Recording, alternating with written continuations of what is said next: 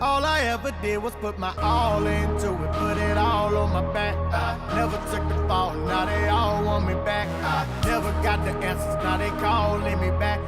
Feeling like I'm Santa, got them all on my sack. I did the math on it, I put the weight on them. I grabbed a bull by the horns, I never weighed on them. Now every single thing I do is so sick, I should've stayed home. Somebody better put a mask on them, so I had to come and blast on them. I'm taking no prisoners, only listeners. It doesn't feel right doing something light, I'm only throwing finishes. Bright light, turn your day into night, we came out of that diligence. You done swipe right on a nice fight, got you throwing your dinner up. Now listen up, baby, I know you think you got it all figured out. Check, you know what you're facing till they all in your house. Yeah, you must pay attention, I've been stalling you out. Yeah, what you're seeing isn't real, it's a facade. Now you down for the count. Now you down for the count. Oh, now you down for the count. Yeah, now you down for the count. Yeah, now you down for the count. Now you down for the count.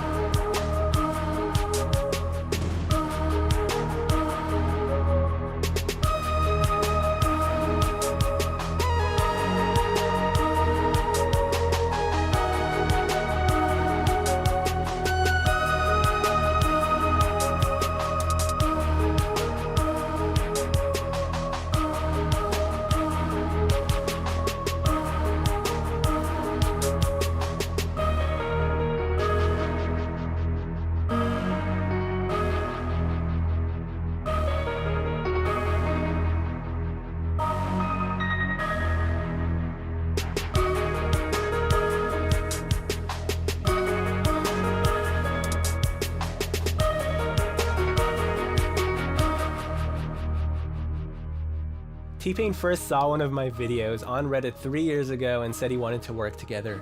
Since then, we've been trying to make it happen, but nothing really stuck until I sent him this Metroid cover, which he liked, and he added these amazing vocals to it. I'm really excited to finally have a collab to share with you guys, and so grateful for the opportunity to work with such an incredible artist. If you enjoyed this track, you can find it on my new album, Offscreen. That is the name of the album.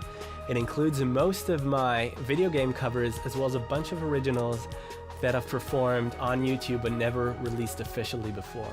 I'll link to it in the description. It's available on most platforms like Spotify Camp and Apple Music. If you're not subscribed to the channel, please hit that button. That really helps, and I really appreciate your support. I'll see you soon. Thank you.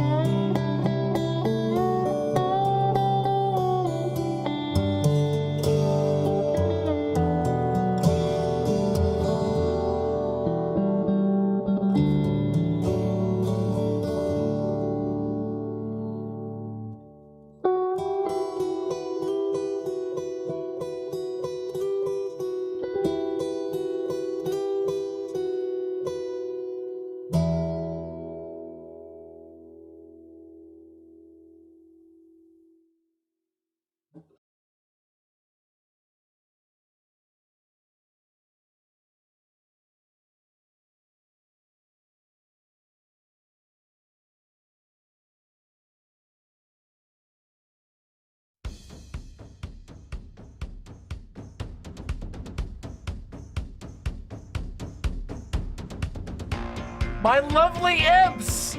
How are you doing today? Kitty Kata, Lou Sassoy, Uncle Gumbald, Ollie the Godfather, Mellow Anarchist, Wiccan Gamer, Brina, Posadas John, Emerald Queen, Baphomet, Uncle Gumbald, the Godfather, Nuts, Mellow Anarchist, Fell the Formless, Twos, Just a Dweeb, Mistress Liz, Domed, Furcifer, Ducky Lucy Hayes, Fire Killer XX, Techno Gal, Mix Dizzy, Vines, Nelly, Gayfish, Ollie, Jessica Metal, Carbon Cole, President Parakeet, Possum, Evie the Purple, Holic Master, Capo, Somniostatic, Thick Boy. Did I already say boy, buddy? Vox Syndicate, Wicked Gamer, Electro, Bill Portley, Vines, Asphodel, Soul Gracchus, Emo Anon, Vermin Hands, Antlers, I should say, Fawn Over Fun, Techno Gal, Luna Divine, Vox Syndicate, Fell the Formless, Mr. Unfamiliar, Snowmo Bun Bun, Tronfler, Spatial Seer, Legally Insane, Isabel the Wolf, Miss Tarrant, Katarina. My God, we have so many people in chat today.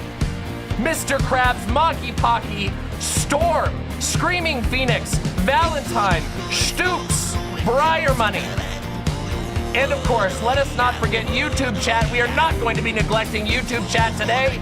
Of course, we have Trent 3000, Neb, Akita B. Fox, The Dark Canuck, Lorient, Data Expunge, Espen M, Melchior in the Void, General James, Summer, Roses 13, Lauren Walker, Senorita blah blah blah, Eddie Spencer, my mistake, The Woolly, XOXO Not-a-Chan, Pop of Renown, Ivy Evans, Food Diggity, Aesthetically Saru, Cedar, Waxwing, Jaina, Mesmertized, Sunbearer, Low Hanging Fruit, The Woolly, Twin Tails, Midget with a Hacksaw, Ursula V, Dana Loves This, Dana Loves His Deshaun, Rick Wallace, Alex Kona, Remy Starlight, Lorient,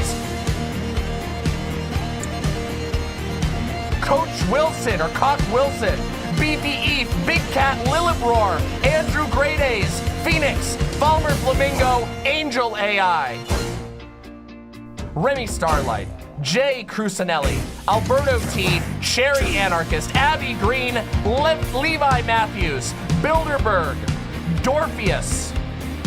All of you are my lovely imps. Screaming Phoenix, Rappy. I think we got pretty much everybody. Pretty much everybody in chat. Hexy, Ellie Veal, or Ellie V. Vile. Isn't that interesting? AJ Swansboro. Get your names in now. The song's coming to an end. Aesthetically Saru. Susie Clem says BLM. Put the screw in the tuna. Spectrum. Rappy. Faux Hammer. Winus. Killjoy. 40K. Twos. Orion XDI. Valentine. Arcade. Yeah. Low hanging fruit again. I think we got Miss Tarrant. Tarpalicious. Bird Noise. Wiccan Gamer. Destiny Hayden. Ryan Phoenix. Larry Banks.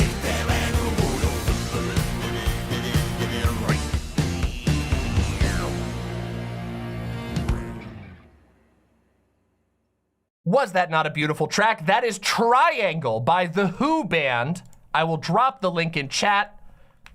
That is Triangle by The Who. There you go. That's right, The Who, not The Who. Lori Banks, this is your first time watching my stream. Well, welcome. Very, very welcome. Some imp fan art mysteriously appeared on an underpass. Wait, for real? Holy shit. Do not die. Wait, that's fucking awesome. That's so cool. It's happening, folks. This is what we call the rise of hell power. See, this is what demon type streamers can accomplish, okay? Thank you for being here today, my lovely, lovely imps. As you know, you were watching Demon Mama, the first demon type streamer, maybe even the only one. I hope not, but yeah, you're here. Press the motherfucking like button. Give me those goddamn likes. And if you are not subscribed to me, why? You are literally missing out on, in my very humble opinion, the best streamer currently performing. Not that it's a contest. Well, maybe it is a little bit. All right? You know some demon VTubers. That's not the same thing. See, being a demon type streamer isn't just about aesthetics. It's not just about appearance. It's got, there are special things. They're very, very special things. You see the Squishmallows? Yeah, we have the cute little Squishmallows. That's the one with the, wait, that's the one with the golden horns. Yes, I did, Ducky Lucy Hayes, yep. Wow, that is so cool. Kaboka, that was really cool. Thank you for sharing this cool picture. It's awesome. I'm glad that an artist near you has been so brave as to put Do Not Die out into the world. The first Catboy type streamer, well, there's always room for that, right? Killjoy says, I saw Lucy's coverage of the loner box stuff. He's an embittered lib who lost clout because Polly disagreed with him. He lost clout because of himself. Polly is a tiny streamer. Actually, by comparison, basically everyone who replied to him is a tiny streamer. You know, but you know, that's his own fault. That was his battle to lose, okay? It was his battle to lose. Am I familiar with alien weaponry? Oh, Posadis John, I love alien weaponry. I love alien weaponry, a fantastic band. Chateau Clone can't be in here for long. Don't worry, we will have a VOD afterwards. Did you hear about the Bill Clinton kid at the Game Awards? Yes, we're gonna talk about the Game Awards a bit later in the stream. Again, for those of you who are new to my stream today, we have 373 imps here right now already, and we just started stream. That is amazing. Thank you for being here. My stream, I always open my stream with about 30 to 40 minutes, depending, of vocal warm-up, AKA hangout time, where I talk about basically whatever the hell I want, what I've been up to, stuff like that. That's the beginning of my streams. So you can expect that, and then we will get into the heart of the content, which is, of course, that Shoe on Head, also known as Blood on Hands, tried to cancel me. It's very weird. Now, yeah, sometimes Cozy Hour goes a bit longer, but that was a unique, unique little feature. That was a unique once in a while thing. I already watched the video, Demon Mama? No, I have not. I have seen a handful of very short clips from the video, and I have been informed by a number of people. In fact, you wouldn't even believe it. Believe it or not, I got a lot of messages yesterday from people in my community and from people well outside of my community telling me that Shoe on Head did do a response on me. And not only that, but that I was featured directly in the video, which is certainly very interesting. So I was very busy yesterday. And by very busy, I mean I was having a good time with my friends and family. See, yesterday, anyway, I'll tell you about that in just a second. The point is, I haven't reacted to it yet. So I've seen very small bits of it. I've seen, I think, 2 clips from the actual thing. It's about a 20-minute video, but we're gonna be reacting to and responding to and talking about some other related topics. The fans are mad harassing Xanderhall. Yeah, out of curiosity, I went and looked at Xanderhall's video about this, and boy, oh boy, those shoe fans are really mad. But we're gonna get into that. We'll talk about that. Is the Demon Mama Discord not open because of the drama? I tried to join, but all of the links are broken. Yes, unfortunately, my mod team made the decision last night well, I mean, of course, I made the decision in the end, but my mod team requested that we lock down the Discord in case of a raid. Usually when we get covered by an absolutely enormous streamer, we tend to have some issues with bad actors trying to get into our Discord, unfortunately. So we've done this a few times. Don't worry, the invites will be open and active again very soon. Don't you worry about it at all. Yeah. So it'll only be, you know, it'll be once people chill the hell out and calm down. You can still get into the Discord, by the way. Most of the links are gonna be busted, but whatever. Kaboka says, I rewatched the video of you going over the Vosh Doe RGR debate a year ago. And this was a year ago, and you said, you know, Shu has always been really nice to me, but I think she goes way too far on the pedo hunter shit. But I do think at heart she's a good person. Boy, times have changed. Okay, we're gonna talk about this specifically. We're gonna talk about Jesus Christ. Wow, Zan's getting death threats from those. Here you go. Here's a quick teaser of what we're in for today. This is what replying to the Shoe on Head video. It's because you're a pedophile. You're on the list. Don't ever be alone. You aren't safe. To Xanderhall. To Xanderhall. We're gonna get into all of this. And I'll tell you, a year ago, I was much more charitable, at least on an interpersonal level, to Shoe on Head. And to be fair, that was over a year ago, actually. Actually, no, just about a year ago. But that was two incidents of moral panic before the one we're on right now. So let's just say that my heart has hardened a little bit after repeated run-ins with Shoe on Head's behavior and Shoe on Head's deranged fan base.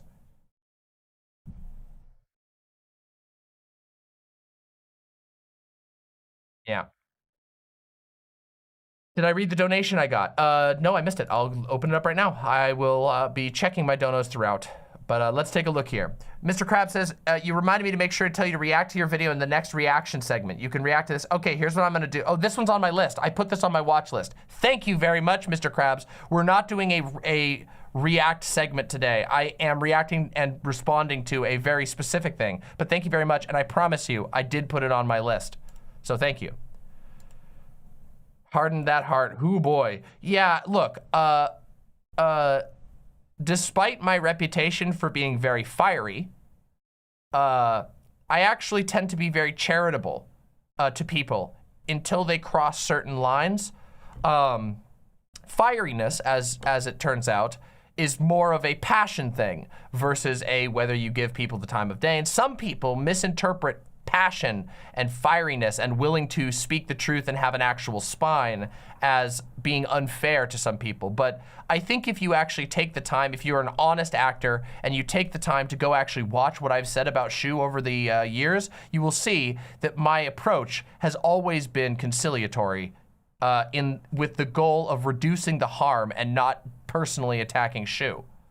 But again, over time, after years and years now of dealing with this shit, I do not have as much charitability. And it's interesting because people will say that that's like a bad thing or whatever, that nobody on the left accepts Shu. But I actually think it's quite telling. You see, there's an old saying, which is, if you go out into the world and everything smells like shit, you should probably check your own mustache first.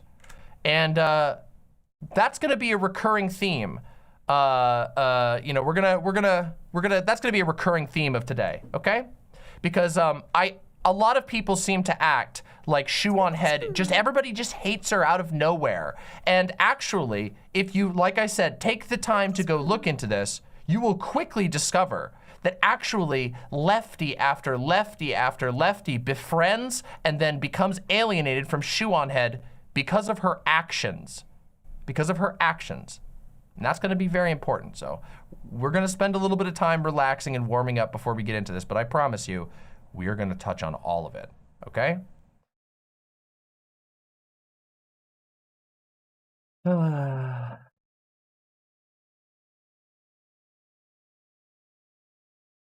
the hell is this? Let me take a look at this link real quick. Oh yeah, the whole royal family shit. Yeah, that is so disgusting. How many online lefties are still viewed in a positive light? From what I know, only Zandim, Mama Kanye, and maybe Vosh are still viewed positively by the online left at large. Okay, let me just touch on that real quick. The online left, actually, hold on a second. There's two things we can do real quick. Yesterday, let's put that on the back burner for just a second. You're gonna see how this comes back around, okay? Yesterday I started watching the Star Wars Andor show. And I know that everybody who knows me as the media snob that I am is going to hear me say this and they're gonna go, what? I loved it. I loved it. Oh my God, it was great. Andor is amazing so far. Now, I haven't finished the series, so don't post any spoilers, but so far, it is amazing. And as a part of preparing to watch for Andor, I also watched Rogue One. Now, Star Wars Rogue One, I feel like I could do a whole review on Star Wars Rogue One. I actually quite enjoyed the film. However, it had large flaws that were very distracting. Rogue One, however, thematically, and as far as the actual story is concerned, is amazing. Now you might be going, wait, what does this have to do with the question that you were asked just a minute ago? You all remember that scene in Rogue One Star Wars? I know you all have seen it. I know people in my audience have seen Star Wars Rogue One. There's a scene in Star Wars Rogue One where the Rebel Alliance, all the leaders of the Rebel Alliance are gathered around a table and they're talking about Saw Gerrera. And they're like, Saw Gerrera's an extremist. You know, he's too extreme and he causes problems for the rebellion. And half of the table is like, no, we love Saw. And the other half is like, nah, Saw's a terrorist. We don't like him. He's an extremist. And there's that whole thing. That right there is the online left. Understand that. It's the left as a whole, okay? That is the table, the little rebel HQ with a bunch of different factions, and they come together to fight the Empire. But other than that, they got a lot of disagreements on different things.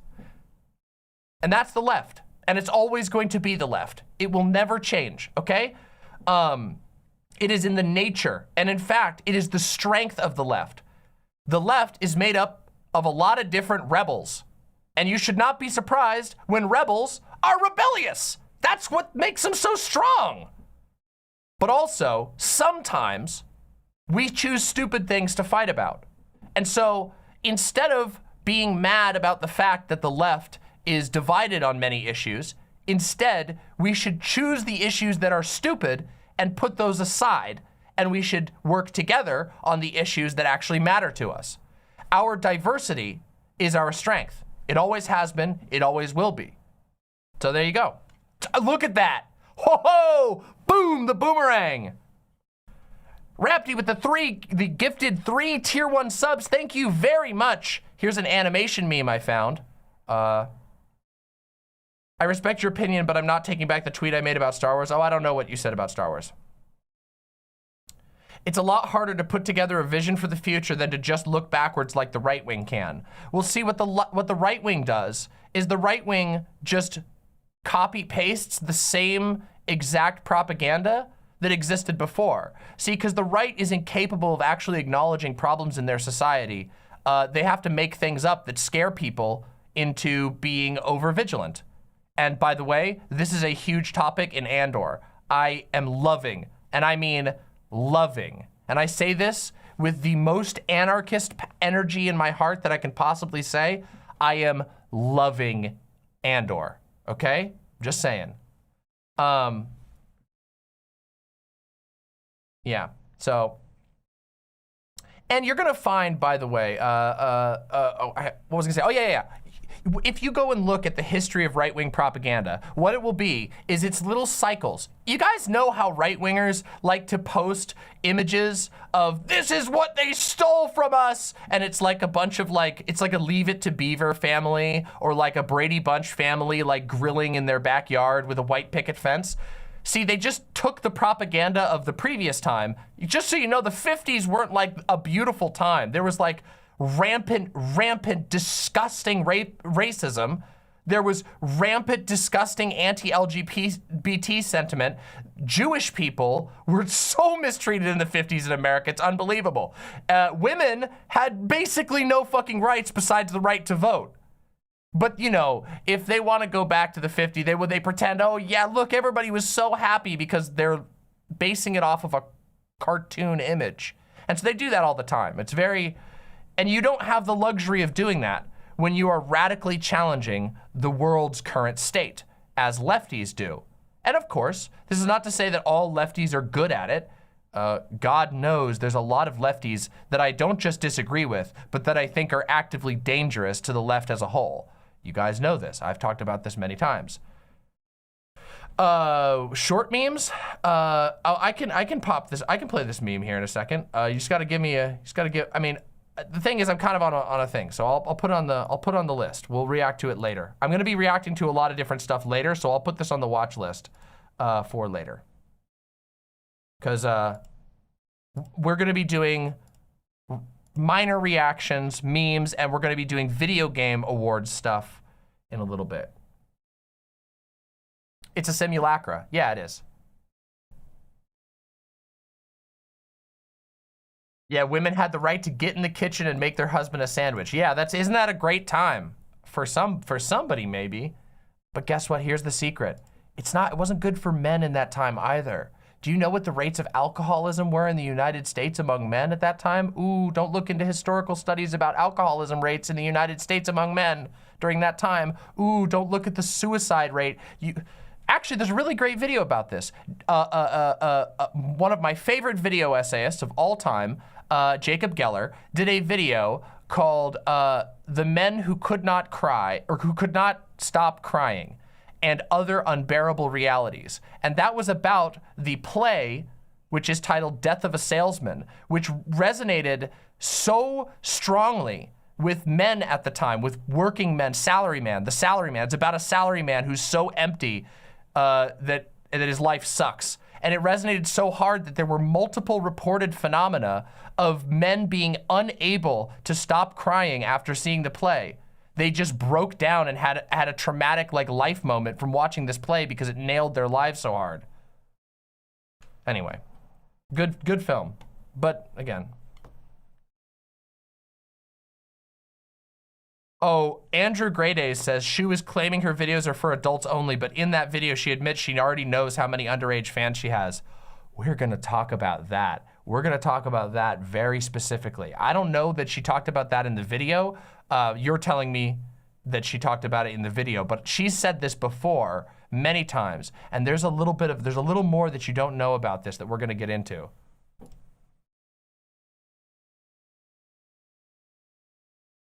Also, real quick, everybody, listen up real quick. Listen up, all right? First, give me those likes. If you are here and you have not liked the stream, liking the stream is the #1 way to encourage more people to come in here. YouTube will actively serve this up to people if you all like the stream. And secondly, if you haven't subscribed, please press subscribe. Both liking and subscribing is free and takes you less than a second, and you can actually help the stream. And one last thing, this stream is 100% supported by imps just like you. So consider donating to the Patreon, which is really easy, patreon.com/demonmama, or coming over to my website, demonmama.com/live. You can see everything right up there. And donating to me. I would absolutely love to have your support. The holidays are expensive, and this is a one income source stream, you. Now, the second thing, okay? The second thing that I wanted to talk about is on Sunday, we will be having a very special stream, okay? On Sunday, I will be joining President Sunday. Yeah, that's right. The President Sunday, the Goku and Vegeta burying the hatchet stream. We are going to be coming together for a charity stream, a 12-hour-long charity stream, okay? And I want to tell you what the plan is because it's super cool. The charity stream will allow anyone to buy time to debate me, President Sunday, or any of the other attendees on the charity stream. So on Sunday, we will be going to that. We will all be showing up. We will be showing our love because I assure you, it is for a very good cause. Let me tell you the cause while I have your ears. You see, a longtime member of my community, President Sunday's community, and a number of other communities on the internet, who is also a up-and-coming streamer, Lucy Hayes. Lucy Hayes' mother was in a terrible accident recently, was severely injured, and is trying to recover. And President Sunday and I sat down and decided that we wanted to help Lucy raise money to make sure that her mother, who is an amazing artist, I will show off some of her art with permission on the actual stream itself, but we are going to be coming together to raise money so that Lucy's mother can rest and so that Lucy can continue to work at streaming and continue to do whatever. And we're gonna be doing that on Sunday. So, like I said, it is a bloody debate arena stream where anybody can pay to come debate me. And we're gonna explain all of the rules on the actual stream itself, but just keep in mind that it can be crowdfunded. So say, who's the worst enemy that I got out there? I got a lot of them, I guess, weirdly enough. But say one of them shows up and they got a huge audience, their audience will be able to crowdfund them for a charity to keep arguing with me. Pretty cool, huh? Sounds fun? It's gonna be a great show. And keep in mind that I'm only gonna be on for a few hours, but there's gonna be lots and lots of other people on. President Sunday himself is gonna be opening the stream. It's gonna be fantastic. So you guys will have a great time, and any donations that you make will go to a very, very good cause, I assure you. So please consider there coming and supporting us on Sunday. Okay, there will be announcements and everything, but I want to make sure it's in your mind. Yeah. Bad empanada. I'm almost 100% sure that guy's gonna show up and try to debate with me, which will be fun. Don't think I've forgotten to prepare debate points. Oh, I might get clapped. There's a I am not able to do any preparation because the entire thing is that I don't know what the topics are gonna be and I don't know who is gonna debate me. That's part of the fun. I have to go in blind with just what I have on hand. Yeah, so. Lazy Paradox says, Lonerbox made a manifesto on the whole trans genocide thing, calling out people, including Demon Mama. Mostly me, I know. Why wouldn't he just make a video? It's just very weird. It is weird. And the cool thing is, no spoilers, but just keep an eye on my channel, all right? All right? I promise. Promise, keep an eye. Keep your eyes peeled, all right? No spoilers.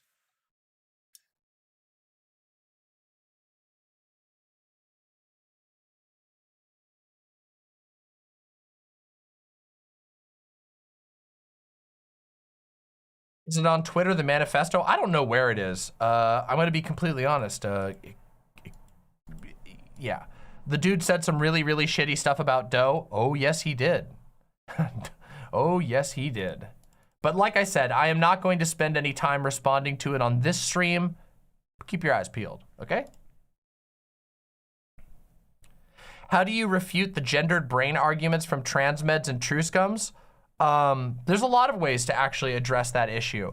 For the first being that we have no evidence of biological, of pure biological influence on gender. Everything that we have is evidence of social pressure. And yes, there are tendencies that correlate with sex, but that's because our society correlates things to sex. A great example of this is, it is true, it is a statistical fact that girls, young girls, tend to like the color pink more. However, when you ask, well, why is that? It's not because there's a part of their brain that we can point to that makes them like the color pink. It's because from the day that they're born, their parents dress them in pink. Their parents give them gendered toys. Their parents give them gendered social engagement. And so it becomes an emotional attachment in various ways. So yeah, there's just no evidence. That's the thing.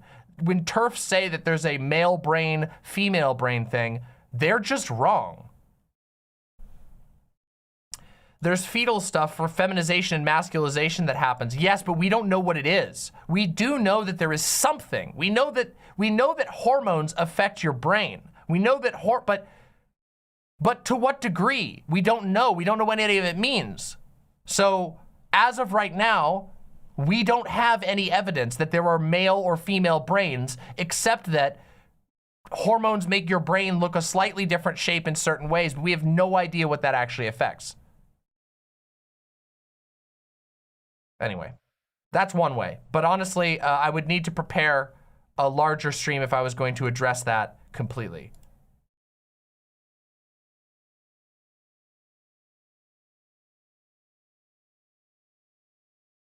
What is the Bill Clinton rabbi meme? We're gonna talk about that later. I've heard about it and I saw the clip, but I actually haven't had a chance to look into it. The numbers, Mason, what do they mean? What numbers? Which numbers? Which numbers?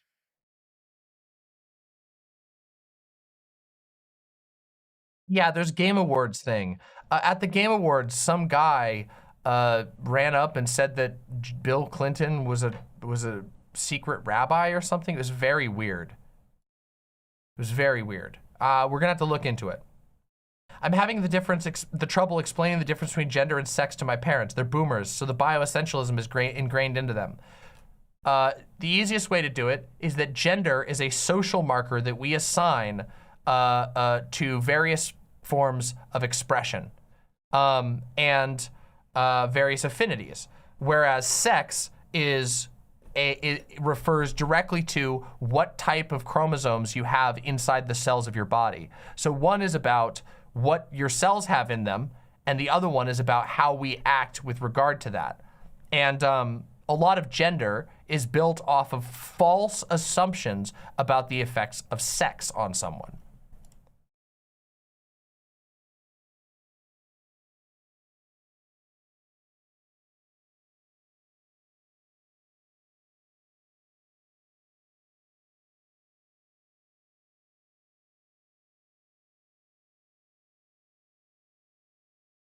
Yes, yes, yes. I recognize that the modern definition of sex includes more than just chromosomes because it refers to gene markers as well. Obviously, our ability to analyze these things but when you're talking to boomers, you have to be able to make it make sense to them. And it is a fair simplification to say that sex generally refers to what's in your genetics, what's in your cells.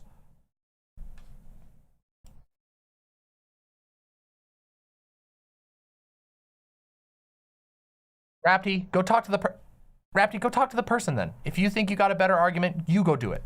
You go do it. Go talk to them in YouTube chat. Go ahead. But they asked me.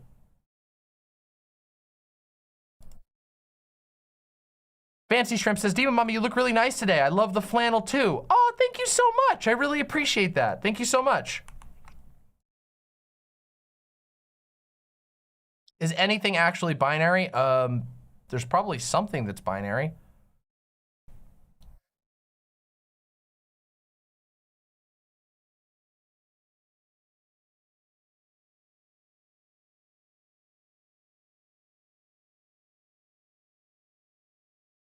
No, you didn't start any conflict. It's just that's how everybody is. You have to understand. This is, remember how I said, remember I was talking about the Rebel Alliance? That's how it is. Lefties love to fight with each other. It's just what we do. It's just, nobody kills each other. We just like to fight about shit. That's how it goes. Sometimes we fight too much. Sometimes we don't fight enough. It's just how it goes. Hungry Clover with the incredibly, incredibly generous $20. Hello, Mama. First time I've ever been able to donate, but been watching your streams regularly for a while. Thanks for what you do. Rule number 1, do not fucking die. True. That is the Demon Mama rule number 1, do not fucking die. Thank you very much, Hungry Clover. Deeply appreciate it. Yes. Yes, yes, yes, yes, yes. Fuck you, you shit on Wendy's and I will never forgive you. Look, it's not my fault that Wendy's bombs half of the things on their menu, okay? Some of Wendy's menu items are really good. The Baconator, really good. The big cheddar cheese, cheddar chungus burger, which they stopped making for some reason, also very good. You wanna know what's not good? That new Italian burger. The Italian burger at Wendy's, which, by the way, I must say, Report of the Week agrees with me. Yeah, that's right. Running on empty, food reviews agrees with Mama. The Italian sub or the Italian sandwich sucks. It sucks. It's terrible. It has like a hockey puck of cheese on it. It's terrible. That was too accurate. I unironically love Review Bra. It was an unsettling impression. Thank you. Are you going to eat and live review the KFC Double Down dog? What? Oh God. Oh no. Oh no. Oh God, no. Yeah, I'll probably have it. Yeah, I'll probably try it. I'll try it. Yeah, I'll try it. Sure. This is the moment DM becomes a mukbanger.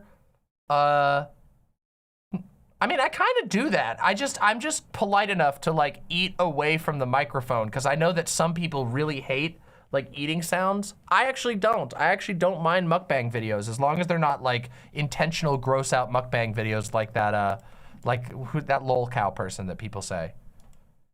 I do basically do mukbangs when I eat because but oh yeah, you guys want a little in? You want to know why I do that? Because I realized that people who don't eat on stream, no, that's the wrong way of putting this. I realized that not eating on stream is a not Chad maneuver. I used to be very nervous about eating on stream, but I don't care anymore because guess what? It's not my fault that the streaming industry wants us to stream 6 to 8 hours per stream as much as possible. I need food. Everybody needs food. Why should I be ashamed of eating food? Huh?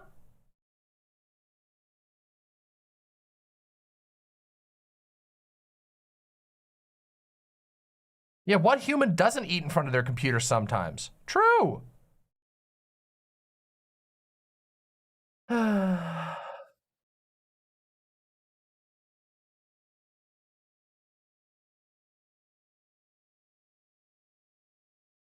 Assel Martinson says, how are you today? Why is your community constantly reporting me because I disagree with you and have a different view? Should I not comment under your vids when I disagree with you? I've never seen one of your comments. And they're not in my review queue. And also, in order to have YouTube get rid of your comments, you pretty much have to drop a racial slur. YouTube doesn't auto-delete basically anything. What have you been saying on my videos?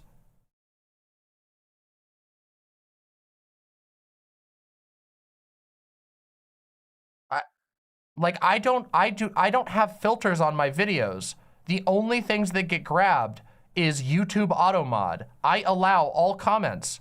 I even manually go in and approve negative comments that get picked up by YouTube as long as they don't have literal racial slurs in them.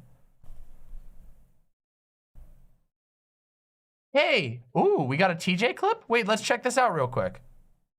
Thank you for sending this to me, Danny. Let's see what this is. Yeah, Demon Mama is probably one of my favorite YouTube personalities at this point. Whoa! Holy shit!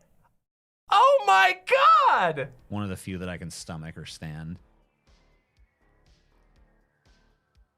But maybe I need to be exposed to more people. I don't know. Listen, I can assure you, TJ, that being exposed to more people will only make you like me more. Thank you very much, TJ. That's super fucking kind of you.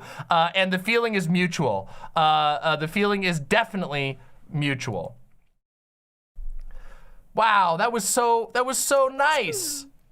Wow, I literally could have never imagined that years later that I would end up having a positive, not just a positive, but a productive relationship with TJ. Our conversations together were amazing, and they were very, in my opinion, I mean, they were casual but deep. We talked about things that were important to us in a very sort of vulnerable and open format. They're long videos. The second one was almost 4 hours of us talking. If you guys have never seen my conversations with TJ, you should go check them out. They're on my channel. Just look up TJ Kirk Amazing Atheist Demon Mama and you'll see our conversations. They were awesome. If you are looking for something long form and you want to hear me and TJ talk about a lot of personal issues and things that we believe in, that's for you. You want to go check those out. Also, real quick, Spatial Seer with the tier 1 sub.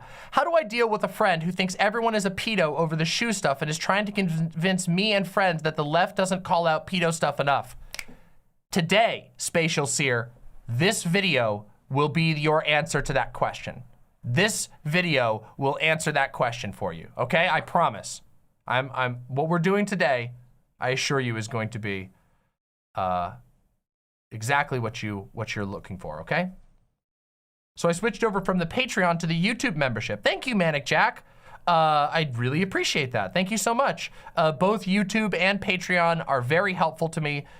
Basically, I have multiple channels by which you can support me, and you should do whichever one is most convenient for you because they are all beneficial.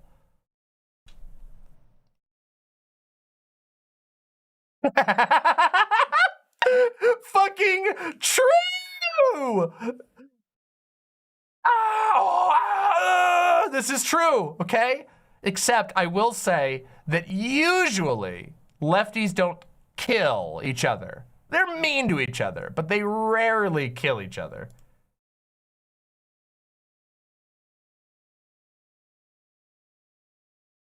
Okay, occasionally.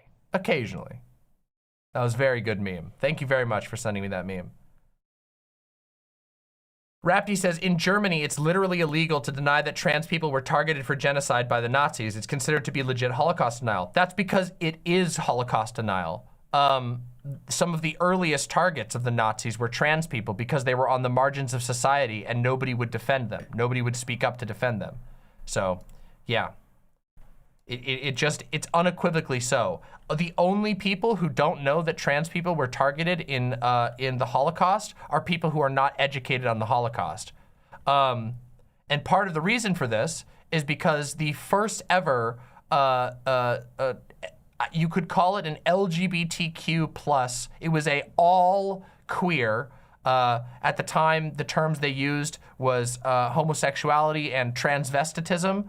And of course, the term transsexual was created by this guy to explain some of the people he was working with. Magnus Hirschfeld was a Jewish German who was also a gay man, and he founded a extremely influential hospital and research center for gay, lesbian, transsexual, transvestite people. And his place was destroyed before the beginning of the war. It was, in fact, many of you have seen the pictures of it. If you are out there in the audience and you've seen the pictures of the Nazi youth, the Hitler youth throwing the books onto the fire, the books that they were burning in that image are the books that were stolen from Magnus Hirschfeld's Institute for Sexual Studies. It is, whew. Yeah. Oh, hey, good to see you, Amazing Atheist. Wait a minute, do I not? Hold on, let me make sure you got your, when does the shitting on blood on hand start? In just about 5 minutes, actually. Hey, thank you very much. I'm gonna sip some of this delicious smoothie that I just got. Let me give you a fancy name, Amazing Atheist. You deserve one. Not only are you a content creator of incredible note, but you've also been on my show many times. So you definitely deserve a special name.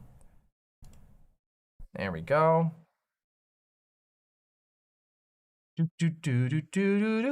There we go. You got your notable. You get a little cool little pentagram now, or orange. Orange is the creator name.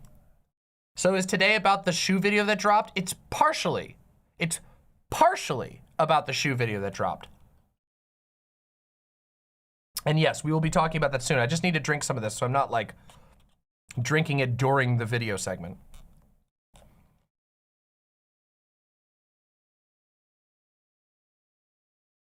Screaming Phoenix, I believe it was in both his mouth and his ass, and it was a healthy snack and probably very sexually gratifying. I think that's pretty based. Was Magnus Hirschfeld gay? Yes, he was.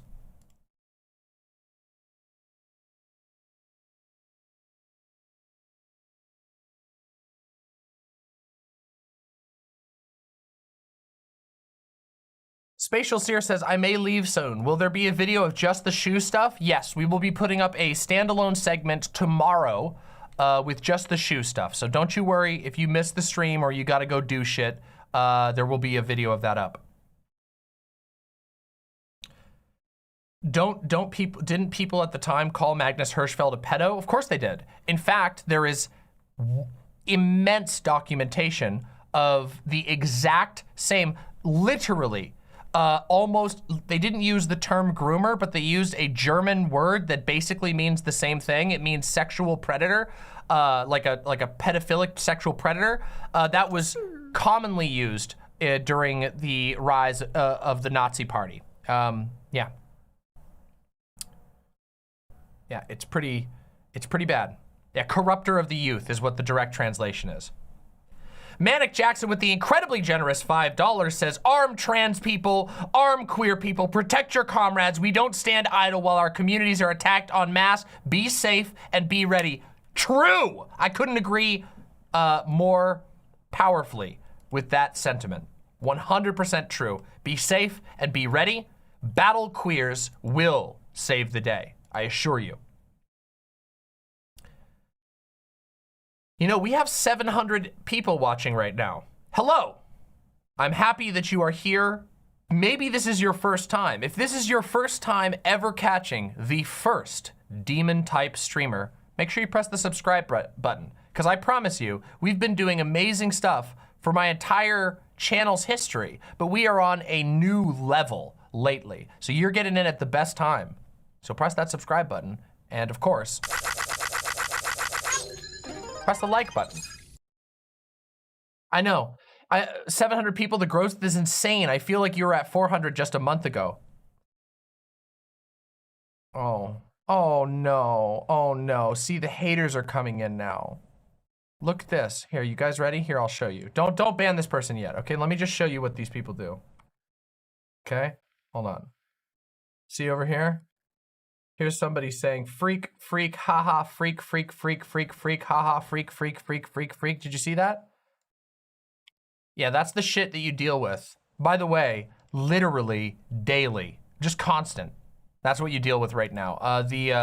The conservatives on the internet have truly lost their minds. They are like frothing at the mouth. I'm not kidding you. They've actually lost their minds. They are not. There's not a pilot inside anymore. They're just following whatever trends their leaders put in front of them. It's all good though. By the way, it's true. I am a freak. And guess what? Freaks are the only people that ever do anything. Freaks are the only people that ever change anything about this fucking world.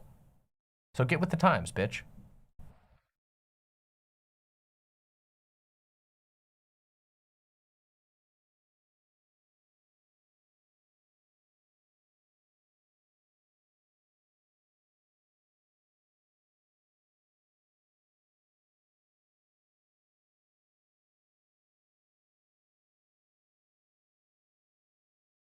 Did I hear about the Lorelei Bailey stuff lately? Yes, I did. Boy, that's a rabbit hole. There's basically no way that I could actually cover that on stream without it making any sense. But some of the longtime viewers of my stream know that there is a serial abuser, a serial rapist, and an alleged federal collaborator who has repeatedly tried to make a presence again in trans spaces on the internet, and they've tried yet again. And when I say try to make a presence, I don't mean that they come back as an anonymous person and try to just live their life.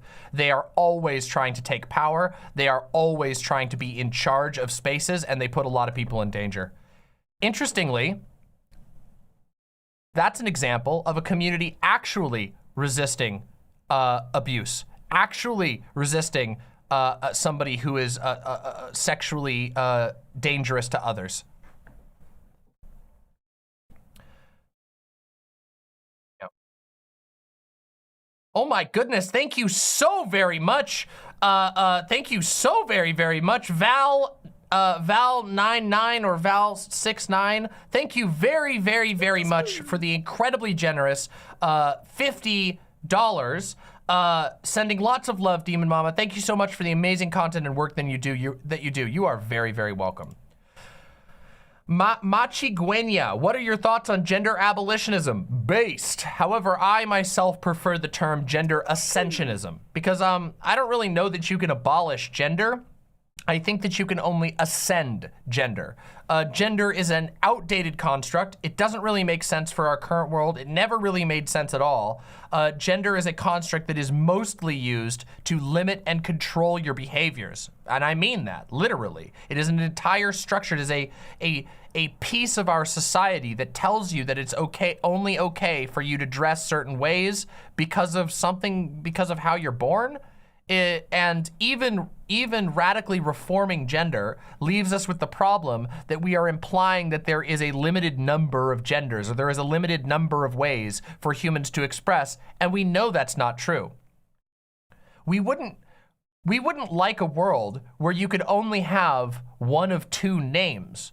So why should we settle for a world where you can only have one of two or one of three genders? We don't need it. So I am a gender ascensionist.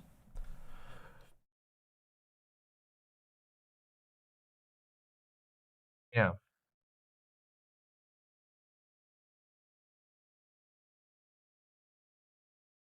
Yeah. So there we go. Hopefully that helps. Ivy Evans with the $10. I would like to thank you for helping. Oh, you are replying to somebody else. Thank you so much. Thank you so much for the $10. Thick Boy with the gifted 5 tier 1 subs. Thank you so much, Thick Boy. You got a lot of C's in your name and I love it.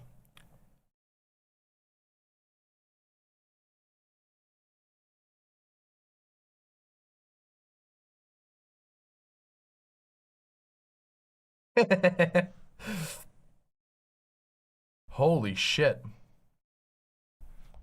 We might have to do some fun things. Xander Hall just posted some more of the insane comments he's been receiving.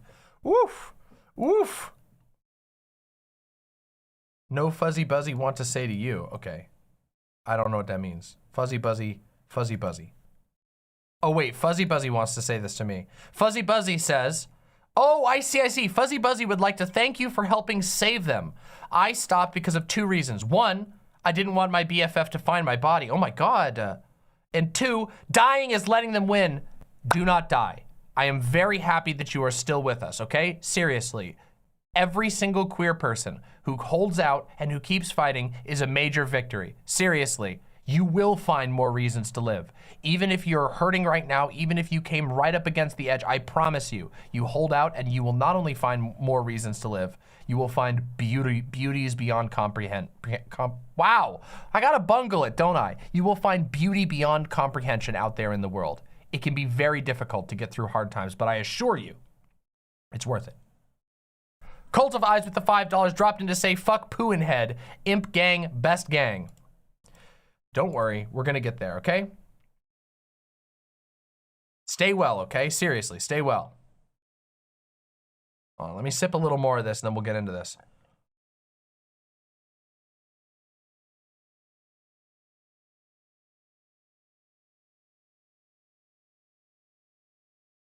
I'm really excited, by the way. After we do the Shoe on Head segment, which is about to begin, we are going to talk about the Game Awards, and we're gonna watch some trailers together, which I'm very excited for. Because as you know, I'm a little bit of a gamer. I game a lot.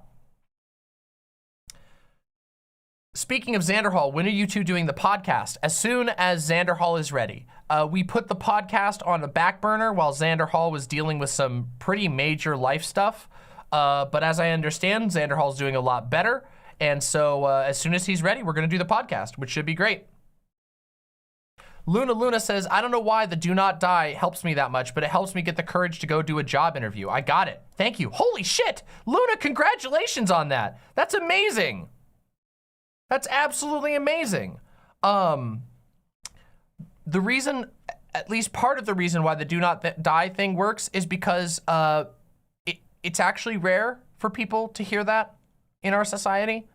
What people usually hear, the messaging that most people get from our current social milieu is, who cares? Who cares? That is what most messaging sort of screams at us. Even if they don't say it immediately. The fact that we are not even given our basic needs are barely fulfilled, the fact that we don't have universal health care, the fact that we're constantly being sold things to and our misery is taken as unserious. People tell you to suck it up, people tell you to do this, people tell you to do that. The reason why Do Not Die is so important to me, and the reason why I say it enough, is because it's helped me. Having somebody tell me not to die, somebody saying, no, you do have value in this world. I assert that you have value in this world. It helps. So that's why I say it. At least it helps me.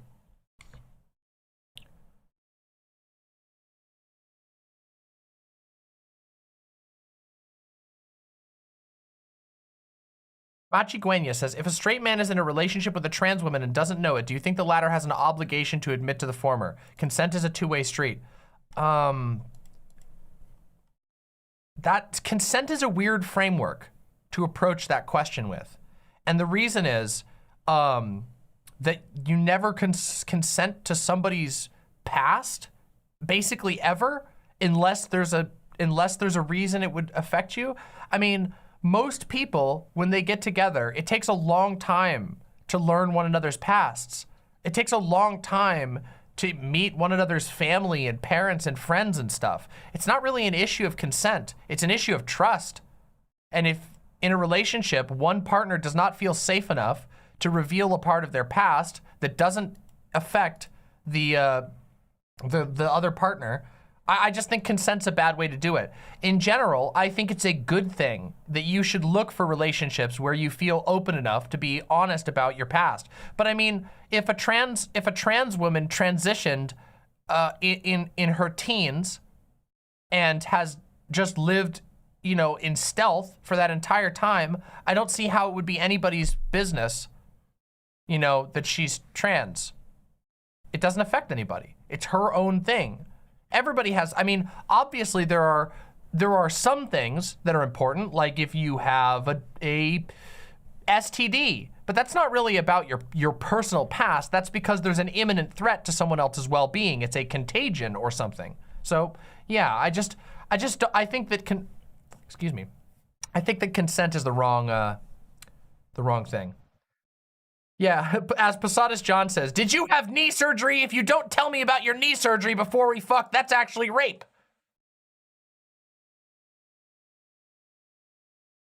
Machi Guenya says, if a straight man does not want to be in a relationship with a trans woman, doesn't he have a right to know if his partner is transgender?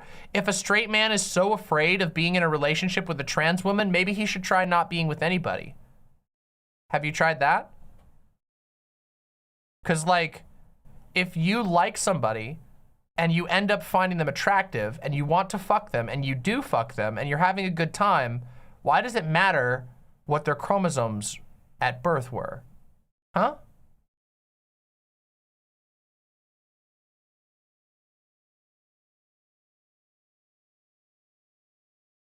Gotcha, Rapti. Thank you. Oh, shit. That'd be awesome. Damn, I missed the word tattoo. That's awesome. Wiccan Gamer with the $5. The Do Not Die really helps. I've been trying hard to fight to live. I will fight not only for myself, but for my comrades. Remember, imps, do not die. True. Yep, I got you. I was just about to read that, Mr. Krabs. Don't you worry. I got you. I got you.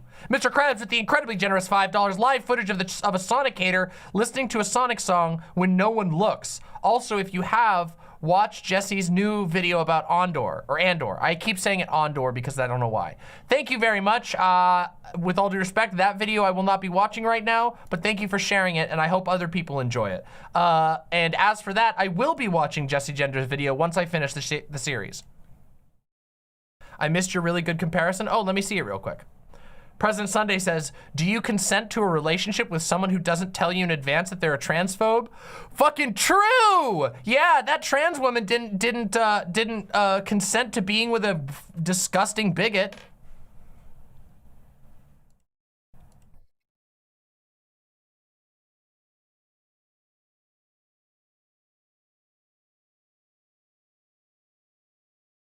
Oh, Ugly Pie, did I miss yours? Hold on, let me bring yours up real quick, and then we're gonna get into this segment, okay? Then we're gonna do it. Then we're gonna do the stream title segment, okay? Ugly Pie says, I just got here, but I have to say I finished the last presentation of my undergraduate degree today. I legit could not have gotten through these past years without your stream. Oh my God, Ugly Pie. 1, thank you very much for supporting the stream. 2, congratulations, that is amazing, and I am so happy. I am so happy that my show can keep people entertained when they are doing important things. It's one of my biggest pride about this show. One of the things wait, that came out weird. It's one of the things I'm most proud about this show is the fact that so many people find it useful to keep their minds occupied while they're working on other things. That is so exciting to me. It's so cool. It feels like I'm, in some small way, helping you accomplish the things that you want to do. And that makes me feel amazing. And you should feel amazing right now because you accomplished the thing. You did the thing, the big thing, the undergraduate degree. So congratulations. That's friggin' amazing. God damn.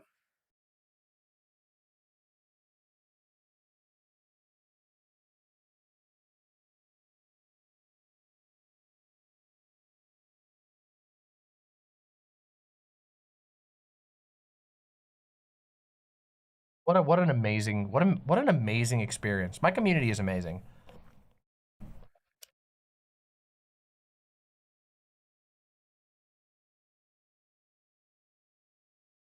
Okay.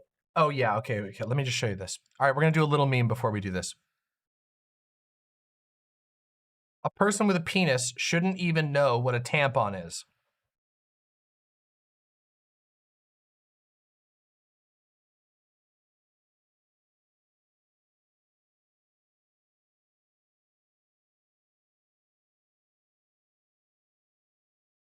Something you should know about Amy Therese. Amy Therese is somebody who unironically fried her brain with the internet. And what I mean is that Amy Therese touches so little grass. I mean, so little grass. If I recall correctly, Amy Therese has actually admitted that she basically never leaves her house because she spends so much time posting on the internet. That's a troll. I wish that that was a troll, but unfortunately, you will discover that Amy Therese is not a troll. Amy Therese is just a very, very, very lost individual, okay? Seriously. Long story, okay? And yes, actually, it's very valuable for people who have penises to understand what a tampon is and how it works. It's actually super important. Because, you know, a lot of people in the world have periods. And people with penises are often socially connected in many ways with people who have periods. And because people have periods all the time, it's important to know those things. It's fucking important. It's that simple. It's that fucking simple. It's that easy. Did she cover shoe yet? Ron's KFC, I'm about to do it, okay? I'm about to do it. There's been a lot of questions and things, and I got this delicious smoothie, and I wanted to make sure I drank as much of it as I could before we go into this.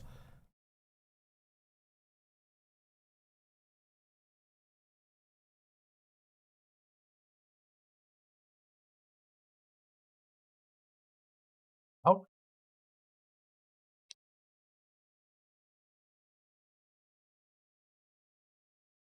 You think she's trying to be transphobic, but it's coming off as unbelievably stupid. That is basically everything that Amy Therese does. Oh yeah, Amy Therese really hates trans people. It's really fucking weird. Really fucking weird. But anyway, that was a very fun one. Thank you for sending that to me. That indeed was very strange and funny. Trickster Jackal says, I just recently got bird watching stuff, ready to go out and touch grass. Wait a minute, that's awesome! Woo! There's a few likes for you, Trickster Jackal, as a fellow bird lover. I hope you have fun bird watching. I love bird watching. I bird watch in my front yard because we have so many strange birds around here. We have like multiple whole families of birds that come and hang out on our bird feeder now. It's amazing. Those likes I'm giving to you, Trickster Jackal. Bird up. Oh, by the way, all right, last thing, I promise, okay? Last thing, I promise, before we do the segment. Download the Cornell Labs Merlin app, okay? It's made by Cornell University. It's a free app on your phone. It is called Merlin. It is a bird watcher app that lets you keep track of birds that you spot, but also it has a bird identification tool that works really well, and it also has a recording tool where you can record the sound of a bird, and it is really good. It is very good at correctly identifying birds. I've tested it many times, and it is so cool. It's called Merlin, and it's by Cornell Labs. It can ID it. Yeah, it does. It has like a really, they use some technology that was developed at Cornell to analyze the sounds, and it's super, super good at it. It's really amazing. So Merlin Bird ID is really, really cool. If you are a bird fan, do that. If you're a real bird watcher, name all birds by scientific name and order. I can't do that. I'm sorry. I can't do that. All right, everybody.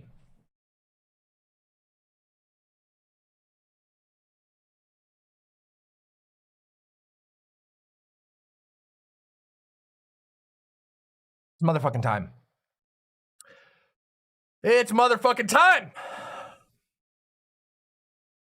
My lovely, lovely imps.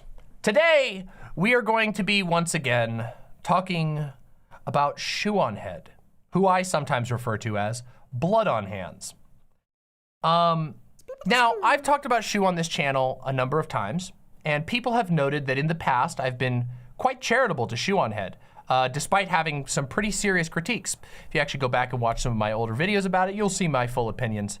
And recently, I have become increasingly bothered by the type of behavior that Shoe on Head engages in. And this culminated with a recent, let's call it a scandal, okay? We'll call it a scandal. There was a scandal, a bunch of people got very angry at a fashion brand, a very high-end luxury fashion brand called Balenciaga.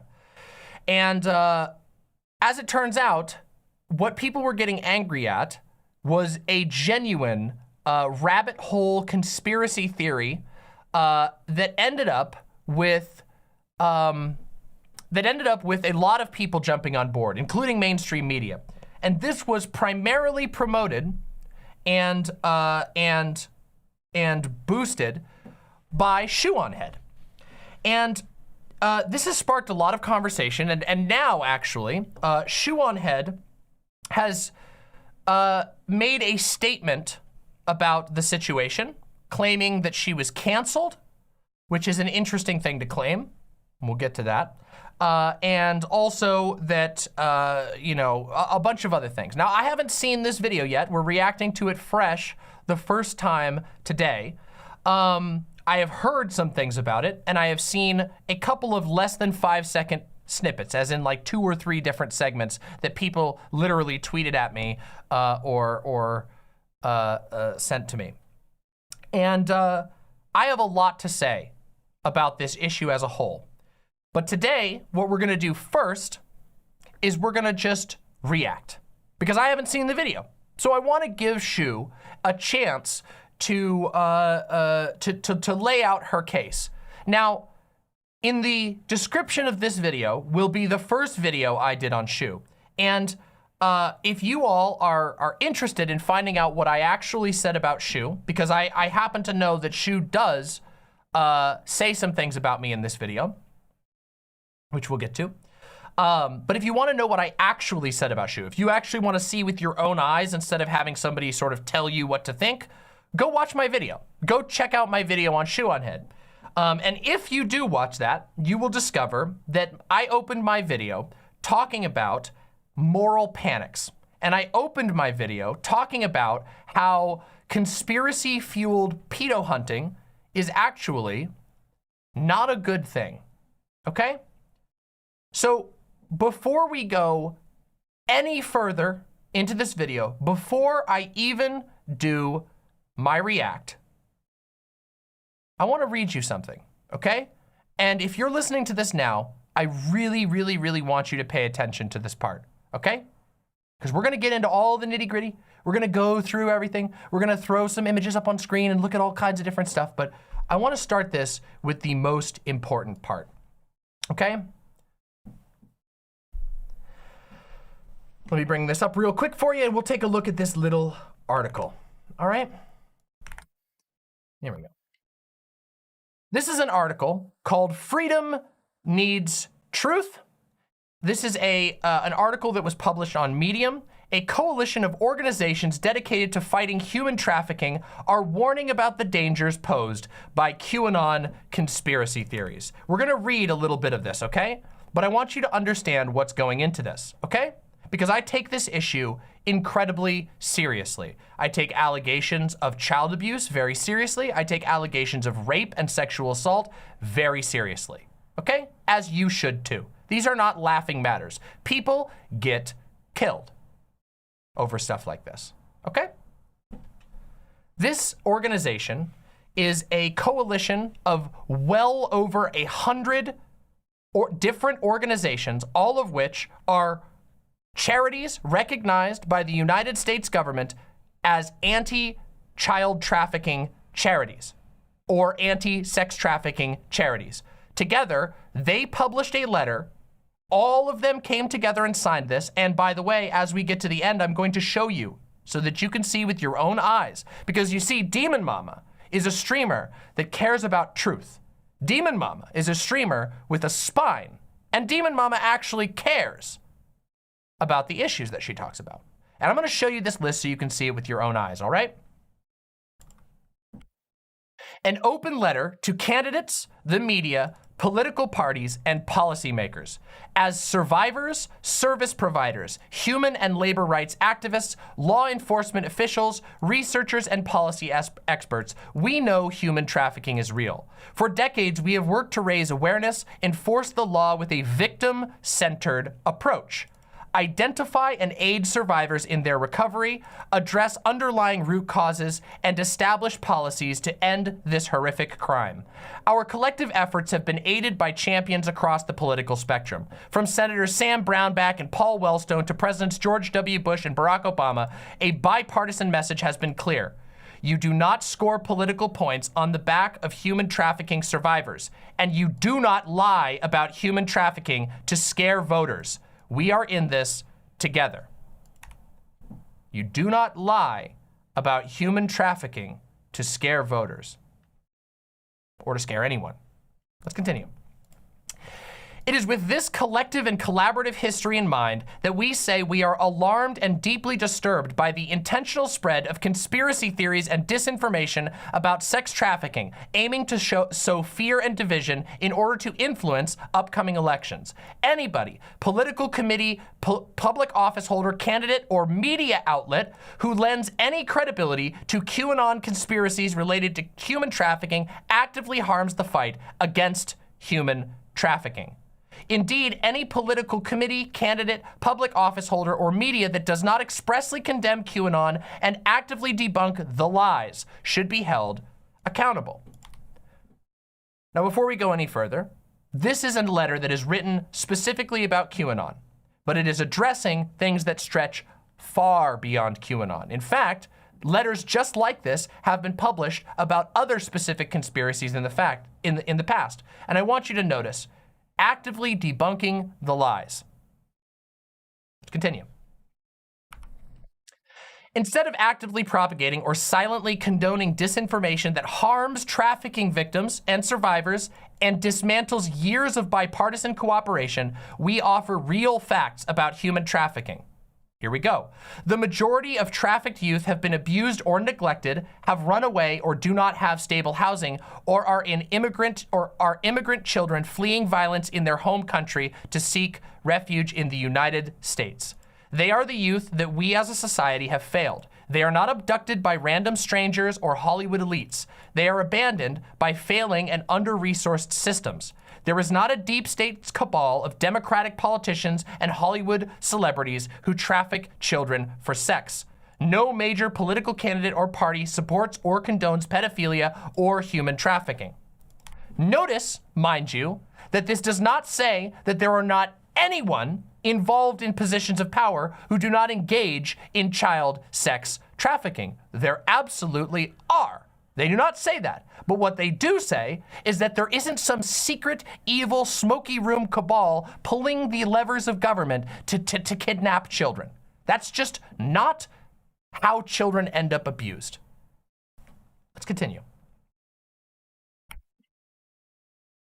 We work on these issues. We would know. Any time we spend engaging these lies necessarily distracts from the real work needed to combat human trafficking, and there is a lot to do.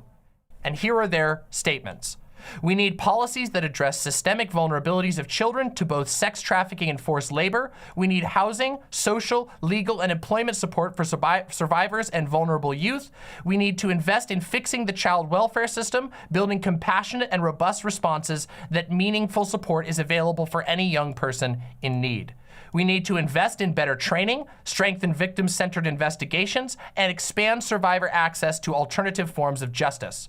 We need better data and greater diplomatic engagement so that human trafficking doesn't get sidelined as a soft issue to be addressed after real foreign policy.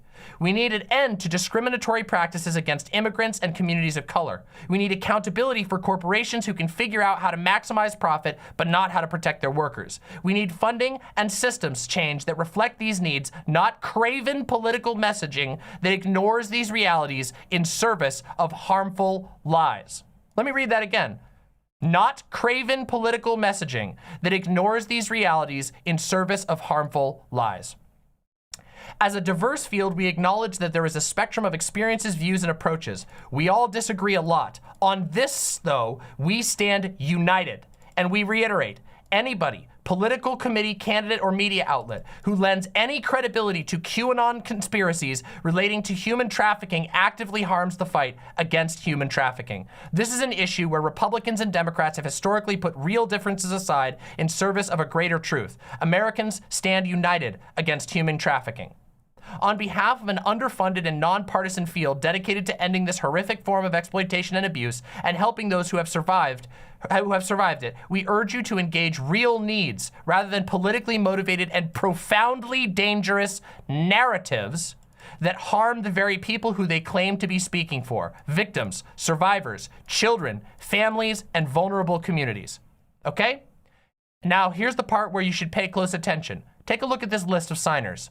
I'm gonna just scroll down through it so you can understand that this is a letter that has been signed unanimously by some of the biggest and genuine powerhouses of fighting this shit. People who have devoted their entire lives to fighting human trafficking. Often people who were human trafficked in their youth, who then grew up and devoted themselves to fighting this stuff. We're just gonna go right through. Here you go. I'm scrolling down. I don't know, some of you might be getting a little bit of a preview over here of how many more names we have to go down the list. Let's keep going.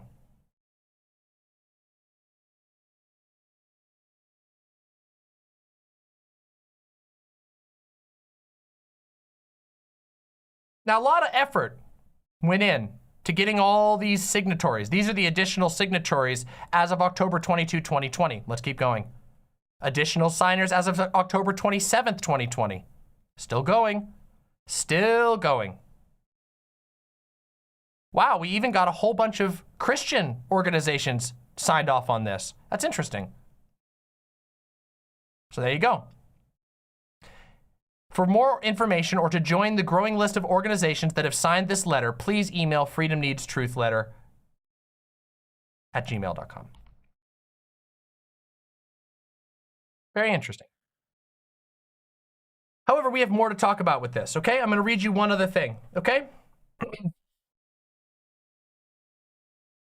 This is a quote from Victor Vieth, the Director of Research and Education at the Zero Abuse Project. The Zero Abuse Project is, as the name suggests, a charity that has existed for a long time and that is devoted to fighting against abuse, specifically child abuse. And I want you to listen to this guy's words carefully. Victor Vieth says, "It has taken decades for the field to recuperate from a set of conspiracy theories about satanic cults and the child abuse that has gained traction about child abuse, satanic cults and child abuse that gained traction in the 1980s. Here's the quote. "For some 20 years, we have been fighting back against the myth of the satanic panic and the ritual child abuse. We have been fighting back against that myth, and we have made great great progress. We got over 900 accredited children advocacy centers set up in the United States. We have lifted the bar responding to all forms of trauma treatment. We know what is an evidence-based approach to preventing child abuse. We know what is an evidence-based approach for interviewing a child. We know what is an evidence-based approach for preparing a child for court. And we know what's a best practice for securing a conviction on the one who harmed the child. Now, almost overnight, because of the growth of conspiracy, we are back at square one. Once again, that is Victor Vieth, the Director of Research and Education at Zero Abuse Project.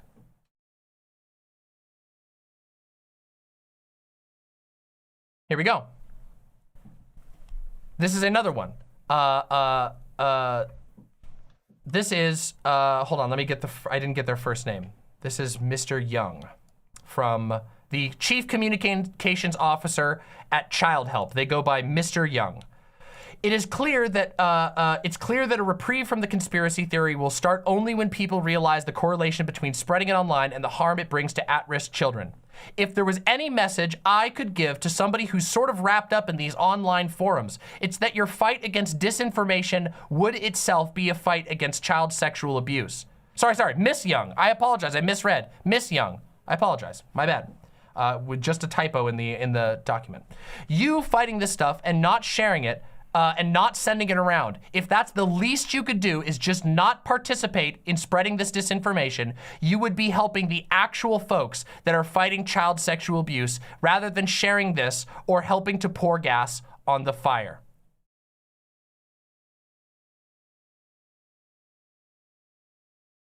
Okay? There's one more thing I want to read, okay? This is from a large research document that was put out by the Polaris Project, which is a organization that stands against human trafficking, one of the larger ones in the world. And I want you to listen very carefully to this. The fallout from disinformation about human trafficking has a profoundly harmful impact on victims and survivors of human trafficking.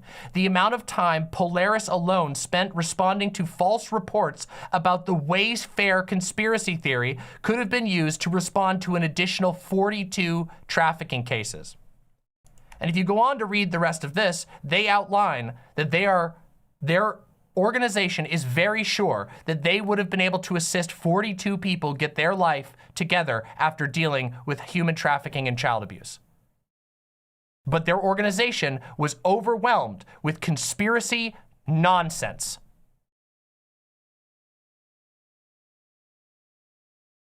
And keep in mind, when I talk about conspiracies, it's not just QAnon. It's not just Wayfair. It's not just the Satanic Panic. It's not just the blood libel. It's all of these nonsense conspiracy theories that convince people that there's a secret group out to get them and their kids. The shit that Tucker Carlson and, of course, Shoe on Head have been pushing all over the place lately. Shoe on Head just created one. So now that we've got that out of the way, now that we have read from literally the most qualified people in the world to talk about this issue, many different sources, okay? And I will be putting all of my sources in the video below, as always. Let's watch the video, okay? Let's keep that all in our mind. We'll react to the video and we'll see how it goes, okay? Because I have a feeling that this video is probably just going to dance around the issue and never actually address the fact that every single person who is actually helping children, every single person who has actually devoted their lives to saving children from abuse, people who their paycheck is working for a nonprofit, spending days counseling or investigating or assisting or getting them set up with legal things, not fucking making videos on the internet like Shu or even myself. But hey, at least I'm not the one propagating conspiracy theories that every single other person who actually does this stuff in the world says, please do not do, because it makes it impossible for us to actually help kids. Let's watch the video, shall we?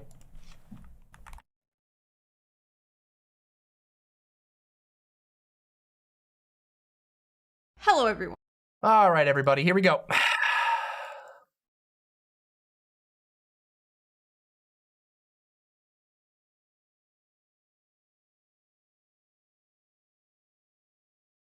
Let's do it.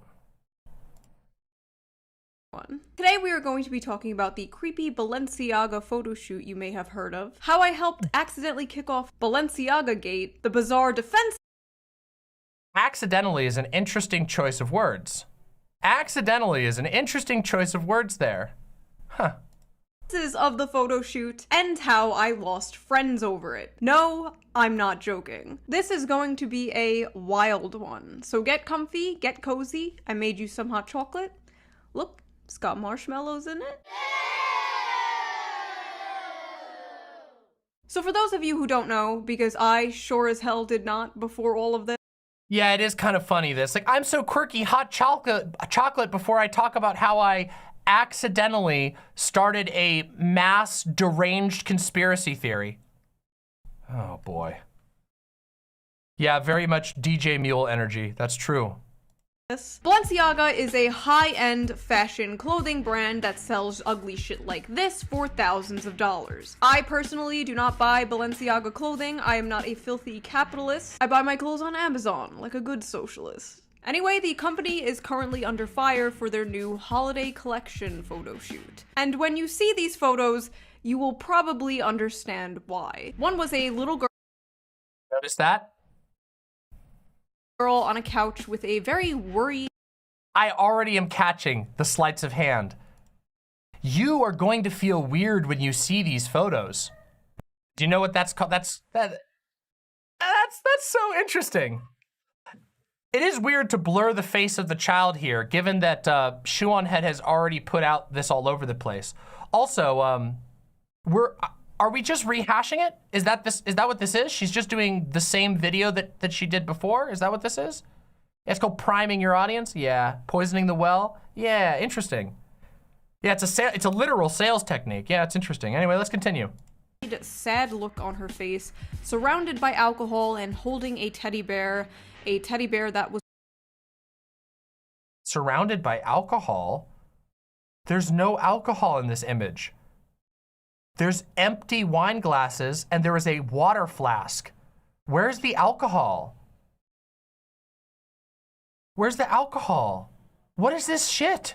Do you see what we're not even a minute in and already there's poisoning the well, already making claims that are blatantly false that you can see with your own eye. There's no alcohol here. These are empty wine glasses. This is what I'm talking about conspiracy, okay? It's drawing red circles around weird things and making connections that only your own mind has invented. But see, when people get panicked, when people get worked up by a narrative, a lot of times they get a little irresponsible. Anyway, let's continue. wearing a Yeah, wait, it literally says H2O on it. Whatever. Elax says, remember, the implication of something bad is not the same as something bad. Yeah, of course. See, that's one of the things that conspiracy theorists like to do. It's an Alex Jones kind of move. You imply that there's something bad going on there, but what's actually going on? But when you're trying to manipulate somebody, when you're trying to manipulate a narrative, the truth doesn't matter anymore. Does it, Shu? Does it, Shu? Let's continue. A full BDSM harness. There was other pictures of the girl laying on the couch, as well as another shot of another sad little girl on the bed. Okay. So these are different product lines. They're both by Balenciaga, but what she's not telling you is this is a separate photo shoot for separate products. As you can see, just by looking at the stuff on the table, you can actually tell that besides this flask, the items are different. There are different items. Additionally, this is not a fetish gear. This is a goth bear. This is a bear with gothic outfit. You can literally buy everything like this in every mall in America at a Hot Topic. Only you make that shit sexual. It is you who saw a leather harness and immediately went to BDSM. It's funny too, because in my video that I did on this conspiracy theory already, the the other shoe video, which, you know, it'll be here and down there in the comments, I pointed out that you can find literally at Petco, in every Petco in America, leather harnesses for dogs that look identical to the ones that are being put on these bears. And also, they're on the bear. I'm just, this is what I'm talking about the conspiracy theory crap. It's just, only Shu is making this, and Shu is spinning it into a narrative. Now, maybe it's possible that during this video, Shu on Head brings out evidence that these children were abused. But let's find out if that actually happens. Let's go. Bed surrounded by Balenciaga items, chains, and a whole ass leash. A little weird, a little sussy. Like the pictures just... Little sussy, a little weird. So it's your vibes is what you're saying. So you're saying is, you and your fans, let me just get this clear. You and your fans alleged a pedophile conspiracy. And by the way, Shu on Head did repeatedly on social media claim that this was a pedophile conspiracy, just so we're clear. You alleged a pedophile conspiracy because you thought it looked a little sussy. Remember what I read just before this about how this actually damages, like literally, recordedly, markedly, every single anti-child abuse organization in the United States essentially signed off on a letter saying that this ruins their ability to actually help people? Let's continue. Gave you bad vibes. But anyway, to make things even worse, right on their homepage, right next to that photo shoot, was a photo of a purse on a desk. Ooh, sneaky Shu. Ooh, let's play that again. Sneaky. Right on their homepage, right next to that photo shoot, was a photo of a purse on a desk. Seems normal, right? But the only visible paper sticking out from under the purse, Before she gets into the conspiracy stuff, let me just be clear. When she says this photo was next to the other photos, this photo was in a slideshow on Balenciaga's website where you could go through their different product lines. This photo right here, you'll notice, if you yourself, you use your brain, don't use Shu's brain, use your brain. Go tell me if that purse is present in the pictures of with the kids and the teddy bears. You'll discover it's not, because this photo is from a different product line. A product line for adults. This is a purse. This purse, hold on, let me get the red lines out. Can we get the red lines? That would be great. Hold on. This purse right here is from a separate photo shoot and a separate product line than the photos with the kids. But notice how manipulatively Shu on Head framed that. It's right, it's there with it. It's in there. None of the actual truth, which is that this is a separate photo for a separate product line that isn't associated with the children photo shoot at all. It's the only place where this connection exists is right between Shu on Head's fucking eyeballs, okay? That is the only place where this connection exists. It is in her mind and in the minds of her fans who take her word as valuable. Let's continue. the only piece of paper with any text on it, conveniently right there, was a court case related to child pornography. Creepy. Coincidentally,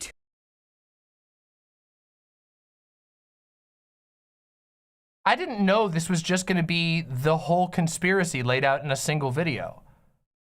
So, first of all, you wouldn't be wrong if you looked at this and said, "God damn, that's fucking blurry." Right? So, the corner of a piece of paper in this photo shoot, and let me just show you can we look at the picture again?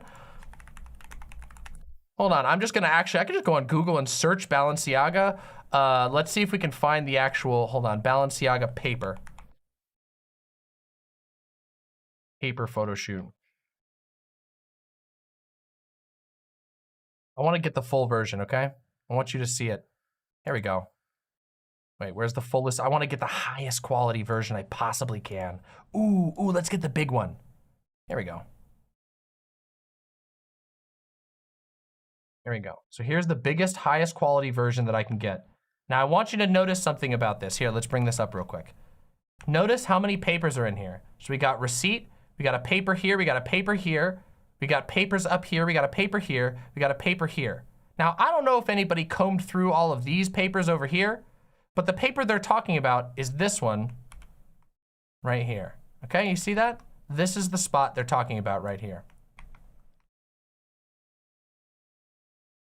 Now, Shoe on Head says that it's well, let's get her words. Let's just rewind real quick. I want to hear what her exact words on this were. The purse, the only piece of paper with any text on it, conveniently right there, was a court case related to child pornography. Creepy.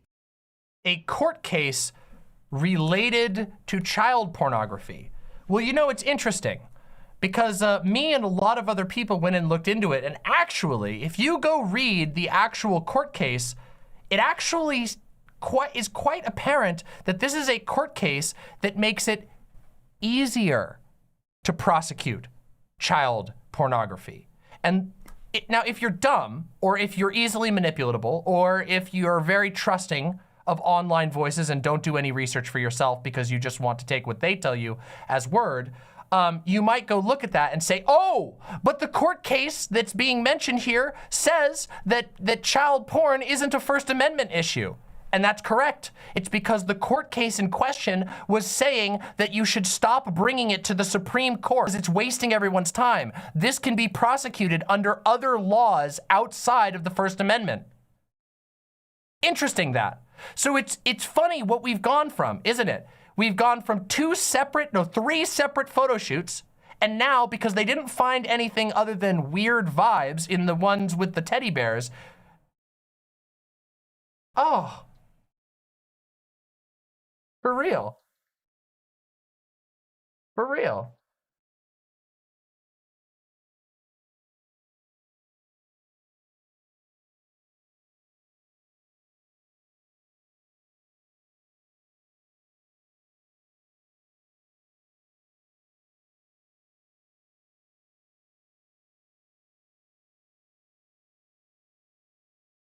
We back? We should be back. We should be back. Check OBS. Yeah, something's happening, but it's all good. It's all good. Take a little breather. I don't know if it's on YouTube's side or on mine. It seems to be on YouTube's side. All right. We back, okay? Everybody still here? Let's continue. Where were we? We were discussing how Shoe on Head takes us from looking at these photo shoots, which she feels are, in her words, sussy and weird, okay? Sussy and weird. And then picks a different photo shoot, which has a case in it, which she says has something to do with child porn. Now, it's funny because you would assume that somebody who was thinking rationally or gave a shit about the truth, that they would go find out what that court case actually said. But it's much easier to go all Pepe Sylvia and start putting up your red string, your circles and red circles and highlighters and going like this and acting as though you've truly figured something out. But seriously, if you don't believe me, go look at the court case yourself. Go come to your own conclusions. You'll discover that what I said is true. Let's continue, because there's a little more that I want to say about this. Actually, real quick, I'm going to take a question from chat. Huffy says, I think we should at least be able to admit it's a little weird to have that court document in a random, unrelated photo shoot. I don't think it indicates a secret cabal, but it's odd to say the least. Many things in the world are odd. So let's take a moment. We're going to pause here for just a second to answer this. Let's do a little bit of intelligent theory crafting on what could lead that court case to be in a photo shoot, reminder, for an adult, for a purse for an adult. Well, let's think of some facts. The first one, which is most interesting, is that Supreme Court cases, such as this one, are in the public domain, which means anyone can use them for any reason for anything at all. They are public domain. Anybody can print off that court case and use it as a part of their TV show or as a part of their photo shoot. And in fact, this happens all the time, especially in professional photo shoots, because, you know, there's a thing called a lorem ipsum. If you've ever heard of a lorem ipsum is like when you put fake text on a page and it says like lorem ipsum dolorit, blah, blah, blah, blah. There's a whole thing. It's fake words, it's gibberish. And it's used for a lot of stock photo shoots. However, lorem ipsums look bad. Everybody knows what a lorem ipsum looks like. And so artists or artistically inspired photographers don't want to use a lorem ipsum because it stands out like a sore thumb. So they try to find things that are in the public domain. And as it turns out, once again, if we open up this image, if we take a look at this image, you'll notice something about the product. Here we go again. You'll notice something about the product, which is it's an adult's briefcase. It is a large purse that is clearly meant to hold papers. They have put papers on what appears to be a lawyer's desk because they're trying to sell a purse to lawyers. Now, that's situation number one, which to me seems the most reasonable by many, many margins, by many, many steps. The other possibility is that the artist was trying to make a statement, which artists do. Now, Shoeonhead has spent the last few weeks on Twitter trying to get Elon Musk to reinstate Alex Jones in the name of free speech. But isn't artistic expression, even artistic expression that you find weird or sussy, valid? Like, let's just review the facts of the case. As of right now, Balenciaga fired the artist and is, as last I heard, considering suing the artist. Shoeonhead and Shoeonhead's fans have been largely celebrating this idea. Shoeonhead is celebrating that an artist who, in the best case scenario, just put random court documents printed off from the Supreme Court's website into their photo shoot, or in the worst case, made a some sort of statement that people can't, we don't know what the statement is supposed to be because it's only the corner of a piece of paper. So at worst, an artist made a sussy statement, and free speech advocate Shoeonhead is and her fans mostly are celebrating the fact that a corporation has thrown this artist under the bus. Doesn't that seem like a little bit like you maybe don't care about free speech at all? Like that you're celebrating a $1 million luxury corporation throwing an artist under the bus? Let me propose something. What if the artist just had a bad idea? Like, what if the artist was trying to make like a statement or something that like, wow, you know, we're like, you know, we censor certain types of art, bro, and they're just kind of dumb. What if they just chose a random paper? You don't even know. We don't know the reason why the artist put that in there, but you want them to be sued and fired, and you're willing to allege a pedophilic conspiracy? What the fuck? That is an enormous jump in logic. And also, conveniently, you'll notice that this whole time there's been a narrative crafting. There's been certain things being picked out, plucked out of their context, and put into a certain order. It's like bricolage, if you're familiar with the term. Let's continue. Somebody from my YouTube chat real quick. If anything, isn't the message, imagine how good this purse would look on your desk as you heroically fight against child exploitation? What? What? What's that supposed to mean? Anyway, let's continue. Coincidentally, 2 days before this all hit the internet, Balenciaga left Twitter. Not only did they delete their Twitter account, but they deleted every single photo off of their Instagram page. Why are you running? Why are you running? I'm gonna have to do it again. Balenciaga always deletes everything off of their Instagram every time they move into new lines of fashion. Because they are a high fashion brand, they devote their page to whatever they're selling at the moment because they won't sell any more of it. And in fact, if you go on Internet Archive and you plug in Balenciaga's Instagram, you can go and you can see a whole record of different points in history where they have done exactly what they did here. Shoe on Head has made the classic error of assuming everything is about you. Shoe on Head believes that because of her incredible conspiracy revelation that Balenciaga just deleted it because of that, when in truth they delete it every single season. But let's continue. Let's hear what other garbage. So I actually found all of this out because I saw a TikTok on my Twitter timeline by the streamer Brittany Venti, and she was talking about Oh no! Brittany Venti!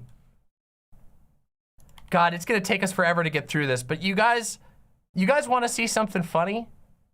All right, real quick. If you wanna hear the funniest thing that you've ever heard in your entire life, go ahead and post a Keck D in chat if you wanna hear the funniest thing in your life. Post a Keck D real quick. Come on, chat. If you're in website chat, type me up a Keck D. Yeah, look at those Keck Ds coming in. Not a Keck V, that's the wrong community. Keck D. Look at that, look at them coming in. All right. So, Shoe on Head has now admitted that she cribbed this conspiracy theory from Brittany Venti. Now, Brittany Venti was not credited up to this point, which, okay, you know, whatever. It's a conspiracy theory. You know, conspiracy theorists aren't really the best about giving credit. But what if I told you that Brittany Venti has a history with Shoe on Head? And I mean, as in Brittany Venti has gone pretty hard against Shoe on Head in the past, and now we have Shoe on Head stealing Brittany Venti's spotlight. Okay, let me show you where this is gonna be great. Hold on a second, you guys are gonna love this shit, all right? I discovered this morning, okay? Take a look at this. Hello and welcome. Ow! Oh my God! This is a video by Brittany Venti, which is titled Shoe on Head, The Ballad of a Small Bean. Was re-uploaded due to nudity. It is one of two videos Brittany Venti's made a number of videos about Shoe on Head. This one's a few years old now, but only 4 though. And this one is a second video about Shoe on Head. And if you're wondering why it had to be removed for nudity, this is a video of Brittany Venti canceling Shoe on Head for exposing her audience of children to sexual impurity. You see, Brittany Venti is a hard-line far-righter, okay? Like an open far-righter. And if you go and look at Brittany Venti's channel, you'll see that most of her stuff is groomer panic videos right now. A lot of her videos are targeting individual trans people and making fun of them. And I mean, like, she goes to people's GoFundMes and mocks trans people who are trying to raise money for stuff. I'm not kidding. You can go to Brittany Venti's channel, it's public, okay? But Brittany Venti previously tried to cancel Shoe on Head for sexual perversion towards children, for exposing children to perverted sexuality. Isn't that so demented? Isn't that just the most, it's so interesting.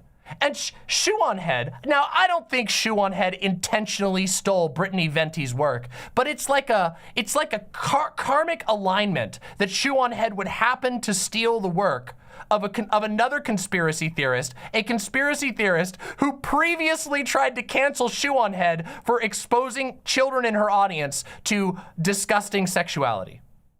Is this just the pointing Spider-Man meme? It's the pointing Spider-Man meme. Did I not tell you that that was the funniest shit you had ever heard? Danny says, Venti is so fucking racist, she got banned from Twitch. She got banned from Twitch. Okay, hold on. She got banned from Twitch for baking mud cakes on stream and claiming it was authentic African food. That's Brittany Venti. That's where Shoe's source was for this. It's kind of funny too that Shoe stole Brittany Venti's work, and now that Shoe is getting heat on it, she's blaming Brittany Venti. Wow, that's so dirty. You know, one of the things that that has become increasingly clear in all of this is that Shoe on Head has no spine. Shoe on Head is a coward. Shoe on Head never says anything clear and only nose tips and tee-hees about conspiracy theories that go way beyond her. She takes seeming pleasure in convincing her fans to go do the dirty work for her. Let's continue though. Enough about the Brittany Venti thing. Let's continue. This. And I couldn't believe it, so I went to Balenciaga's website and lo and behold, it was real. The creepy photo shoots, the CP document, everything was right there. The CP document? It wasn't a CP document. You manipulative fuck. You lying, manipulative fuck. It is a public domain court document about a case that made it easier to prosecute child porn. You manipulative slimeball. So I made my own tweet about it, and this tweet winded up absolutely popping off. I had no idea the entire internet started talking about it, because once a tweet of mine starts to blow up, I just mute it and just move on with my day. My tweet was bullshit. Bullshit. When this originally came out, we went through her comments. She was replying to comments. Bullshit. Do Shoe on Head fans really buy this shit? Do Shoe on Head fans really eat from the trough like this? This person has no respect for you. No respect for your fucking eyes and brain. Holy fuck. Just straight up. Eat up. Is all over mainstream media. New York Post even called me a, quote, eagle-eyed social media watchdog. Sorry, which newspaper was that? My tweet was all over mainstream media. New York Post even called me a, quote, New York Post, huh? Look, if you're a member of my community, you know the New York Post is a literal fake news rag. It is one step above the Babylon Bee.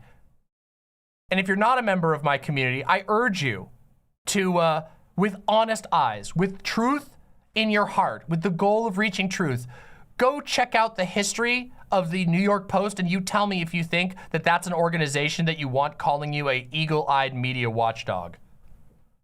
The New York Post is, oh God, it's one of the most infamous fake news rags. It's like the original one. Eagle-eyed social media watch. Isn't New York Post a literal tabloid? Yes, it's a literal tabloid. New York Post is the type of bat baby, the bat child. That's the type of stuff they do. They've just gotten into QAnon conspiracy now, interestingly. Dog. Okay. This spiraled completely out of control. People were burning their Balenciaga items. There is just no PR team that is going to get them out. No mercy for pedos. We're gonna see a lot of this as this goes on, I have a feeling. Now, I'm sorry, I don't know about this video. I don't know if Shoe shows this, but afterwards, I'm gonna show you some of the deranged shit that Shoe on Head fans have been saying about this. And I mean Shoe on Head fans, seeing as how they only showed up in my comment section after Shoe on Head started talking about it. Weird how that works. Yes, by the way, if you are here and you are enjoying this hard-hitting, actually honest, actually truthful, entertaining coverage, go press the like button. I know we've got just under 1,000 people here right now. Press that like button, and of course, press that subscribe button. We want you here, and I know you want better fucking entertainment than this fucking bullshit that you're seeing on the screen. Let's go. Making rap songs against Balenciaga. Now I burn Balenciaga. They keep coming for our kids, now we need to follow. Designer brands and they high, I know hell is hotter. Even vandalizing Balenciaga stores. Also, They high, I know hell is hotter. even Pedophilia, pedophilia, pedophilia. Children are not sexual objects. because of Shoe on Head's post. Shoe on Head's deranged conspiracy theory post. Vandalizing Balenciaga stores. Also, just so everyone knows, I am not suicidal. Just in case news comes out that I was found with 3 designer bullets in the back of my head. And I don't Your fans are the ones doing the shit. People who buy your bullshit are the ones going and breaking into buildings. What do you mean you? Shoe on Head has become a professional victim. That's it. This video is called Why I Was Canceled, and it's about anybody who, so far, has been just her retelling her side of the story and acting like a victim while showing on the screen that people who believed her lie, went and vandalized buildings and accused people of pedophilia and threatened people with death, and she's acting like the victim. Literal professional victim. I don't think Brittany Venti is either, so if either of us, we do not have information that will lead to the arrest of Hillary Clinton. The best part about this, though, has to be I was fact-checked by Twitter, and this is what they said. Although Shoe often makes comments to cause amusement or laughter, this is an authentic Balenciaga marketing photograph. It contains an excerpt from the US Supreme Court opinion in United States v. Williams, which upheld a part of federal child pornography law. Hold on a second. Oh, let's see how this goes. Is she gonna say that this is a win for her because the fact checker checked and said that this is a real photo, which nobody ever doubted that it was a real photo, and the fact checker also held the argument that it was a law against child pornography? Oh my God. I've never seen one of these fact checker things just be like, fact check true. I know. Oh my God! Oh my fucking God! She did it! It said that it was a law against child pornography, you fucking idiot! Are you for real? How do shoe fans buy this? Oh my God! Do you have any self-respect?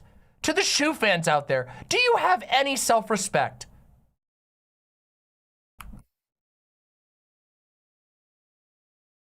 I have not seen this clip. I vow to you, and even if I had, who fucking cares?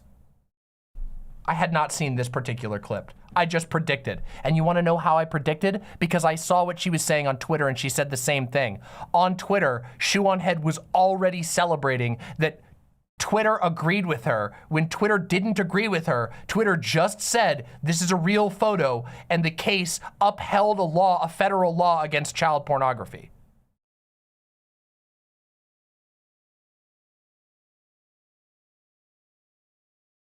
Yeah, where's the children cheering fucking sound when you need it? Jesus Christ.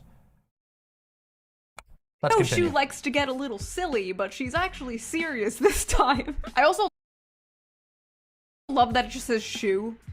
Like, Twitter and I are just on a first name basis now. Now, you're probably asking, Shoe, why would a high-end fashion brand pull this, like, Where's Waldo shit? Well, there are a If we're doing conspiracy theories,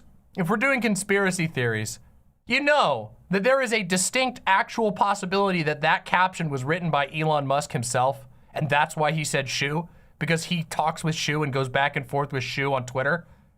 You can go see that on Shoe's Twitter. Just since we're doing conspiracy theories, everybody. Few theories. The most obvious one is to just look edgy and subversive. Nothing like a good old controversy to get eyes on your brand. So if this Nothing like a good controversy to get eyes on your brand, Shoe on Head.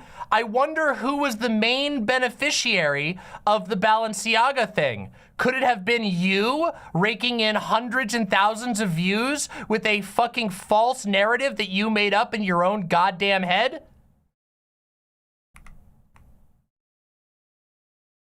This was some kind of pathetic attempt at an attention grab. They sure got attention and much more. I wouldn't put it past corpos to do some weird attention whoring like this, and I definitely wouldn't put it past a 10-year veteran of YouTube. Keep in mind, Shoe on Head's channel has 1.9 million views. Shoe on Head isn't the little guy. Shoe on Head isn't the small bean. Shoe on Head has a huge channel that makes a lot of monies. Shoe on Head is a 1%er. Let's just remember that when we're talking about corpos and corpos, because this is some corpo on corpo action, all right? Past the fashion industry. The other theory is that this is just a little wink, a little nod to the other freaks in the industry. Think the Wilhelm. Again, what evidence do you have of that? Where's the evidence that this is a wink or nod to anybody? You have nothing. You are jumping on board with the firing and persecution of an artist, and you don't even know why it was there in the first place. This is disgustingly irresponsible. Scream, but for like little St. James tourists. Finally, Balenciaga, the brand itself, came out and apologized.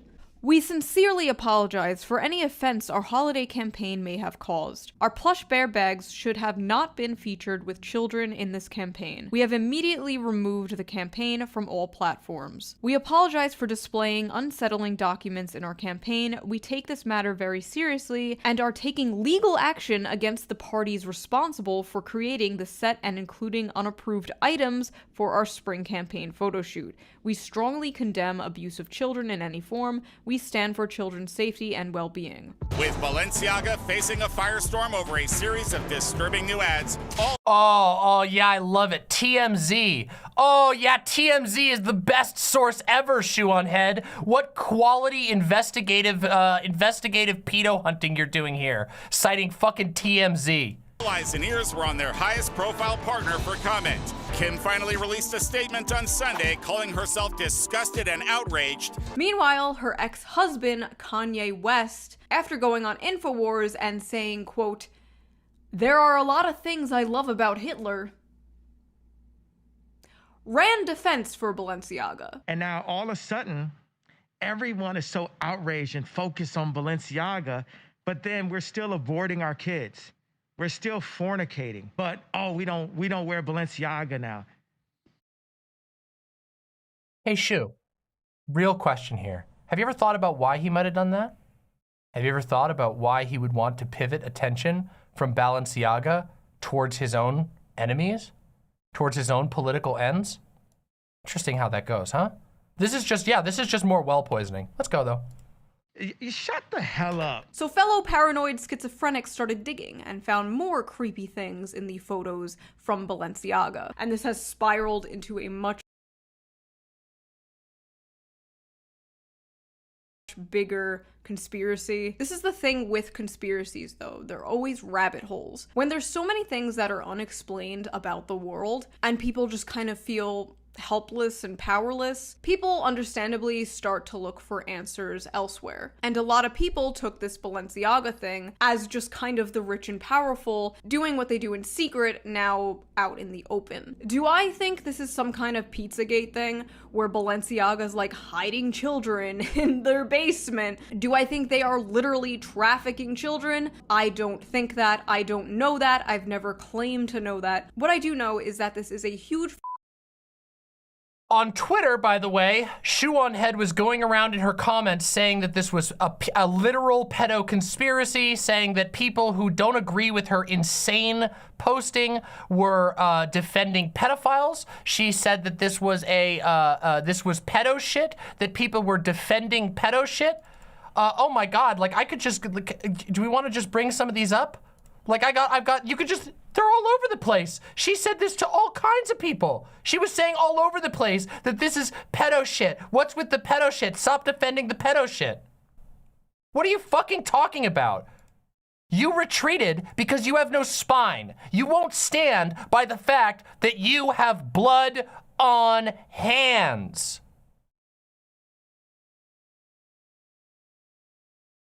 up from a billion-dollar company. And when a billion-dollar company f***s up, who better to come to their defense than the progressive left? Who better to come to their defense than them putting out a fake PR statement that you gobble up because you're brain dead, and then your followers all gobble it up as they fucking bury an artist who didn't do anything wrong. You haven't even proven that the artist did anything wrong. You haven't even proved that the artist even had negative intent. All you know is that there was a document in a photo and nothing more. That's it. And other things, people were drawing lines to the connections, which you never show. Now, isn't it interesting? We've spent 7 minutes of this video so far, more of me talking because that's how it works when you gotta debunk bullshit. We've spent 7 minutes of this video of Shu reiterating the conspiracy theory, and now she decides to point it at the progressive left. Boy, that's an interesting angle to take. It's an interesting angle to get mad at the progressive left when it was your fans, people who were reacting to your conspiracy theory that went and destroyed stores. It's people who were your fans who were making death threats and accusing people with no evidence of being pedophiles. It was you doing all of this, but you're gonna point, it's weird to point, it's really weird, isn't it? Oh yeah, she also got the case wrong, by the way, which is super interesting. Do we even know that the person who staged the document in the briefcase ad also worked on the teddy bear ad? As far as I know, the person who they targeted was a creative director who did work on multiple photos. Let's continue. Can we stop pretending Shu is an ally yet? Shu on Head belongs in a prison cell for hate speech. Shu herself is basically a terrorist enabler at this point. You are a Nazi. Shu is literally just a Nazi. Yeah, Shu is a Nazi. Shu on Head is a fascist and a danger to our community. This is... So these are just random people who disagreed with her? The good news is that I will be able to counter as this video goes on with a whole lot of interesting comments of my own. A lot of people have come to accuse me, just for disagreeing with Shu, of being a pedophile, which, you know, when people keep saying pedophiles get the wood chipper, you gotta do this, that, and the other thing, when there's people perpetuating a groomer panic right now, when there are people saying that they're going to kill anybody that they think is a pedophile, you know, it almost makes me feel like maybe Shu is just being a little bit of a professional victim again. Kind of seems like Shu is just doing a big boo-hoo routine after she borrowed from Brittany Venti and then popularized a conspiracy theory that has absolutely no evidence to support it. Weird how that goes.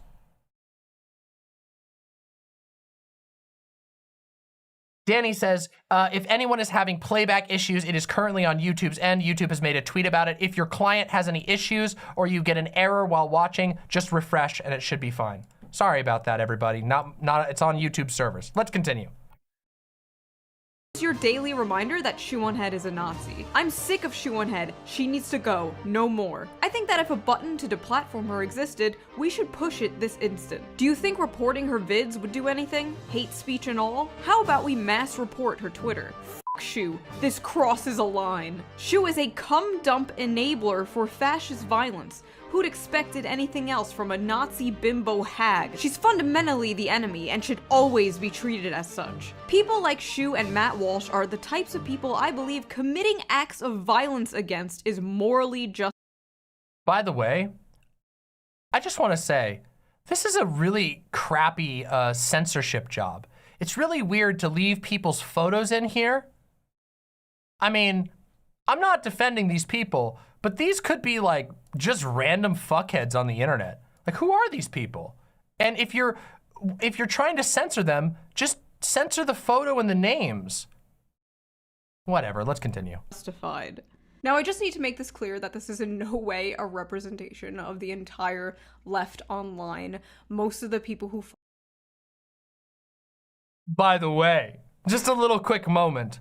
If you thought that was compelling, you should go watch my other video on Shu, my original video about the Balenciaga thing, where we go through Shu's comments live. We don't cherry pick, we go live to Shu on Head's tweet, and we go take a look at what people were saying in the comments, including people that Shu is mutuals with, who were advocating, and this is where it's gonna get interesting, because a lot of the people that you can go see in the footage of that video that we posted, a lot of the people were weirdly making ties to the LGBT community and then saying that people needed to die, which is really weird because, you know, like Shu said, Shu wasn't the one making it about LGBTQ people, but Shu's fans sure were. Some of Shu's mutuals, including one who has regularly been on Tucker Carlson, were, and making death threats. Oh, and oh yes, wouldn't it be shocking if it was in the comments of this video as well? Let's continue though. Let's continue. Let's continue. Follow me are left-wing, and they agreed that, yeah, this photo shoot was really weird. The people who are mad about this are from a pretty small bubble, but nevertheless, lo and behold, I was apparently canceled. Now, I use the term canceled sort of sarcastically. It's almost like she has a wide range of fans. Because I really wasn't canceled. It's kind of impossible to cancel me in general because I have 4 different fan bases and they all hate each other and me. And a lot of you guys watch. That's not a defense, Shu. That's not a defense, even a little bit. It's not anybody else's problem that your shithole fan base hates you. My fan base is proud of me. My ancestors look on me with pride. Can you say the same, Western woman? My community loves my ass. They are proud of me. They fucking bust my ass all the time. I get corrected all the time. My email is full of corrections, which I issue on stream, which I reply to in the emails themselves. But my community is proud of me. Sounds like a you problem, Shu.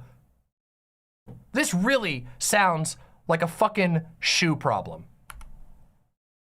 This probably didn't even know all of this happened, but it was just very weird and I need to talk about this. Sean had on her way to once again use her massive platform to provide the neo-Nazis in her audience.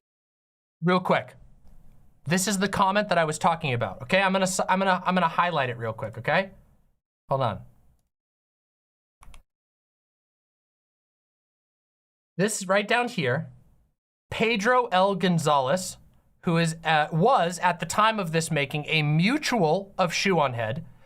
Pedro L. Gonzalez is a far-right, a very far-right provocateur who has been on Tucker Carlson. And in fact, if you search Pedro Gonzalez's name alongside Shoe on's Head name on Twitter, you will discover that Shoe on Head actually directly asked this guy to bring up questions to Tucker Carlson, which then happened. This is open, publicly available on Twitter. He's on a first name basis with Shu. Yes, we know. It's very, very interesting. Actually, you know what? Oh wait, we got the tweet right there. You want to prove it? We want to prove it? Here we go.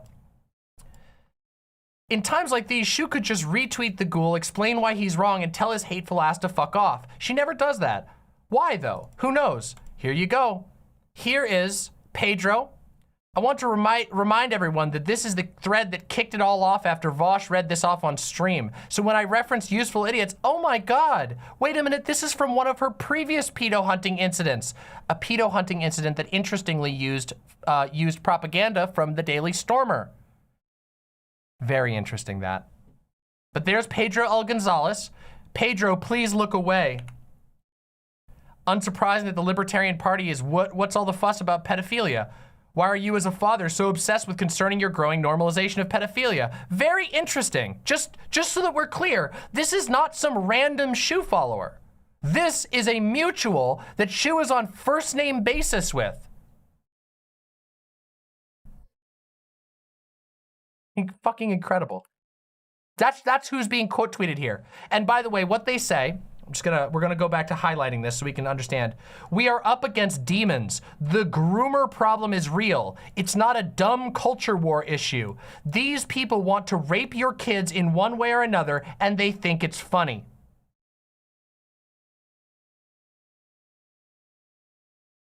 Now, we all know what the groomer problem is, right? The groomer problem refers to another conspiracy theory, a Republican conspiracy theory that gender ideology is grooming your children.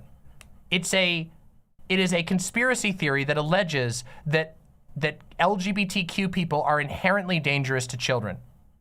There's no evidence for this. In fact, the only evidence that exists is against this, and yet it's been pushed. And Shu is now defending this person right now.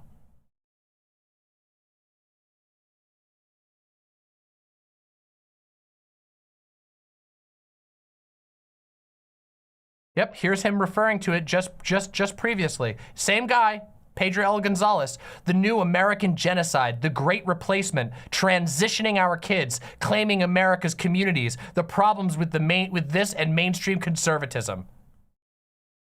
These are the types of people that Shu finds it necessary to, I don't know, downplay and to not correct. And if you go to her original tweet, the Balenciaga one, this guy is right up at the top. He's one of the first comments because his reply got boosted. Shu never made a statement about it. Shu never said, bro, shut the fuck up. It's funny because lots of Shu fans have said, ooh, who made it about LGBTQ? Shu fans did. Shu's fans, Shu's friends that she's on a first name basis with, who she still supports to this day, are the ones who made it about LGBTQ. And we're gonna talk about that some more as this goes on, but let's finish this fucking shithole of a video.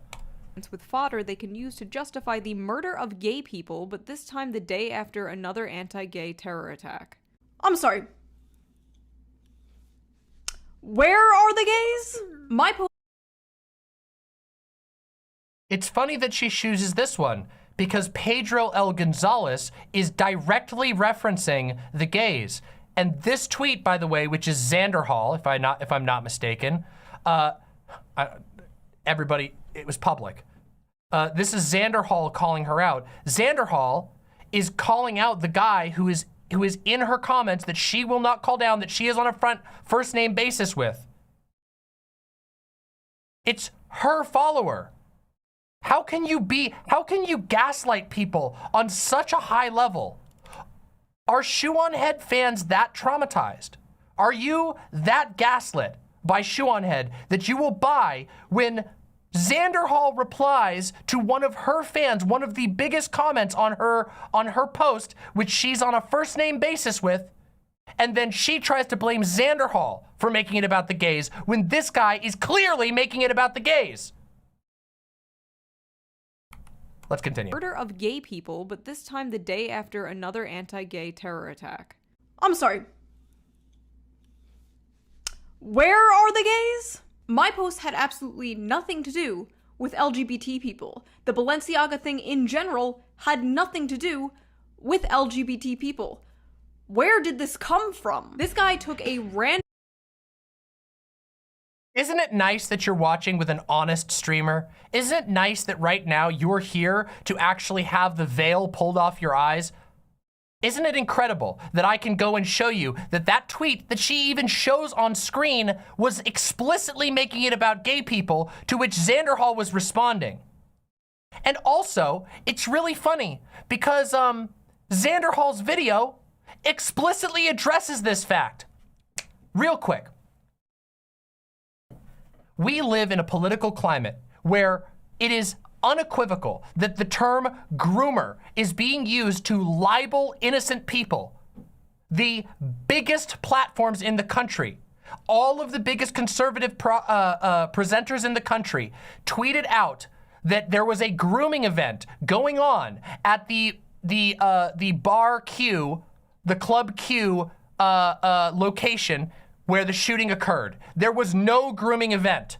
That event was a family-friendly, no nudity involved, no sexuality involved drag event earlier on in the day. There was no grooming event.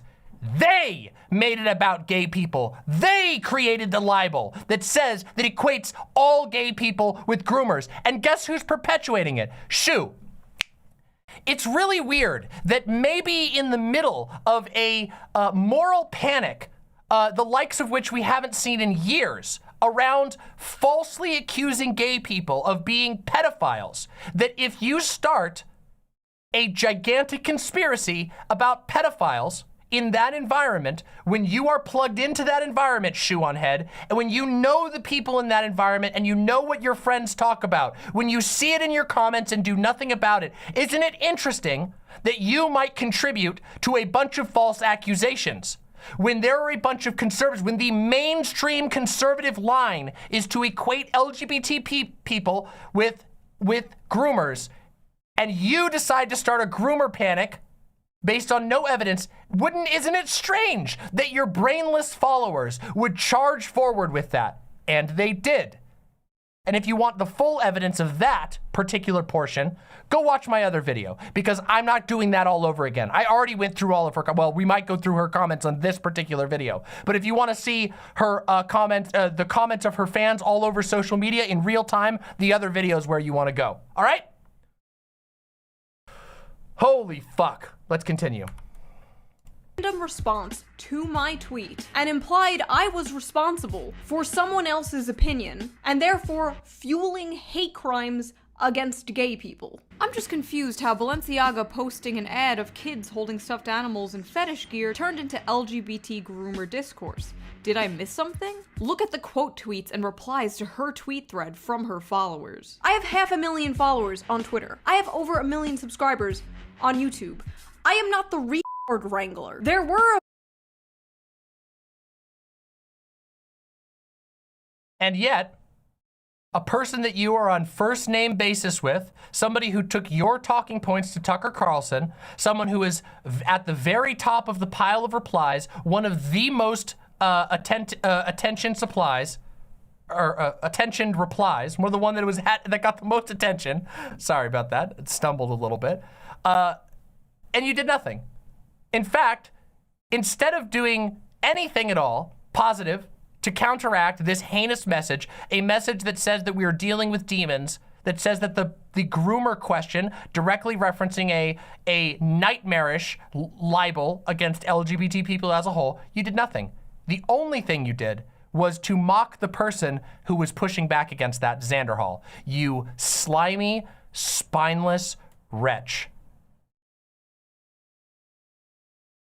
a few people, not that many, who took my tweet and ran with their own narrative of it. I cannot control the opinions of other people. And a lot of these people aren't even in my audience. They're just...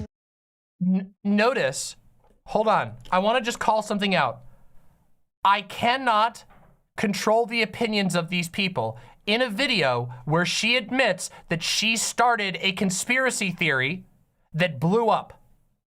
As it turns out, Shoe on Head can control the opinions of a lot of people in her audience, and she can control who is in her audience, at least to a certain degree. And to be charitable, there are always shitheads in communities. There are always going to be assholes who do shit that you don't want them to do. You cannot control it to a complete level.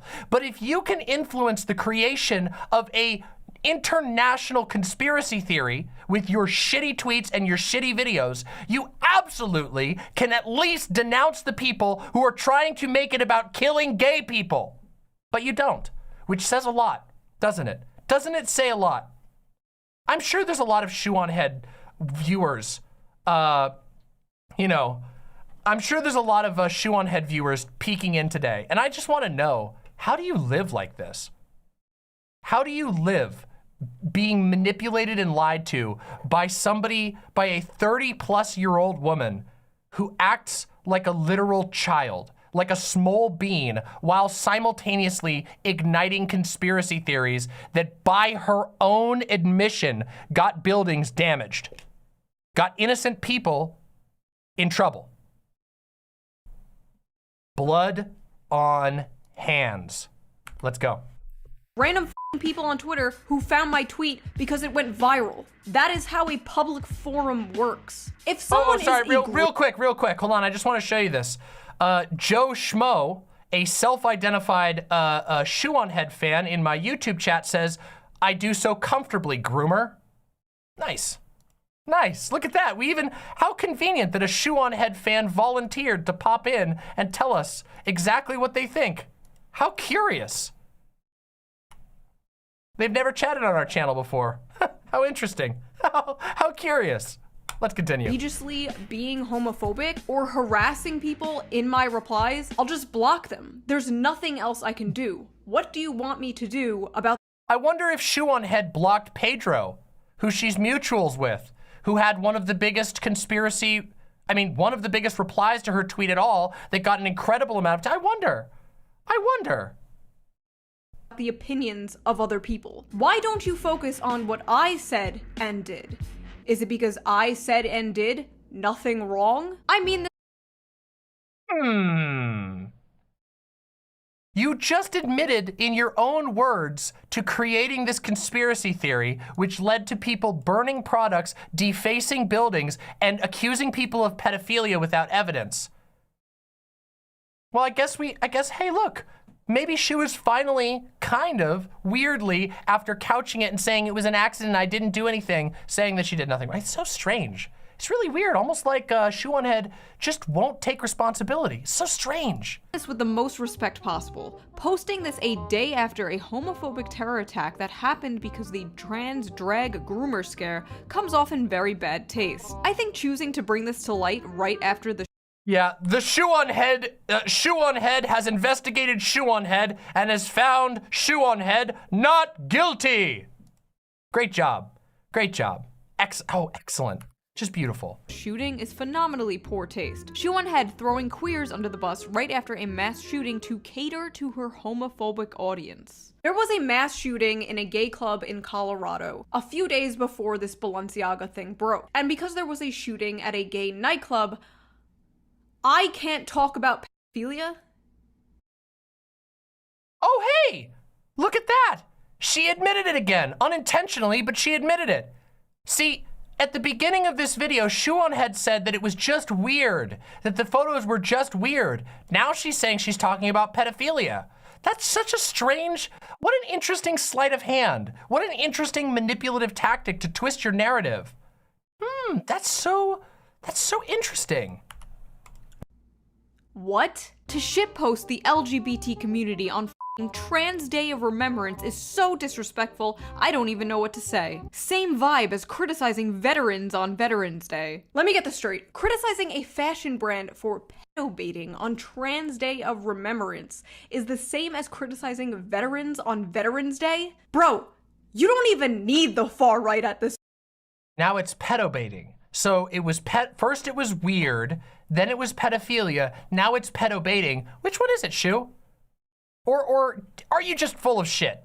Because it sounds to me like you might be full of shit. Point. You're doing their job for them. What the f***?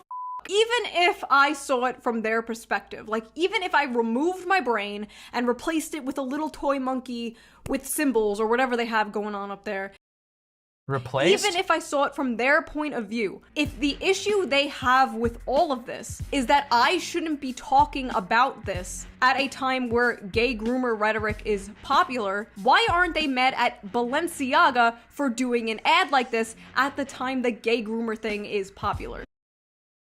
We're putting a piece of paper in a single photo shoot that you turned into a conspiracy, that you in this very video said went out of control? Why should we blame someone who didn't, like, Balenciaga didn't do anything. They're a shitty fucking corporation, but they didn't do a pedophilia. One of their artists put a piece of paper that you and your fans fixated on, and of course, many of your fans went and spun it directly into all kinds of demented, violent conspiracy postings, some of which also attempted to implicate the LGBTQ community. This is one of the things. Hold on a second. I think I have a little quote here. Remember earlier in this video, before I started watching Shoe on Head's response, that I read some of these quotes? I'm gonna read one of the quotes from earlier once again. This is Victor Vieth, the Director of Research and Education at the Zero Abuse Project, okay? For some 20 years, we have been fighting back against that myth, referring to the satanic panic. You know, the D&D, D&D and witchcraft, and there's Satanists secretly using product lines to manipulate your children like D&D and video games. That one. We have spent 20 years fighting back against that myth, and we have made great progress. We've got over 900 accredited children's advocacy centers. We have lifted the bar, responding to all forms of trauma treatment. We know what an evidence-based approach is to preventing it. We know what an evidence-based approach is for interviewing a child. We know what an evidence-based approach for preparing a child for court, and we know what's the best practice for securing a conviction against the pedophile. Now, almost overnight, because of the growth of conspiracy, we are back at square one. Yes, Shu, you randomly coming up with conspiracy theories and randomly accusing people because of your own delusions, your literal own delusions. That is extremely damaging. Yes, it is bad. It's fucking terrible. And I wanted to talk about another thing, okay, real quick. Here, let me bring up this article, okay? Let's bring this up real quick. Because as it turns out, professionals who work at fighting human trafficking have talked about this type of thing, okay? Hold on a second. I just want to read you this quote. 1 second. Here we go. This is probably one of the key things that's attractive about QAnon, said Marc-Andre Argentino, a doctoral student at Concordia University who studies QAnon's social media presence. Everyone agrees that child trafficking is very bad, and the argument that QAnon ends up making is, if you're against us talking about this, you are in favor of child trafficking. Can we just play this segment back? At a time where gay groomer rhetoric is popular, why aren't they mad at Balenciaga for doing an ad like this at the time the gay groomer thing is popular? Why aren't they directing their anger at the brand? Why are they shooting the messenger? The worst— because you messaged a lie.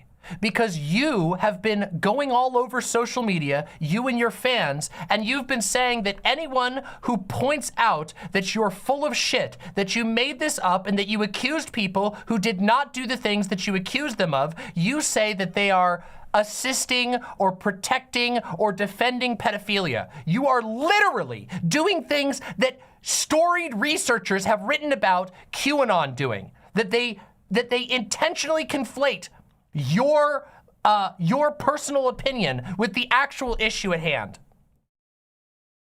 I'm gonna get a little personal for a second, okay? Let's just get real for just a moment, all right? I have no evidence for this. This is my personal opinion. Understand, this is my personal opinion. I do not believe that shoe on head, that blood on hands has ever actually had to deal with a situation of human trafficking. I have. I don't think that Shoe on Head has ever sat down and been ready to pull the trigger on somebody and have the only reason that you stop is because the victim of that person begs you to let them die from their failing liver instead of killing them on the spot. I have a feeling that Shoe on Head has never been in that Shoe on Head is much more comfortable talking about these issues from the distance of the internet, from her comfortable little keyboard in her comfortable little home where she can get everyone else to go spread conspiracy theories that harm victims.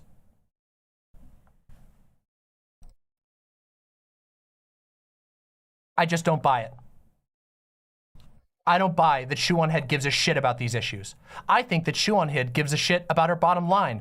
And actually, just out of curiosity, oh my God, this video has 301,000 views since yesterday. Oh my God. Oh my God, wow, almost like her little invent a conspiracy theory while pretending that you give a shit about children while doing what every single professional and expert in the entire world disagrees with. Looks like that's working out for her bottom line. Looks like she's padding her wallet pretty fucking well. It's fun and profitable, right, Shu?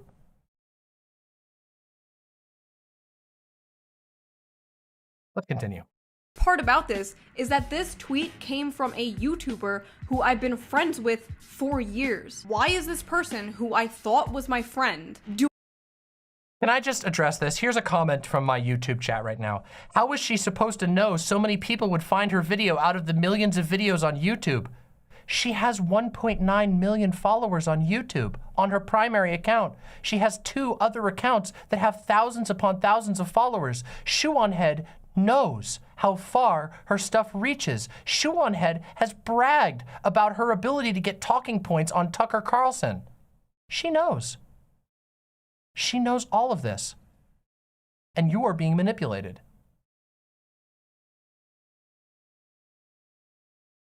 Doing this unhinged Stretch Armstrong reach to imply I am responsible for the murder of LGBT people. This isn't how you would treat a friend. This isn't criticism. Actually, that's not what the tweet says, Shu. I understand that reading comprehension isn't your strong suite, or at least, I bet you can read. I don't think you're actually illiterate. I just think you choose not to. Shoe on Head on her way to once again use her massive platform to provide neo-Nazis in her audience with fodder they can use to justify the murder of gay people. Nobody, Xanderhall, in the tweet she's showing on the screen, she's showing the tweet and lying to your face. Showing you the tweet and lying about its contents. This is such a bold level of lying. This is such a bold level of manipulation.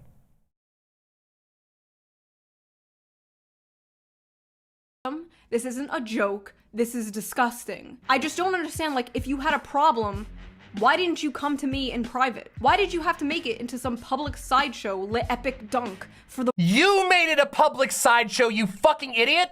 What do you mean? You posted about the conspiracy theory without ever doing research. Why didn't you do research on Balenciaga in private and then take it to the fucking FBI? Why didn't you do research on the pedos, quote unquote, at Balenciaga and take it to a charity that fights this shit? Why didn't you take it to a lawyer who specializes in fucking victims of child trafficking? You fuck. If you gave a shit about any of this except for your own fucking bottom line, you would have done that. Why didn't you do it in private? The victim narrative on hand. Oh, just a small bean. I just created a widow conspiracy theory, which I, in this video, admitted ended up with buildings getting vandalized. Ooh. Why didn't people talk to me in private? That's pathetic. You are pathetic. You are weak. You are spineless. the world to see. Maybe this is karma, because I've dropped friends over politics before. Because honestly, I can't find any other explanation for this. But this wasn't even political. Like, I couldn't think of an optically worse thing to drop someone over. Why is that? Are you implying that it makes Xanderhall look like a pedophile? Is that what you're implying? Are you trying to imply that because Xanderhall called you out on your shit, that he kind of seems a little bit pedo-like? Wouldn't it be weird if Shoe on Head has done that to a bunch of different people? Wouldn't it be weird if in my other video, I went across multiple tweets in which she implied that the serfs, ContraPoints, and a number of other people also dropped her for pedo shit, which is very normal. That's the words that she used. See, Shoe on Head is a very nasty individual. You see, if you don't agree with Shoe on Head, she just calls you a pedophile, or strongly implies it. Because see, she doesn't really have the spine to just out and call you a pedophile. She just implies it. Zan's producer says Zan's comments got rated with people calling him a pedophile after Shu's vid. Yeah, so did mine. In fact, I have them all. I have them all saved. It's really interesting. A lot of people calling me a pedophile. People in this chat today, interestingly, really weird. Really weird. Really weird that the sin of disagreeing with Shoe on Head's demented, evidence-less conspiracy theory gets you called a pedophile. Almost seems like there's, almost seems like they're, it's not actually about helping kids. Almost seems like it's about clout and money. Let's continue. Like, I know you used to be right-wing. Personally, I can't relate. But not everything related to pedophilia has to do with gay people. Shu needs to stop with the conspiracy posting. Ah yes, the conspiracy. The conspiracy that the fashion industry is f***ed up and weird. The conspiracy that No, you manipulative fuck. No, you do not get to do that within 2 minutes of this, you just said that it was a pedophile conspiracy and that it was pedobaiting. The conspiracy, this is a open Mott and Bailey. Literally a textbook manipulation trick. A trick of rhetoric. You say, well, the conspiracy theory that fashion is weird after you just spent a video alleging pedophilia. No one disagrees that the fashion industry is weird. Nobody disagrees that there aren't bad things that happen in the fashion industry. What they disagree with is your fucking invented bullshit about a secret pedophile conspiracy. You fucking slimy worm. Or abusing children. That conspiracy. The worst part is she pretends to be gay so she can yell homophobe when you call her out. I'm convinced Shu has no real political opinions and just says / believes whatever sounds good to her. Isn't that what an opinion is? Begging people. Maybe for you, that's a self-report? Maybe for you, your feels are your political opinions. Other people genuinely try to be more informed than you. That's like a massive self-report. Okay. To finally realize Shu is literally just right-wing. Shu is a conservative, no matter how many lefties try to say otherwise. There's a term coined by Lindsay Ellis that I think fits Shu. She's a diet Nazi. Shu-on-Head is a right-wing propagandist. She is likely paid to be so either directly or indirectly. I f***ing hate Shu. She's not a leftist. She's a fascist who wants healthcare. Does this look like a fascist to you? She needs to be kicked.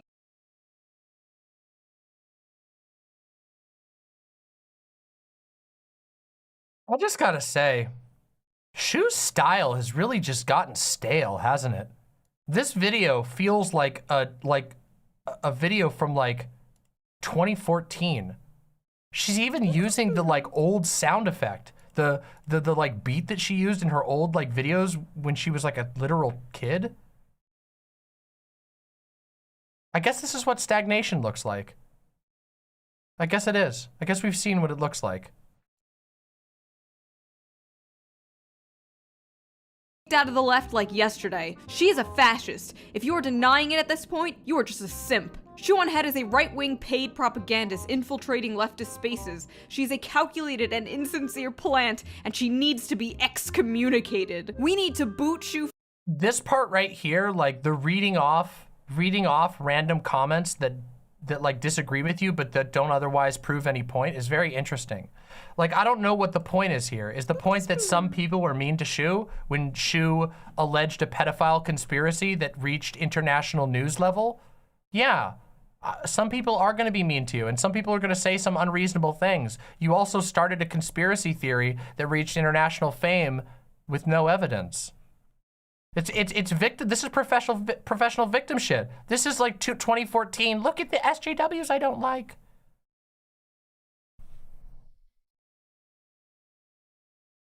Thank you very, very much. Deeply appreciate that. Deeply appreciate that, TJ. Thank you.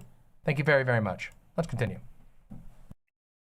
From the left, she isn't a leftist. Yeah, isn't it? It's damsel in distress shit. Damn. Damn.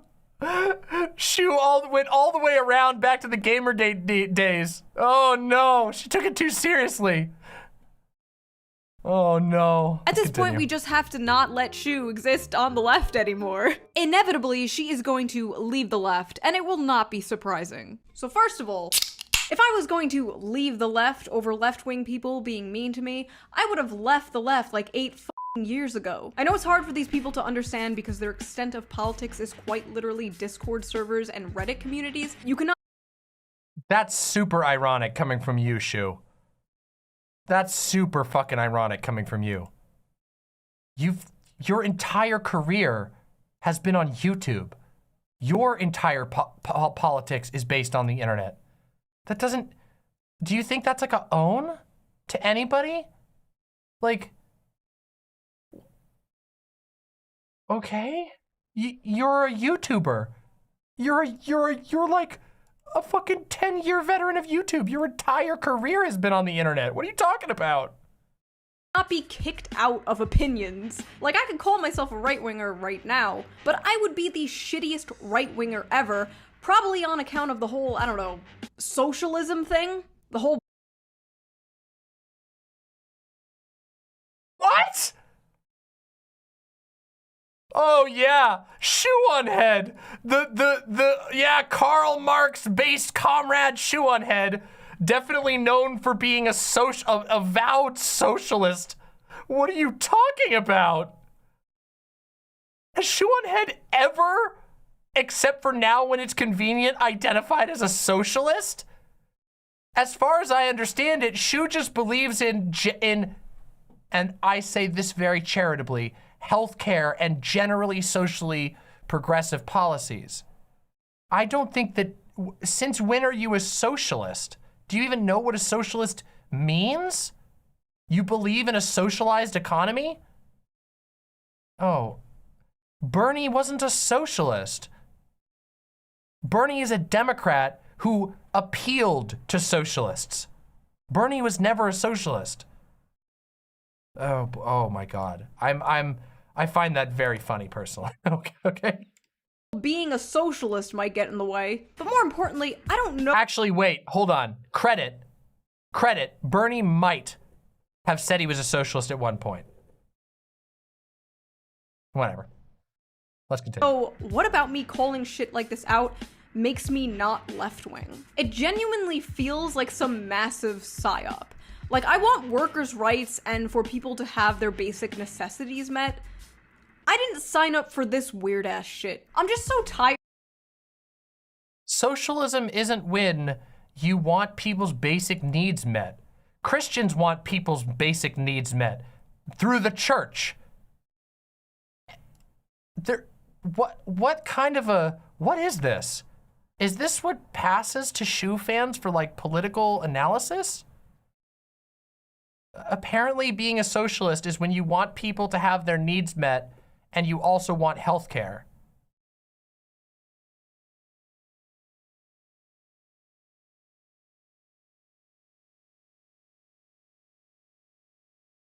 Of like trying to prove to these people that I'm left-wing. I'm just tired of being like, no, you don't understand. I voted for Bernie in 2016 and in 2020. I believe this and I believe that. I'm tired. I'm too old.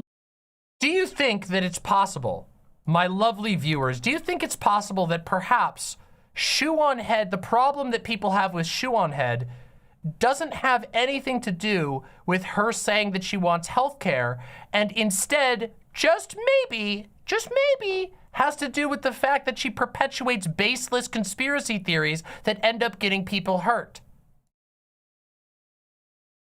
That would be interesting, wouldn't it?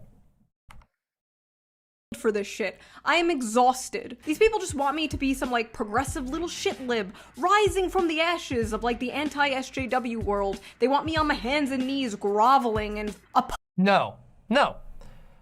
These people, I can't possibly be these people, but I can speak myself as a critic right now. What I want you to do is stop peddling insane conspiracy theories to your gigantic audience and instead make fucking ooh-woo content. Stop fucking talking about things that not only do you not know anything about, but that you actively harm. You harm victims.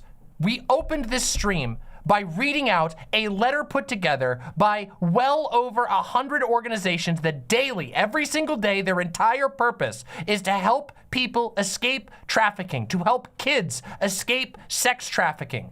And they all said the way you do your crap hurts them actively. You know, I don't know. Did Shoe on Head get on board with the Wayfair thing? Because if that's the case, then that other person may have been saying that we read just a bit earlier might be specifically referring to shit that Shoe on Head pushed. Yes, she did. She pushed the Wayfair shit. Well, remember what we read? Do you want to read it again? Here, let me just read it real quick. Oh, this is going to be so interesting. Hold on, I wanted to bring this up. Let's read this again. Ready? This is from a report by the Polaris Project, one of the most, a well-recognized anti-child trafficking organization that aims to get children in contact with lawyers so they can fight against it. Let me just read this out. The fallout from disinformation about human trafficking has a profoundly harmful impact on victims and survivors of human trafficking. The amount of time Polaris spent responding to false reports about the Wayfair conspiracy theory could have easily been used to respond to an additional 42 trafficking cases. These were the findings from the organizational study that they did, which I will provide a link to this in the description, but you can also simply just look up Polaris report, the Polaris QAnon report. In every objective manner, in every measurable sense, shoe on head, you are hurting children's abilities to escape their abusers. You are actively impeding them. Every single person who actually helps kids is telling you this. You just don't care. It's not about you getting down on your hands and knees and begging for the left. It's about you just shutting the fuck up about this shit. You don't know anything about it, and it's clear you don't actually care about victims. Because if you did care about victims, you would do things differently.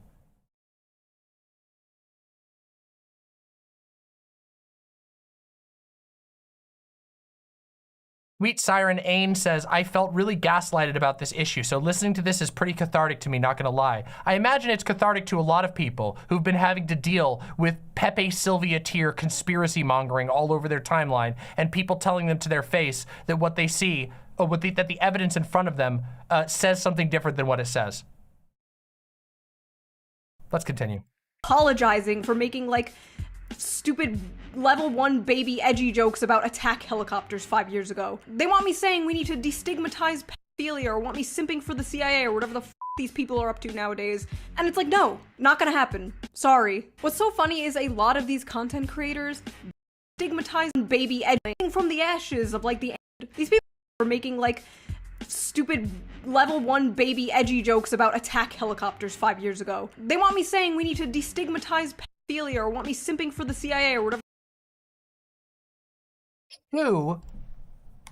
Shu did an entire segment showing comments against her, and there wasn't even a single one.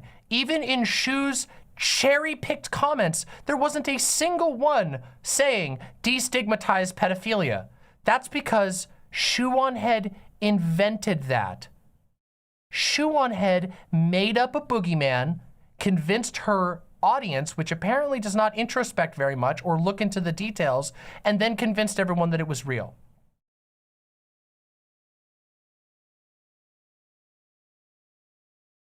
The f these people are up to nowadays.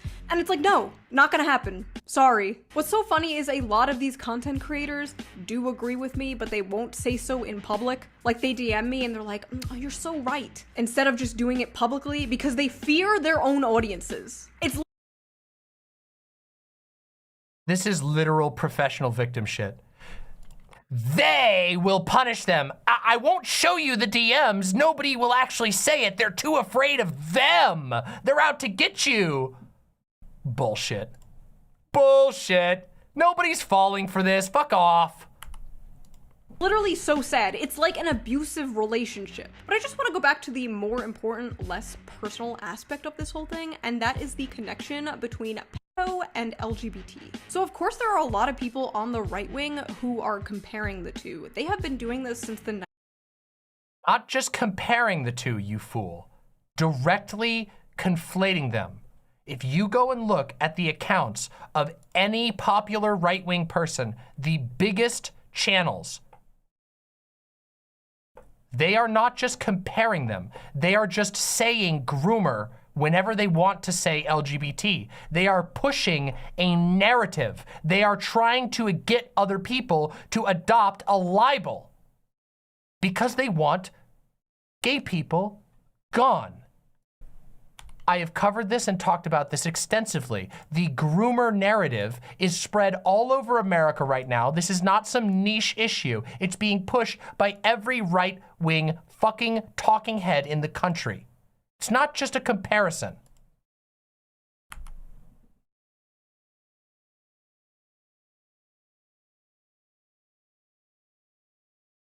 I've seen a few fucked up takes for sure, but not gonna lie, I'm pretty uncomfortable with the speed at which some people are willing to accuse LGBT people of being pedophiles in all of this discourse. And then Shu replies, they're not pedos, they're useful idiots for pedos.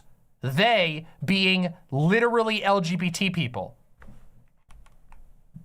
They, the only they that she could be referring to here is LGBT people. Just so you understand that Shoe on Head makes us a few little oopsie doopies. You know what we call this? Most people, most rational people would call this a mask slip. But you can never know what's really in somebody's head. Isn't that convenient? You can never really know what's in her small bean heart. What's in her little heart.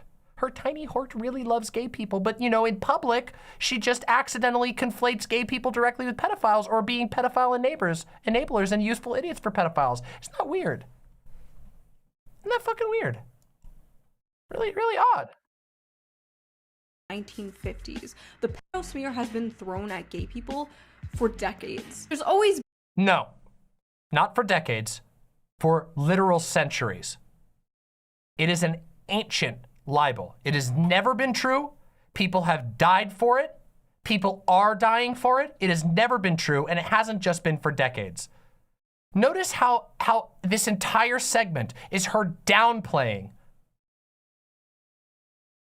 Been people on the right who will compare all the things I talk about, like the maps and stuff, to gay people. But it's very clear from my content, if you've watched my content, which I really don't think a lot of these people who are mad at me have done. It's very clear from my content that I've always...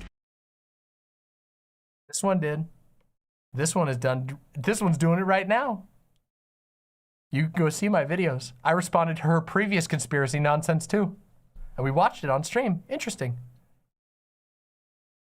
But you know, it's funny. I've heard I'm in this video. I've seen I'm in this video. I've seen the bit.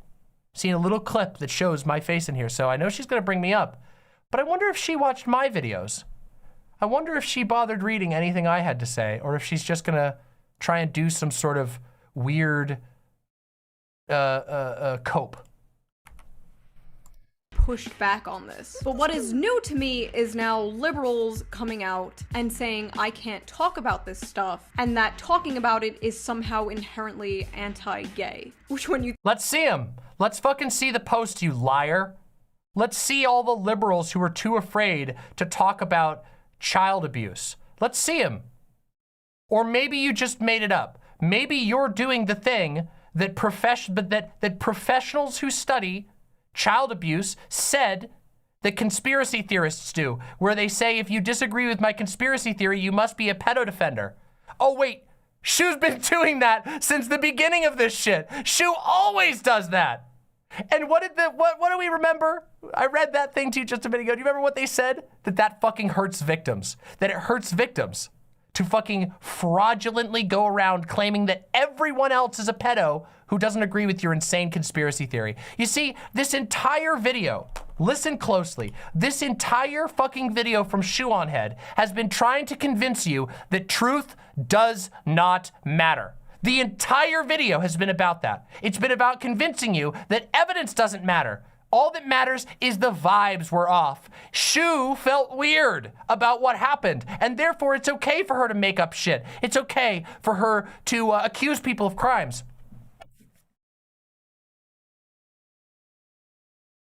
Let's go. It's literally feelings over facts. The entire video is trying to convince her audience to not listen to facts, to not look for the facts themselves, to never look into the truth, just to, you know, the vibes are off, and everybody else who disagrees with me is being a pedo defender. Think about it is really, really bad. Shu has never been a leftist. She's a right-wing reactionary trad wife who has an unhealthy obsession with making false equivalences between LGBTQ people and pedophiles. So first of all, let's be... Well, Shu, you know, it is kind of weird that you do have a number of incidences in the past where you've done just that. Now, I have to give a little bit of credit to Shoe on Head. Okay, real quick. I just have to give a little bit of credit to Shoe on Head, which is that Shoe on Head has been very, very good at plausible deniability. Shoe, you've been very careful. You've been very careful with your words. You've avoided saying things that directly accuse anyone of anything. It's a spineless tactic, but it's very crafty. But it's not gonna last forever. You know that eventually someone is going to sue you for libel. Someone is going to sue you for slander, and they're gonna succeed because the shit that you say online is so heinously out of step with reality, with evidence, and you say it so freely. You think you're ooh-woo small bean, but you have a big YouTube channel. We live in the age of the internet now. You make accusations of pedophilia against people, and somebody is going to rightfully sue you. I don't want to see Shoe on Head sued. I don't think that shit works. Obviously, Alex Jones is still on the air, and the lawsuits haven't really done anything. Except for, I will say, those lawsuits probably gave a sense of peace to the people involved. But how long can you go around falsely accusing people of pedophilia before somebody gets tired of your shit? This is how I deal with it. See, when I have people say false things in my direction, when I have people's fan base come to me and say lies about me and accuse me of crimes and things like that, I confront it head on because I have a spine, because I'm a big girl, I'm strong, I'm a demon type streamer, the first demon type streamer. I'm very brave. And I take things on head on and deal with them in the marketplace of ideas. Interesting that.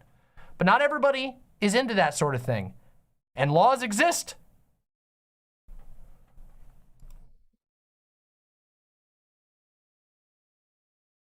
Yeah, how many judges are going to accept the defense? Well, I was only implying over and over and over and over again and ignoring the parts of my audience that are directly threatening death. Let's continue. Very clear here. I have been doing the opposite of this my entire career. This has been one of my focuses on this channel for years. And do you know what one of the core messages of a lot of those videos were? They are now trying to squeeze themselves into the LGBT community. And do not— So you show a video of you blaming gay people, putting the blame on gay people instead of your nonsense.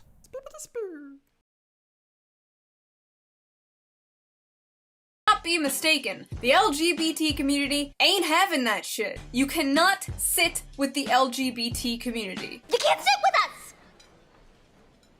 And for the people who go, must slippery slope, you're fueling the delusions that they did actually successfully break their way into the— No, you're not. No one has ever accepted pedophiles as a part of the LGBT community.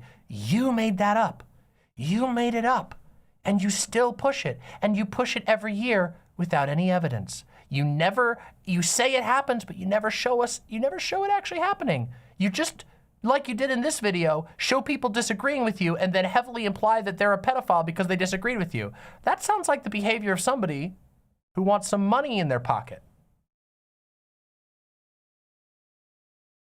The community. They're latching on a movement that is currently, finally, seeing acceptance, which makes them snakes. There's literally nothing more dangerous about pedophilia than any other sexual attraction when you think about it. You hear Who is that? Who is this person? What is this contextless noise? that, guys? There is no difference between an adult consensually having sex with another adult and an adult having sex with a child. Amazing! We learned so much on this channel! But right now, since gays and transgender people have already gotten much of their rights all throughout the world, I think it's time for pedophiles to have their turn. This is Amos Lee, a far-right pedophile. Why would you ever imply that Amos Lee, a far-right pedophile troll, is a member of the LGBT community?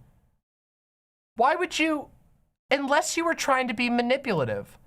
Damn. It's very weird. Did I say Lee? I said Yee, didn't I? Amos Yee? Amos Yee. Is this her trying to make it out like she battled the pedos? This is just a random clip of Amos Yee. Shut up! Shut up! This right here is what triggers my timbers. Gay, consenting adults can do whatever they want with other gay, consenting adults. A pedophile's sexuality, children aren't a gender, so it's not a sexuality, but like I've said before, cannot go through with their sick fetish without harming anybody. Speaking as a gay man, I believe we should include the P. To do otherwise is to betray the principles that give us our rights. 2018 tweet that got 18 likes from some random guy who we don't even know who this is. What is any of this? She's just playing. Is this guy even a right-winger? Is Dr. James Cantor a left-winger? Who are these people? Who the fuck are these people? For the last f***ing time. You can't sit with us! James Cantor is an open transphobe? This is Shu trying to imply she's kept the LGBT people separate from the pedos? Except for when she says that anybody who disagrees with her is being a useful idiot, which she's done multiple times in this video. My main point in a lot of those videos was, you can't sit with us. James Cantor is a conversion therapist. The person she just showed is not like a leftist or a member of the LGBT community. It's a gay conversion therapist. Why is she playing clips from her own older videos?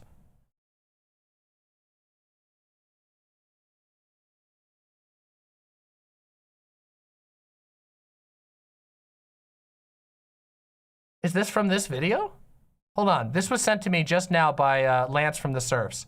Shuwon had accused me and ContraPoints of unfollowing her over pedo shit, but it was actually over her branding of drag queens as groomers. In her response video, she claims that the right vilifying LGBTQ people with her Balenciaga campaign is random, but here's the receipts. Hey, let's take a quick look. Let's take a quick look. I was responding. This guy took a random response to my tweet and implied I was responsible for someone else's opinion and therefore fueling hate crimes against gay people. I cannot control the opinions of other people. And a lot of these people aren't even in my audience. They're just random people on Twitter who found my tweet because it went viral. That is how a public forum works.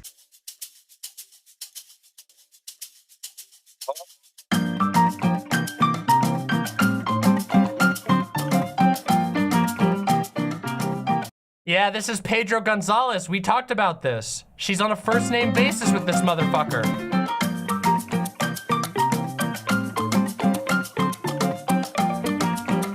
Pedro, please, look away.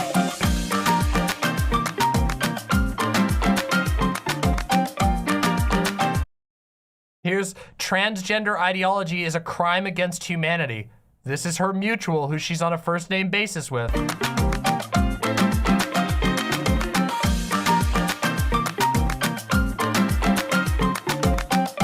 Thank you for talking about this on TV. This is the portion where she mentioned something for him to take to Tucker Carlson. From your shitpost to national TV. There you go.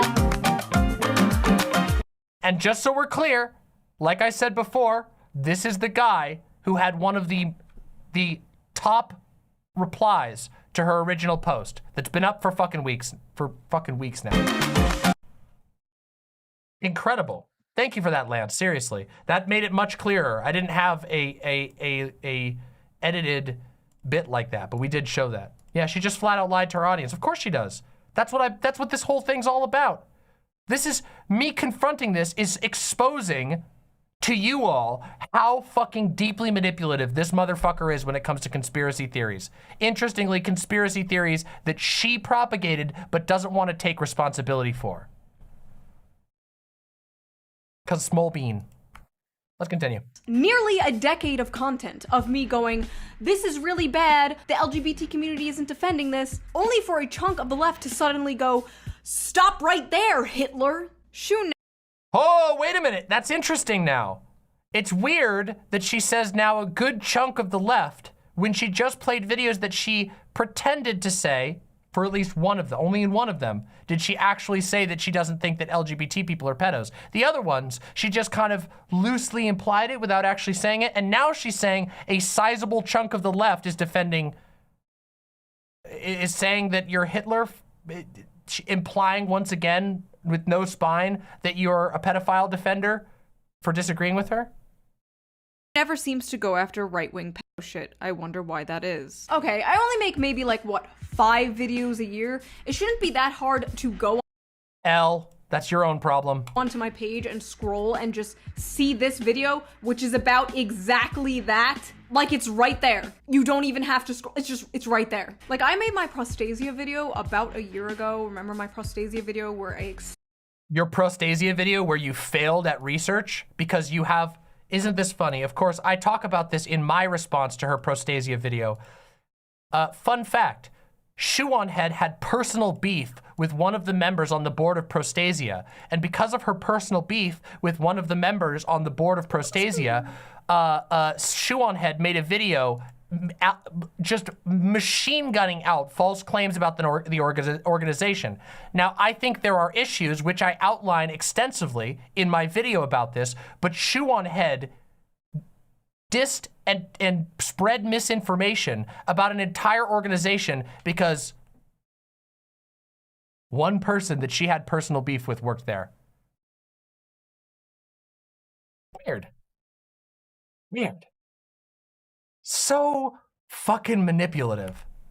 Expose some child protection organization. What if I posted that video today? Would I be bombarded with these same people and called a Nazi and a reactionary and whatever? Because the only people that were doing that last year was the organization itself. The organization was calling me alt-right for exposing them. Actually, no. It was calling your fans alt-right. Again, reading comprehension, Shoe on Head, except it's not reading comprehension. You are being manipulative. Prostasia is again undergoing a wave of alt-right attacks. A reminder, we will block those sending abusive comments. This does not mention Shoe, and unless Shoe is admitting to making attacks, which would be a self-report. That's you! That's you right now! It's a pattern from Shoe that she had for years. Even though she didn't say gay groomer out loud, it can be seen as a dog whistle. Shoe may not have said anything about LGBTQ+ people out loud, but we can hear the dog whistle from miles away. Shoe knows exactly what she's doing. 31-year-old knows exactly what she's doing. That's the thing. She did not mention gay and trans people. We know that she is thinking it, and so does her audience. It's called a dog. This is just an opinion. This is just somebody sharing their opinion. What is this? What is so bad about this comment? This is just a YouTube comment saying they think you're lying. And you know what? Don't they have good reason to think you're lying? This whole video has been you trying to convince your audience to not even look into the truth. Maybe a lot of people don't trust you because you're a fucking liar. Dog whistle. She hides behind technically not saying anything explicit. Stop falling for her dog whistling tactic. Just because she didn't say gay doesn't mean that it's not what she's implying. The sheer amount of people who still don't do you think it was because she got like ratioed by that one or something? know that Shoe on Head is a dog whistle. Her name is a dog whistle. By the way, this section is titled Useful Idiots. It always was. It's so funny to me that you can literally breathe and these people will find a way to make it a dog whistle, but a child could be holding a teddy bear in bondage gear in a fashion ad, and they call you a crazy conspiracy theorist.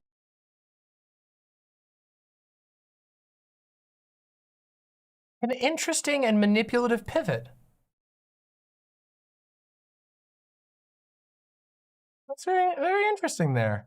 I mean, of course, we've already addressed all these, but that's an interesting little shift you've pulled off there.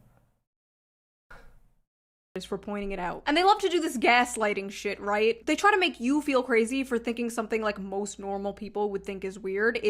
Literal soup brain. Leather isn't innately related to BDSM. What's wrong with a child seeing BDSM gear? The child does not know it's sexual It's not BDSM gear. There was no BDSM gear in that entire thing. There was a spiky piece of leather. I'm sorry, that's not BDSM gear. BDSM gear is flogs and whips that say the daddy dominator. BDSM gear is a leather and silk fuck couch. BDSM gear is a sex swing suspended in your basement. A stylized piece of leather that has spikes on it is not BDSM gear. Even if it reminds you of BDSM gear, you're projecting your own sexuality onto a piece of leather. Now, if that child had been in a room with a bunch of sex toys, we might be having a very different conversation, but that's not what happened. It was a teddy bear with a leather harness with some spikes on it, and that's it. You are the Pepe Sylvia. You're the Pepe Sylvia. What harm comes from this? Who gives a shit, dude? It's a kid. Wait, that's a really good question. What harm does come from any of this? You notice that this entire conversation, Shoe on Head has not yet elucidated what harm has been done to anyone. She won't claim that children were harmed because, to our knowledge, there was no child abuse going on in any of these things, that these were legal photo shoots where the children were not predated upon in any way. What harm was done here? What's the harm? You see, harm is really important to ask a question about because if somebody's not harming someone else, why are you mad about it? Where is the harm? What is the damage that's being done? And she never answers that question because answering that question requires being honest about facts. But the facts are not in Shoe on Head's favor, so she just ignores and implies the harm. Harm is a really important question to ask.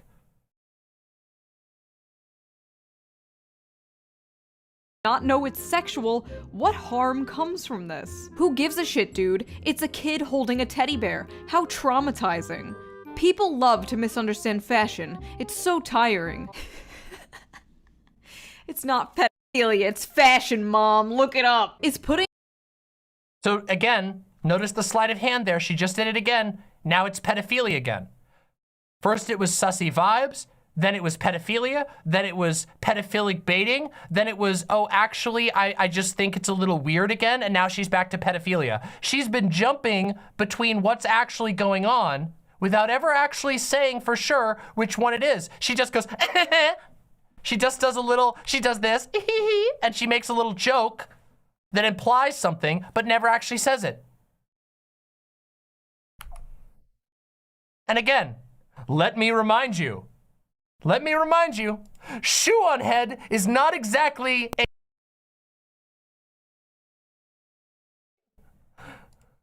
Let's just be clear about that, okay? A leather harness on a... Oh, I'm sorry. Was there a temporary mute? Oh, darn it. Driver crashed for a second. Where was I at? Where did it cut out? Shame. Audio, yeah, the audio driver crashed for a second.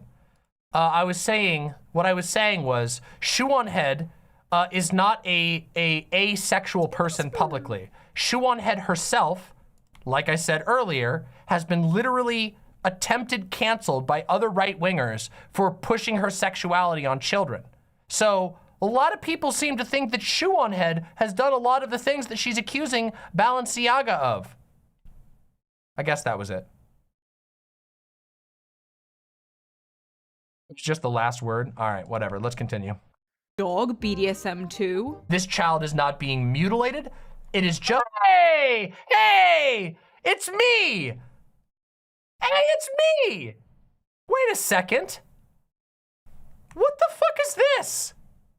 What the fuck is this shit? Why would you blur out my art but then leave the link to my website down here? Oh, you are so fucking bad at this. Shoot, is this ineptness or was this intentional? I guess we'll never know, will we? We'll never know. Why would you blur my art but not my fucking link to my website. What the fuck? Also, let's see. Can we just see? I want to hear what her cope is here. Why is she bringing up my video? Hold on. Why is she bringing up my video? Harness on a dog, BDSM 2. This child is not being mutilated. It is just holding a bear that happens to have a leather strap on it. Petco.com. Oh no, they're selling pedophile wear. I'm sorry, you can't. I was right, you bitch. I was fucking right, and you know it. Don't you wear a choker in half of your videos? Don't you wear a little BDSM heart choker? You fucking fraud. You fucking joke. How many fucking videos right now could we pull up right now on your channel where you're wearing an explicit BDSM choker? That's more than the bears, you fuck. She was in a very public BDSM relationship while having minor fans. Interesting. Now, because I'm not an insane conspiracy theorist, I don't think that is anything harmful. I don't think there's any harm that comes from Shoe on Head wearing a fucking choker. But Shoe on Head does. By Shoe on Head's own standards, she's full of fucking shit. And she knows it. She fucking knows it. Damn, that must have really bothered her. That must have really bothered her. Enough that she put me in the chapter that's titled Useful Idiots. Useful Idiots for pedophilia. Isn't that fucking scummy? Isn't that motherfucking scummy? Because I called her on her shit, because I got a good ass burn in, now she wants her fans to think I'm a pedophile. Oh, and by the way, maybe now would be a good time to bring up all of the images of people from her community immediately after she posted this video, flooding into my comments to call me a pedophile. Here we go. Here, let me just, you know what? Let's just do it. Let's bring a couple of these up, shall we? And the transphobia too. Let's not forget that. Let's not forget that. Hold on a second. Oh, this is gonna be really interesting. This is gonna be so much fun. Oh, this person did a ton. Oh, this one did. Oh, this is gonna be good. Oh my God, we have so many.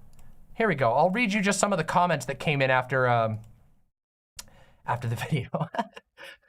All right, you guys ready? You guys ready to see these with your own eyes? Okay, let's take a look. Here we go. Let's start with the first one. Demon Mama, you're looking too far into things, hun. And yo, you're defending Balenciaga? How map of you. That's weird. That's really weird. So because I looked too deep, even though that's what they're doing, they're rabbit holing, I looked too deep, and that makes me a pedophile. Interesting. Let's continue. Let's see another one. Oh, this one was fun. This one wasn't a pedophile thing. This one was just, well, it was implied. You know, kind of like Shu does. Are you non-binary? And I replied, I am, yes. And you're expecting people to take you seriously when talking about this topic? Hey, I wonder what that could mean. I wonder what the, what do you guys think that means? What do you think they're trying to say there? This is on my Balenciaga video, by the way. I wonder what they're trying to imply there. Oh, here's a fun one. Ready? Maybe you're allowing personal judgment to cloud your judgment because posing kids in photo shoots with kink gear. The children were not posed with kink gear. There was a leather strap on a bear, is pretty objectively skeevy. Literally just don't exploit children in photo shoots with kink stuff. That's what's being asked of people. I know this is hard for you to understand, but Shu is an adult. Children in Balenciaga's photos are children. They cannot possibly consent to posing with in kink. To be honest, this video is more of a red flag on Demon Mama than it is of Shu. Demon Mama thinks the children of the photos of children posing are okay. Let's go to the next one, shall we? Oh, this person was fun. This is a really special fan. You'll notice they actually didn't just comment on my Shoe on Head video. They went and put these things on my other videos. Here we go. Let's read these ones out. Oh, it's just a leather strap on a teddy bear. It is a leather strap on a teddy bear. No, that was legit BDSM wear. You're a pedo enabler for defending that degenerate shit, you retard. Okay, pedophile. How come you endorsed pedophilia? Watch how you use groomer logic. Should we go some more? You look like somebody who probably grooms kids. Wouldn't be shocked, to be honest, considering you support pedophilia. Demon Mama, you seem pretty predatory. I hope you're not around kids. Here we go, here's another one. Mad respect for being openly delusional. This was me responding to Xanderhall, who commented on one of my videos. It's the same thing with the cuties thing. I didn't talk about cuties in any of my videos. I'm beginning to think a lot of your people, I wonder what they mean by your people, huh? Are just closet kid fiddlers yourself, because the only time you people come out of the woodworks is whenever something obviously sus is called into question. The company itself called it weird and said it was a mistake, but because you psychopaths live in a world where your psychosis reigns supreme, you purposely connect things that aren't connected and connected. People like you is why the left is not taken seriously and the alternative right continues to have the chokehold it has. You make it hard to be a liberal. Huh. Here we go, here's another one. Demon Mama, upon looking at the photo of a child with a bondage bear, pretty normal photo shoot. Demon Mama then describes the second photo with another bondage bear, the one with a pink eye. I don't know what they were talking about with that. As a goth bear, and thinks the assortment of chains and leashes lying around is a nothing burger because that's what the company sells. And let's ignore how weird it is to have a child posing with any of this crap. You fucking dumb asshole. You fucking stupid cunt. Balenciaga makes pet leashes. They make pet collars, you fucking idiot. Prior to this video, I just thought BreadTube was giving June the monkey paw treatment in interpreting all of this, but now I think it's actively malicious. Because Demon Mama is so disingenuous and thinks these photos are nothing of concern, it makes me concerned about Demon Mama's moral compass. BreadTube has a skeeve problem. That's just a small selection of the comments that I've received alleging me without any evidence, only for disagreeing with Shoe on Head, calling me a pedophile. And Shoe on Head was so nice as to include my clip in the useful idiots section of her video about pedophilia. Or I should say about her invented pedophile conspiracy. Oh, yeah. Oh, sorry. I want to read this one real quick, okay? Yeah. Here we go. Okay? Here we go. These are some comments that were sent to me. This is comments from her video now, okay? So we did my video. We did replies that were sent directly to me. Now let's see what it's like on her video. What's it like being a Nazi, says one person, and one of her fans replies, based. Are you pro-pedophilia? Interesting. That's a little weird one, isn't it? Isn't it weird to have people in your audience that say that being a Nazi is based? That seems really fucking weird. Shu said things against child molesters. This is anti-gay. Hit dogs holler, as they say.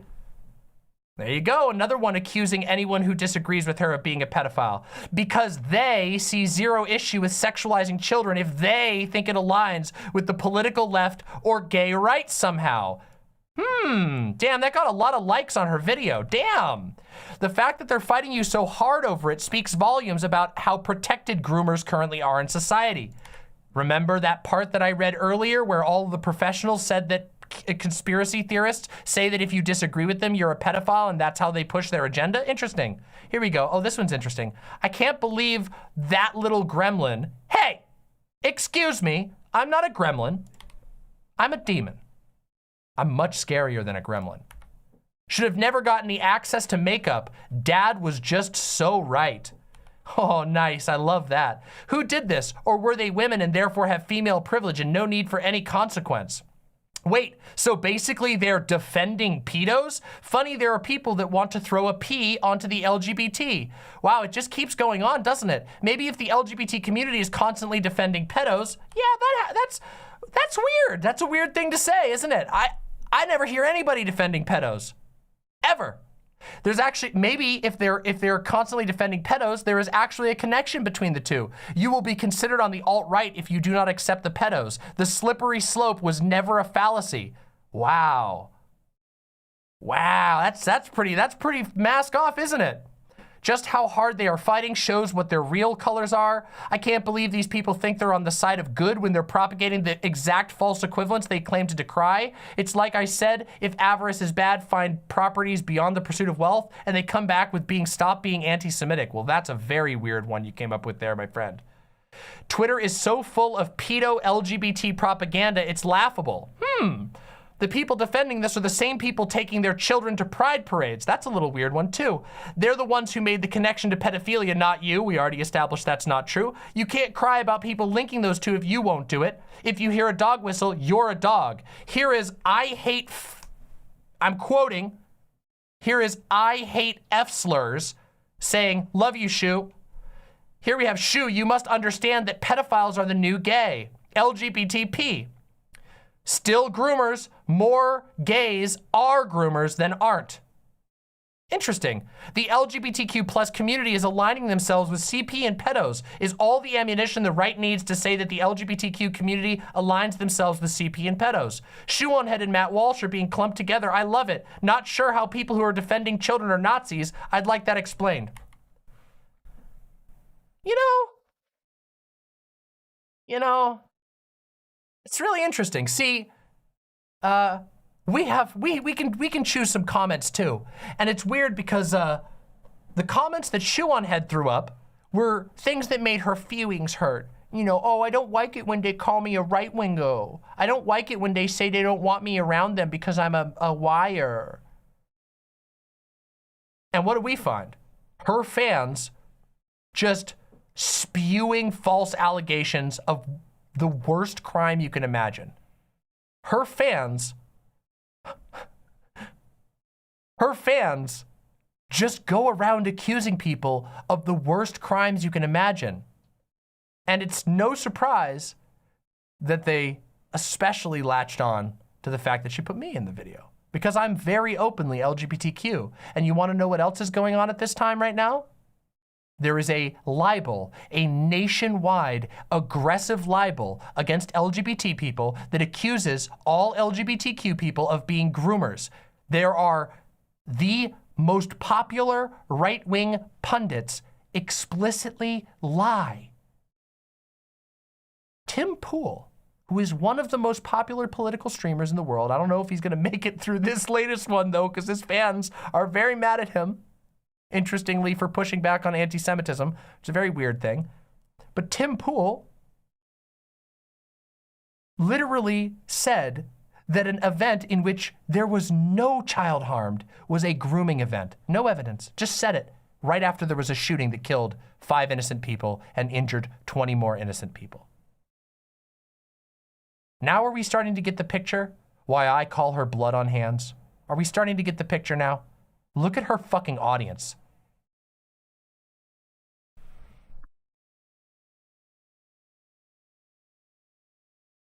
If that type of shit was in my audience, not only do I know that you motherfuckers would tear the absolute motherfucking shit out of that, but I would too. And I do. Nobody pushes that shit in my name, but Shoe-on-Head just lifts her hands up and says, oops, oopsies. I accidentally, intentionally created a conspiracy theory. Pathetic. Let's continue. Oh no, they're selling pedophile wear. I'm sorry, you can't fool a degenerate. That is a BDSM harness. Maybe Shoe.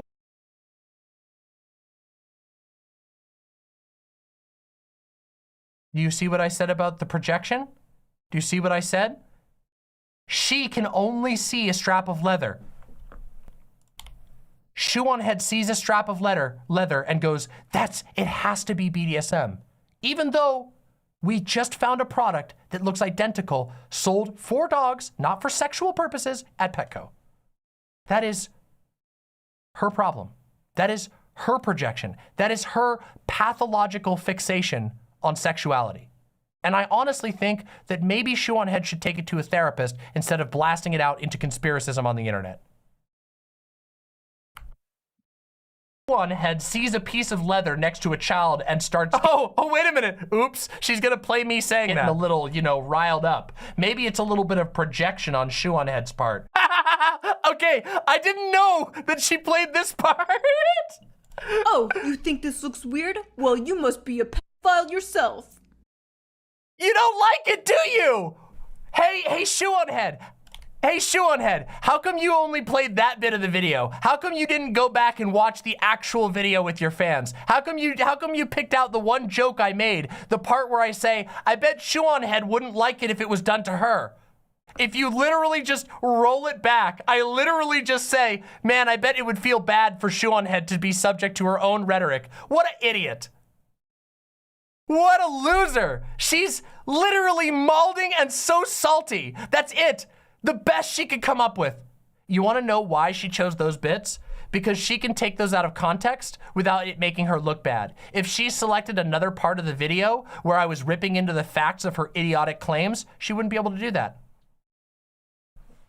Literal clip chimp. She mad. Damn, she mad. Good. Fuck you. Wow, got him. This shit went viral on like normie Twitter and Facebook and TikTok. There were like Uh-oh, everybody. Uh-oh, everybody.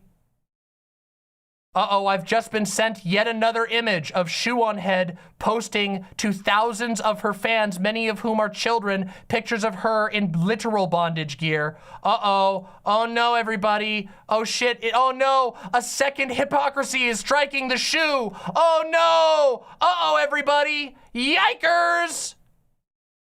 Yikers.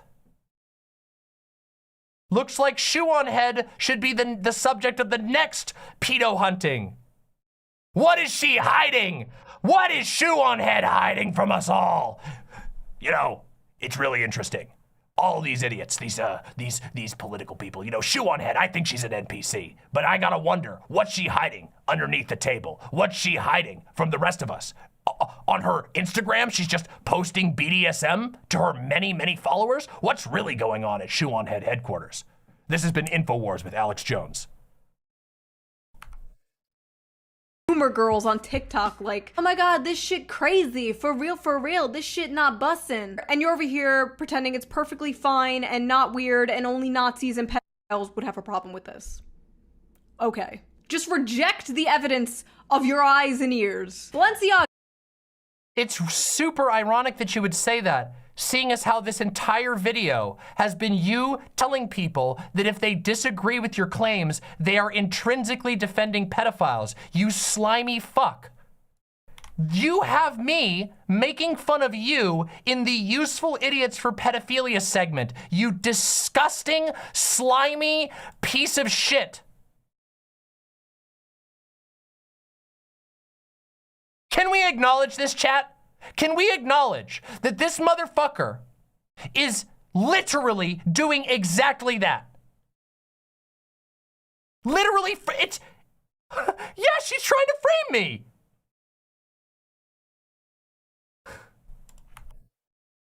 Better be paying you people good, because if they're not, that's even more pathetic. They should at least throw you like one of those $3,000 high-heeled Crocs or whatever the f***. Like the brand itself even admitted it was weird, yet you're over here. The brand threw their artist under the bus because you freaks tried to cancel them over it. I don't give a fucking shit about Balenciaga, but you trying to pretend that the brand agreed with you when you're literally defending the corporate tactic by which they censor their own employees. Your insane mob got them to fire their artist, and you're celebrating like that. You're celebrating it like it makes you right? Pathetic. Run in defense for them for free. Even more annoying than the gaslighting has to be the whataboutism. You want to talk about gaslighting? Listen, all of you who are watching this right now, this video is an expose in real time of Shoe on Head's gaslighting. And by the way, this video is gonna go out tomorrow, okay? And tomorrow, it's going to be called Shoe on Head Fans Won't Watch This. And it's true, they won't. But if they did, they would realize that gaslighting is exactly what Shoe is trying to pull here. This entire fucking video has been her trying to convince people to not actually analyze the facts and instead ride with her on her feelings adventure.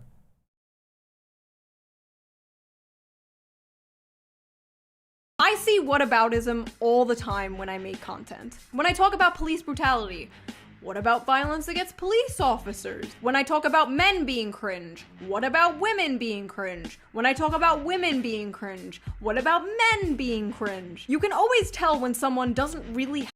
Quick fact check too. As Danny says, Balenciaga closed their Twitter days before this photo shoot even went live. They put out a press release saying that they closed their Twitter because they didn't want to deal with Elon Musk and the security issues there. Shu is lying to you. All of you, every last one of you, is being lied to by this slimy little fuck. Have a point, or they are low-key defending the thing you're talking about when they do this what about shit. And every time you want to talk about weirdo shit involving children, there's like 12 motherfuckers that crawl out. Now, notice again, once again, just calling attention to it, weirdo shit about children. Now it's not pedophilia anymore. Now it's weirdo shit. Which is it? Which one is it? Are children being systematically abused? Or is it not? Oh, why do I even try?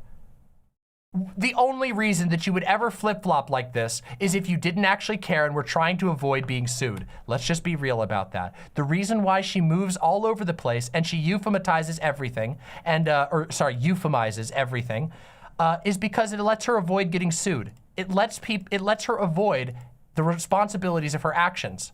That's it. That's the only reason. It's because it makes her money. If she actually cared about child abuse, she would be saying there is pedophilia going on every time. But every time she has to make a specific claim, she deftly avoids using the terminology she uses indirectly before. It's super, super manipulative.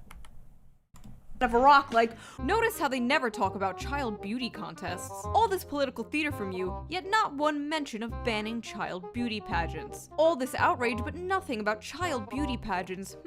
Oh yeah? You're talking about this bad thing? What about this other bad thing? What is this, It's really weird that she followed up my segment, that she puts clips of me before talking about this, and just never says what I supposedly did wrong. What was wrong about what I said?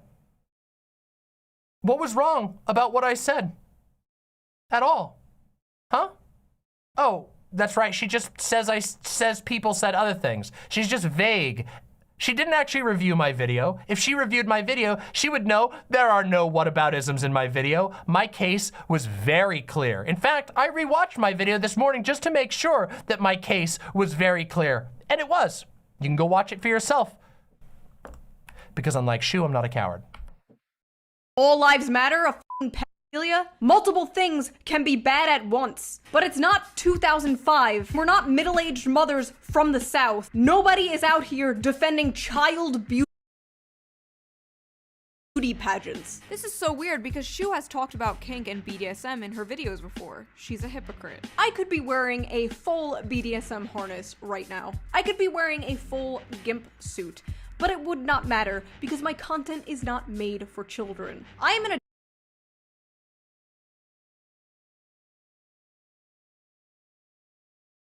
Is Balenciaga's content made for children?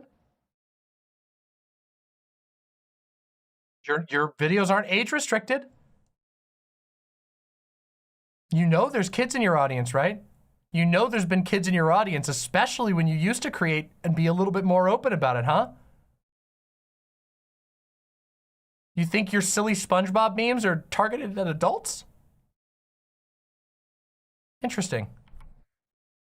adult who makes content for adults. You either have a room temperature IQ or you're coping. Shu is Catholic but never calls out. Oh yeah, it's everyone else who's coping. Definitely not Shu on Head who's coping. Definitely not. The pedophilia of the Catholic Church. Has June ever talked about pedophilia in the church? I can't find her mentioning it. And again, these people don't watch my content. Hell, I even had a joke about it in my prostasia video. It's literally tax exempted. It is a tax exempted pedophile club. You hear that, by the way? Yeah, Shu on Head alleged very directly that the organization Prostasia is a pedophile club, with no evidence of that. No evidence that it was a pedophile club. It is an organization that she disagrees with, that I disagree with in some levels. But there is no evidence whatsoever, not at all, that this organization is a pedophile club. She made that up. And look at how she just glazes over it. Accusations change like... So it's a church. Oh, wow. Wow, Shu, what a killer call out.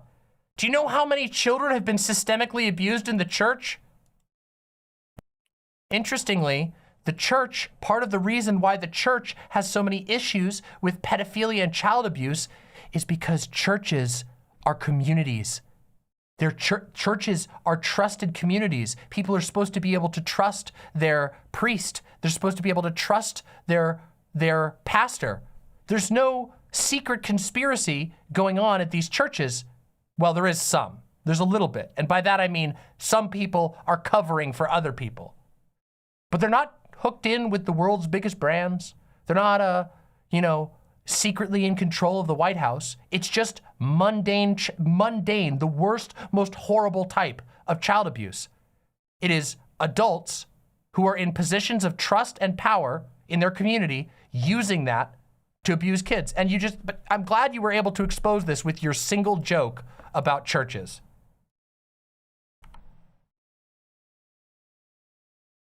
Hold on, remember Cuties? Remember when Cuties came out? Cuties, which, much like the Balenciaga thing, had nothing to do with LGBT people. And like a dozen articles came out from liberal journalists about how like everyone criticizing it is alt-right.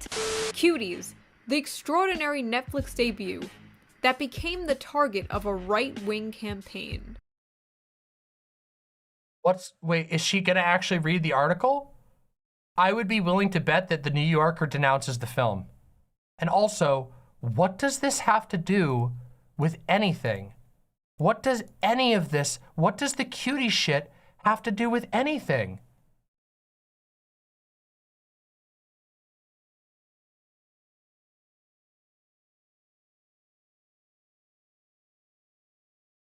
Oh, Shoe-on-Head's current boyfriend says that abuse within the church is a KKK talking point. Oh, that's curious. Yeah, wait a minute. This is a whataboutism. The great irony is that she's doing a whataboutism in her segment where she was mad about whataboutisms. For real? Controversy surrounding it seems to be propaganda fueled by non-types and anti-Semites. Audiences hate it because there's a moral panic right-wing campaign. Oh yeah, this is the person that she has a beef with, by the way. You notice this account, I just happen to know this because I pay attention to things and actually look into evidence. This account right here is the person who also is a part of Prostasia. They are not all of Prostasia at all. They are one person at Prostasia. Shoe-on-Head has had a years-long beef with this person. This is that person coming up again, just so that we're clear. Just so you understand the level of derangement that Shoe-on-Head is on right now. Targeting it. Wrong. Leftists like Shoe-on-Head and Vosh are critical of the film. Shoe-on-Head is a notorious alt-right asshole. Hit my own. I am Adolf Hitler! Okay, I'm sorry. I did not mean to press my sound barred with either of those. I apologize. Also, that was literally just, I hit two buttons at once. That was, again, I really need to move the Hitler one. But, there you go. Have a little chuckle. An unintentional chuckle. I wish I had written that joke. Oh, you just tagged 2 aggressive, horrible accounts. Please delete that tweet. You're putting people on the thread at risk. And was Cuties not basically beauty pageant shit? It had nothing to do with gay people. And once again, we were calling it out. And where were you? Calling us f***ing Nazis. It doesn't f***ing matter. Who are you talking to? Who are you addressing, Shoe-on-Head? I just want to just draw one more piece of attention here. Have you noticed how in this video I have been very specific with my allegations? that I've been very specific to make my case against Shoe on Head's actions, and when it's necessary, demonstrate that Shoe on Head's audience has a problem. Shoe on Head just vaguely says you, interestingly, after putting my face on the video, despite the fact that my video about Shoe on Head lays out a very structured case that is evidenced for what I believe. And also, I do roast her at the end. She got real mad about that part. Isn't that fucking weird?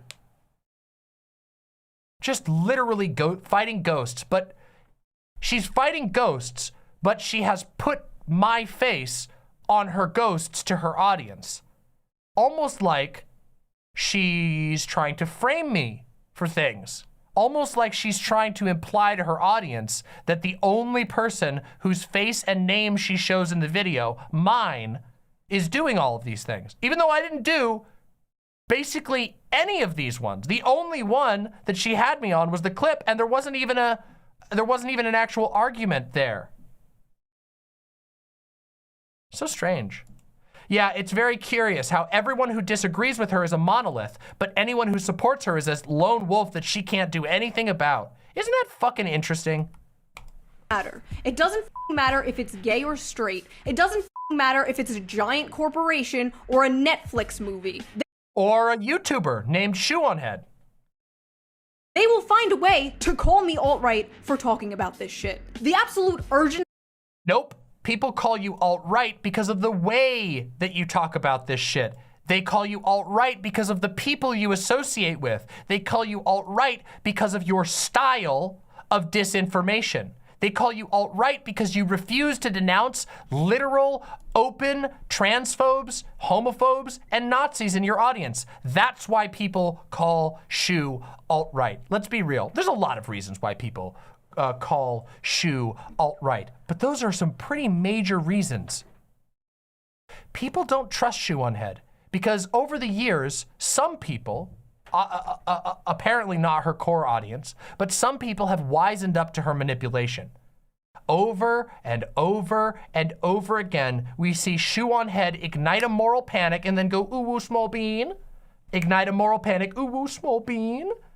Ignite a moral panic, ooh, woo, small bean.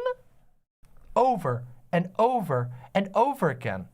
And people are fucking tired of it. People are tired of your fucking shit. It's played out, it's boring, it's stale, and it's harmful.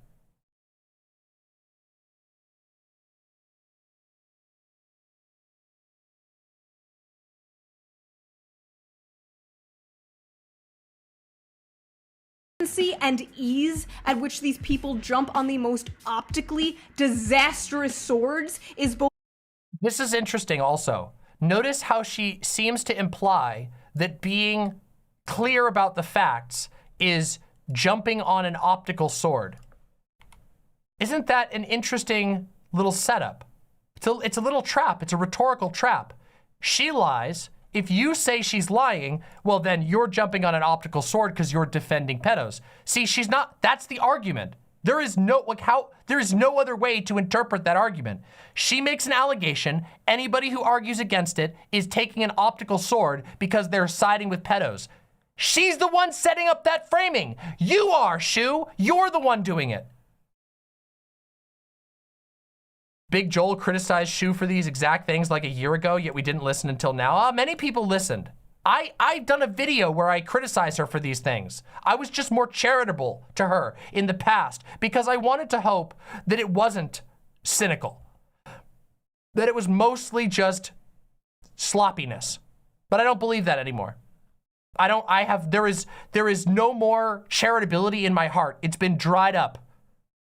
And interestingly, so has it for pretty much everybody else. A lot of fucking people are just done being mass gaslit by Shoe on Head. Shoe on Head literally putting tweets up that contradict what her mouth is saying while she's saying, tweet said this. And on the screen, you can see that it doesn't. It's a fucking flex. She's flexing on you. And by you, I mean those of you who still watch Shoe uncritically. horrifying and incredible to me. The term MAP went from something on Tumblr that I talked about 7 years ago to now real hired academics using the term. Stigma against MAPs is a problem in part because it makes MAPs think that they're monsters. That's really problematic in terms of MAP well-being. It's really hard to cope when you think you're a terrible person because you have attractions that you can't change. And I'm a licensed professional counselor and sex therapist in Erie, Pennsylvania. And today I want to talk about minor attracted persons. Keep in mind, by the way, this is a second whataboutism. This is the second whataboutism.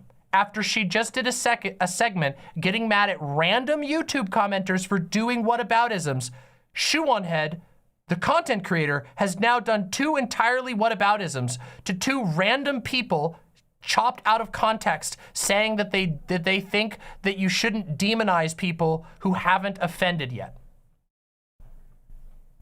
That's what that guy just said. The guy before said, we want people who find out, who realize they have a problem, to go get help and not to offend. That's what they were saying. And now she's using that as a part of a whataboutism to distract from the actual point. What the fuck? What the fuck? Just endless lies, endless manipulation. Most folks are making incorrect assumptions about them without actually knowing much about them. And those assumptions create harm for an already marginalized population. Notice the familiar language they're using. They are co-opting progressive language. And I want the community, I want people. Were they? Was that a co-option of progressive language? I didn't see any progressive language there. All I heard was 2 people laying out an argument that ostensibly Shoe on Head disagrees with.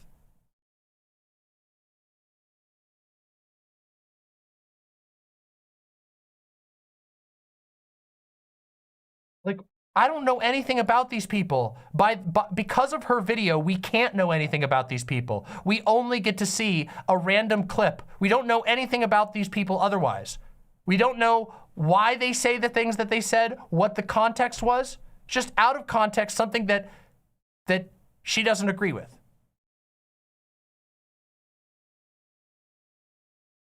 Was it because somebody said marginalized? Is that word alone progressive language?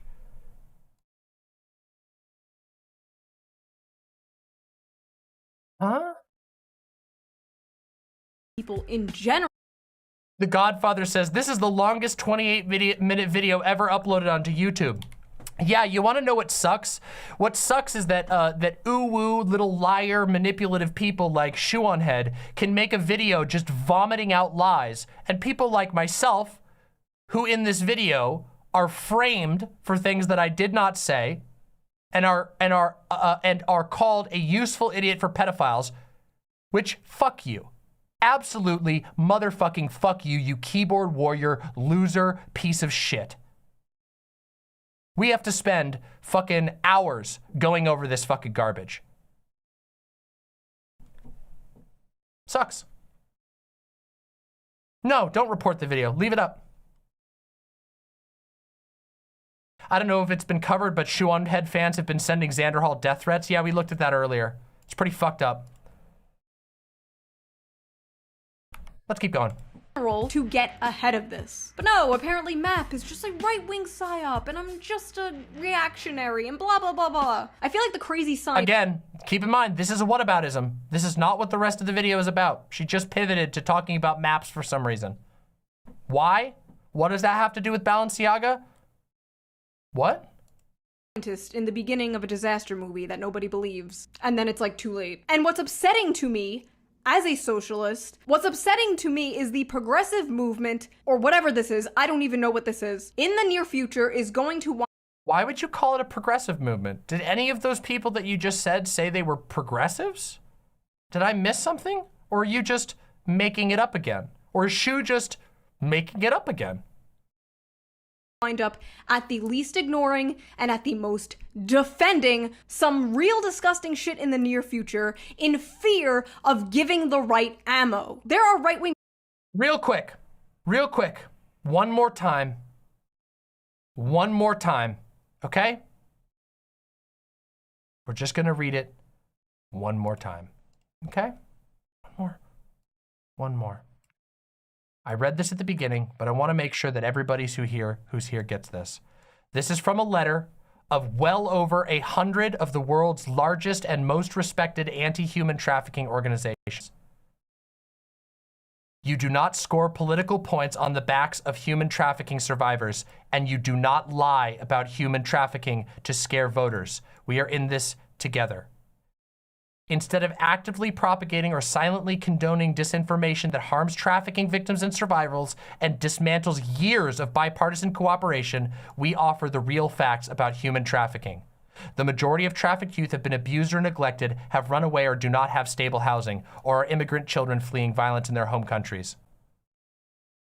They are the youth that we as society have failed. They are not abducted by strangers or Hollywood elites. They are abandoned by failing and under-resourced systems.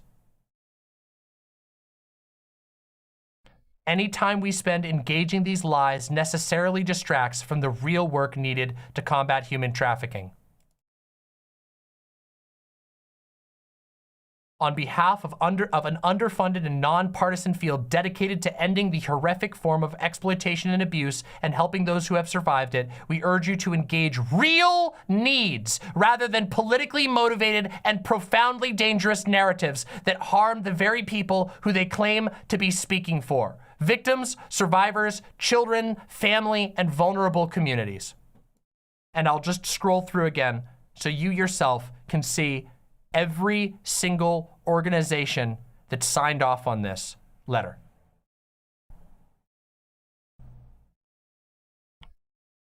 You're not helping anybody, Shoe on Head. You're propagating conspiracy theories. You are a YouTuber who couldn't fucking research her way out of a wet bag. Stop it.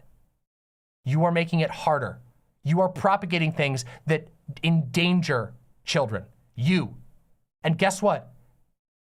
It's not the lefties. It's not the people in your YouTube comments that organizations have called out. It's people like you. You are literally the people that this letter is talking about.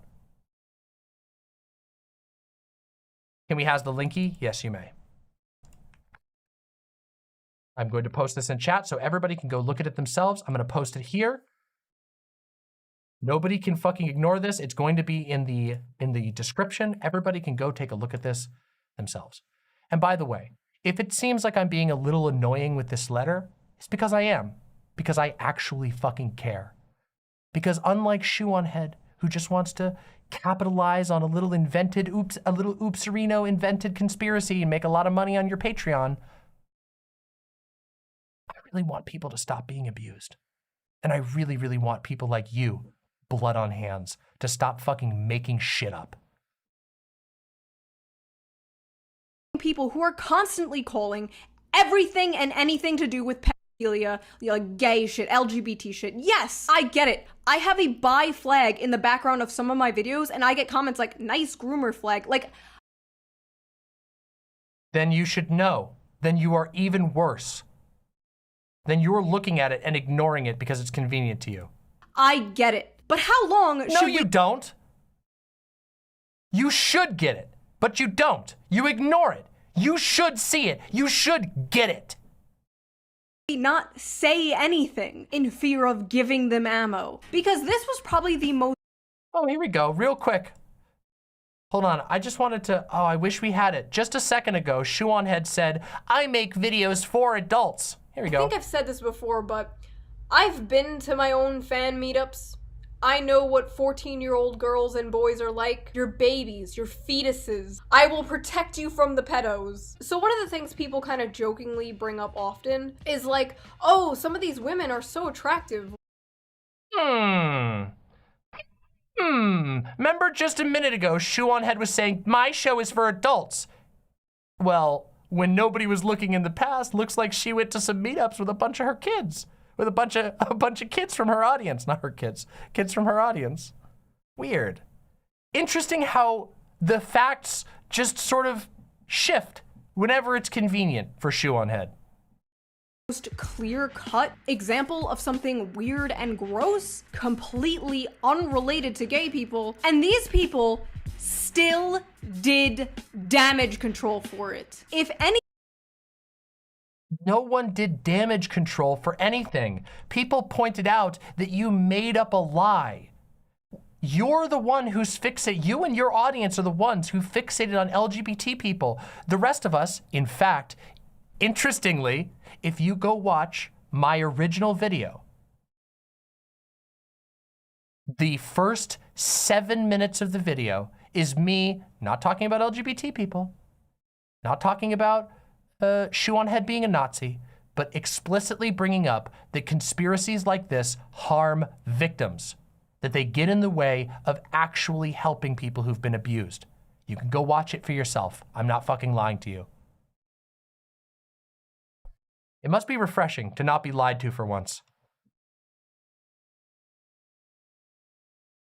anything would ever give the right ammo, it's the way you acted so quickly to defend this shit. And yes, by implying I can't talk about it, or I'm committing scholastic terrorism, or whatever the the new buzzword is, that is defending this. This shit that anyone with eyes can see is creepy. I have been talking about this stuff all—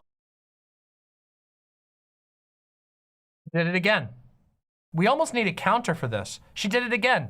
Now it's creepy. Now when she's talking about something specific, it's creepy. Before it was pedophilia, before it was a pedophile conspiracy, before that it was pedobaiting, now it's just creepy. All of my career, and I have a great track record. I was talking about maps years ago, and now there's hired academics using the term. I warned about Amos Yee, who said I was too mean to pedophiles, and he was arrested for having CP. I exposed prostate— Amos Yee was an open pedophile. You didn't do anything. Everybody on the entire planet knew that Amos Yee was a fucking pedophile. He openly talked about it. What are you fucking talking about? That's like saying you're Sherlock Holmes because you looked to the side of the room and there was a wall. Wow, I discovered the wall, everybody. Then they shut down This is Shu just jerking herself off. their forum so young maps could no longer enter it. I helped get the word out about this Balenciaga thing, and even the brand itself. Which is fraudulent. Which is fucking fraudulent. You fucking idiot. You haven't proven shit. Self had to admit it was creepy and is now doing an investigation. Creepy. Creepy. She did it again. Into it. I don't care if you yourself don't want to talk about this stuff. I don't care. You do you, I will do me. But all I ask is that you stay out of my way when I am doing me. And just know that I am not sorry. I did nothing wrong, and I will do it again. Goodbye. So it wasn't accidental, right? So when you said in the beginning that you accidentally created it, that was a lie, right, Shu? Your definitive statement at the end of this is that you have no regrets, that you will do it again, that it was intentional.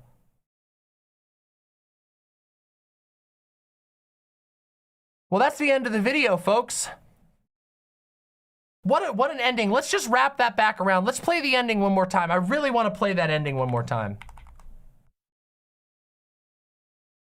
This shit that and now there's hired academics using the term. I warned about Amos Yee, who said I was too mean to pedophile forum, so young map brand itself had to admit it was creepy and is now doing an investigation into it. I don't care if you yourself don't want to talk about this stuff. I don't care. You do you, I will do me. But all I ask is that you stay out of my way when I am doing me. And just know that I am not sorry.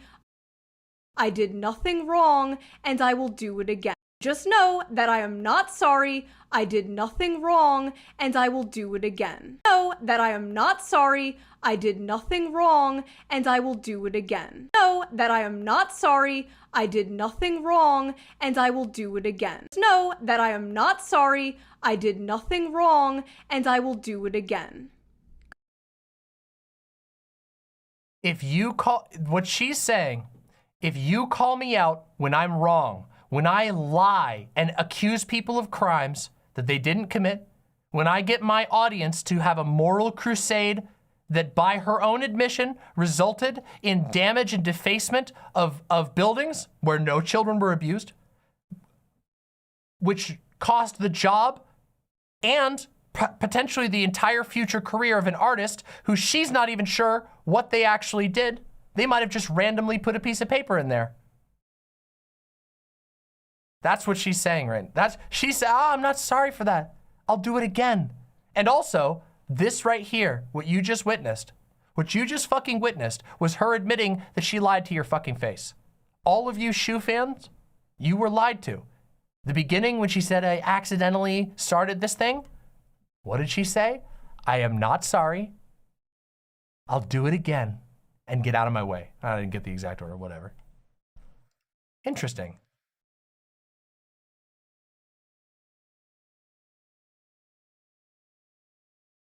It's literally, yeah.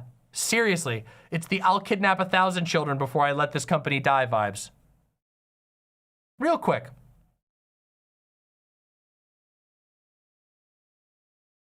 What you have now witnessed, what you witnessed, thanks to Demon Mama, is a frame by fucking frame disassembly of this lying freak's campaign of misinformation.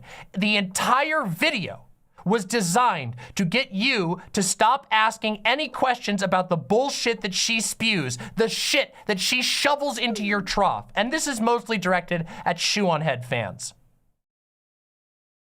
She wanted you to stop asking. She makes a threat, get out of the way when I do my shit.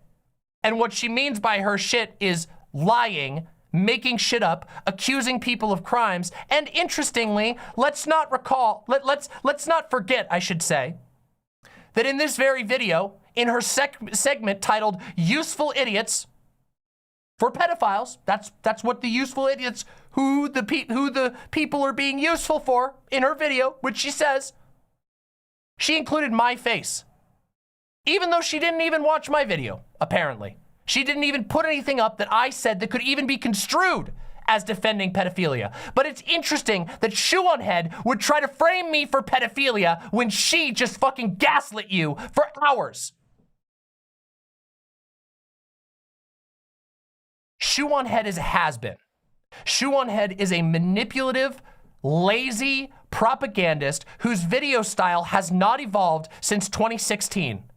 She sits on a pile of 1.9 million subs and blathers about moral panics with no evidence whatsoever. Her videos encourage you to turn off your brain, to not ask any questions, and to consider anyone who disagrees with her a pedophile.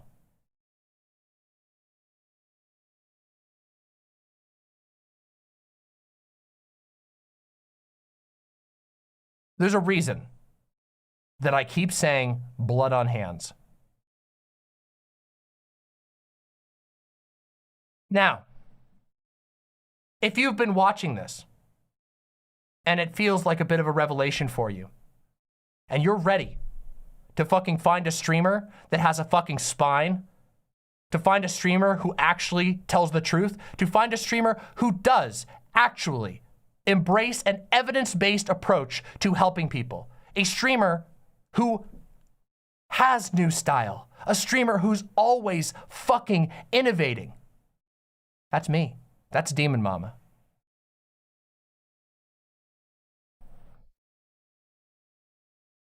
You're fucking tired of getting lied to? If you're fucking tired of getting blasted with a lazy echo chamber of fucking has-been bullshit, if you're tired of being told that you should be angry about random fucking clothing lines in a world in which child abuse is rampant, just not in the way that Shoe on Head likes to share it, and everyone who has any sort of meaningful experience with fighting child abuse agrees? It's fucking time. Press that motherfucking subscribe button and smash that motherfucking like button. And in fact, you know what? It's the least you can do. The least that Shoe on Head's fucking shithole community can do is come on over and make it up to me for their stupid fucking entertainer framing me for bullshit. Lying about me and my friends, implying that me and my friends and my colleagues are fucking groomers and pedophiles with no fucking evidence because she's too busy fucking tying red lines all over the place. That's fucking bullshit. And everyone who calls that out is right to call it out. No, you do not actually have to jump on board with a bunch of bullshit, false allegations. You do not have to fucking listen to this pathetic professional victim fill your ears with bullshit as she shoves your face in her fucking lies.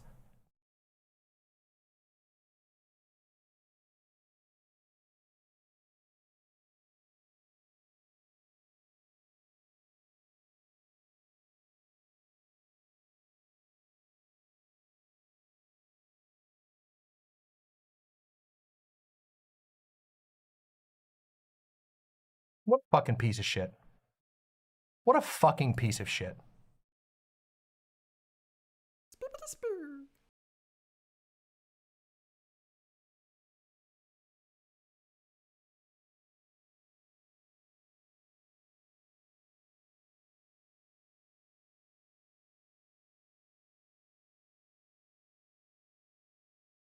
Ashmar says, holy shit, I haven't seen Mama this mad in a long time. I haven't been this mad in a long time. Seriously. I have not been this mad in a long time. Because, as it turns out, when a 1.9 million subscriber YouTube channel gets triggered by little old me saying that you're a fucking liar and proving that you're a fucking liar, and then decides to tee-hee frame me as a pedophile defender, say that I'm a useful idiot for pedophiles, that fucking pisses me off. It's fucking disgusting. It's pathetic. And it's spineless. And I'm tired of dealing with it. I'm tired of playing games, and I'm tired of everybody having to pretend that people like this have anything positive to fucking add. This fucking freak is starting conspiracy theories left and right that end up with literally psychopathic weirdos breaking into random stores. For nothing. For nothing. It's Pizzagate.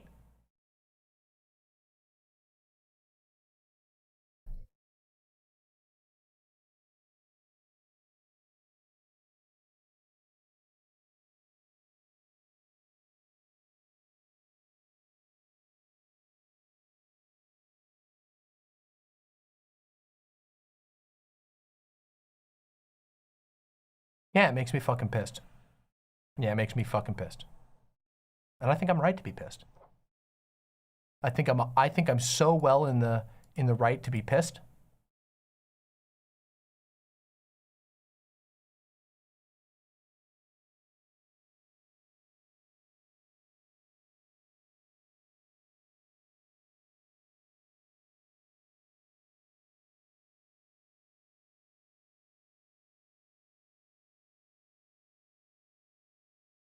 And just keep in mind, by the way, just keep in mind that her video has something like 500,000 views at this moment. Actually, let's see. We can get an update. Shoe on Head's video has, sorry, I overestimated. 311,000 views on this video. 311,000 views in this video. Because she's got a huge platform, she's just blasting out lies about me and mine in real time. Isn't that interesting? Lauren X Pandamus says the due diligence you displayed in this segment is the reason I still catch every stream after a year and a half of watching you. Yeah, it's funny. I didn't watch this. I didn't pre-watch this, but I prepared a lot. After I was done last night, I was up very late putting together every piece of evidence and documentation that I could to make my case. Because my case is independent of this fucking video. This fucking video is emblematic of the bullshit. My point is that you don't get anywhere, you don't help anybody by propagating falsehoods, misinformation, and conspiracy theories.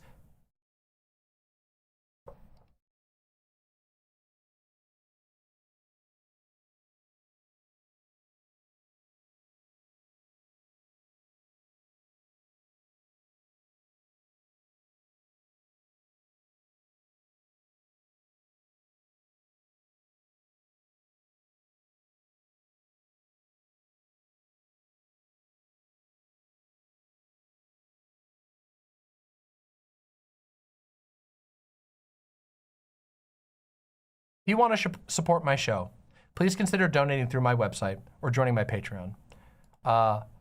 This show is my full-time job, which is cool. I don't have any sponsors. I don't know any of that shit. I just want to keep making my show. So if you want to support me in that endeavor, go ahead and support me. Put a lot of work into what I do. And I deal with a lot of fucking shit. I deal with a lot of fucking shit, especially when people like Shoe on Head pull shit like this. I deal with a lot of people accusing me of being a pedophile, which is incredibly fucking hurtful.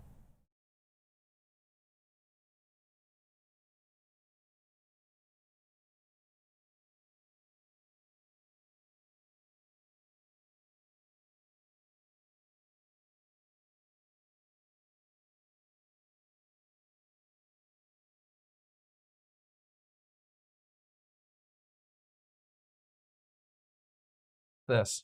Let's take a look at this. Take a look. We just got a little video in. This is so weird because Shu has talked about kink and BDSM in her videos before. She's a hypocrite. I could be wearing a full BDSM harness right now. I could be wearing a full GIMP suit, but it would not matter because my content is not made for children. I am an adult who makes content for adults. You either have a room temperature IQ or you're coping. I think I've said this before, but I've been to my own fan meetups. I know what 14-year-old girls and boys are like. Your babies, your fetuses. I will protect you from the pedos. This is so weird because Interesting. Yeah, fucking interesting. It's a good edit. It's an excellent edit.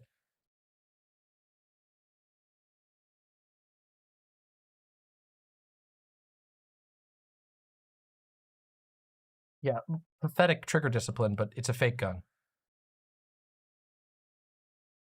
Machionio says, I could not handle the things Demon Mama does. The stress and hate would pull me under. It takes a really strong and resilient person to do that. Thank you, I appreciate that. It is fucking difficult, actually.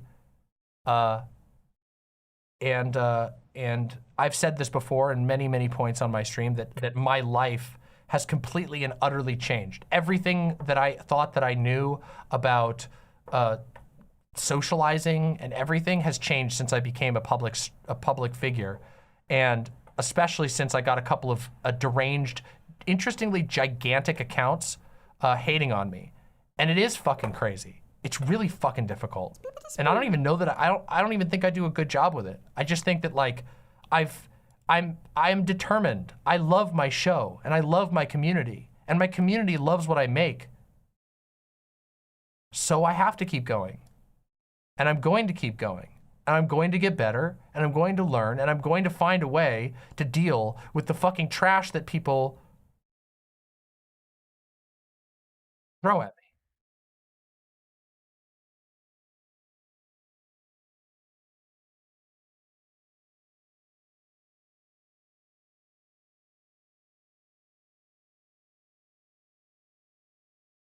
We just need a clip of her repeating, I'm not sorry, I'll do it again for 30 seconds. Yeah, memesters and clipsters out there, you should clip that. And every time, because this is gonna happen again, it'll probably happen again in just a couple of months, Shoe on Head will pretend this never happened, and then she'll accidentally spark another one, and you'll have that clip on hand, ready to go.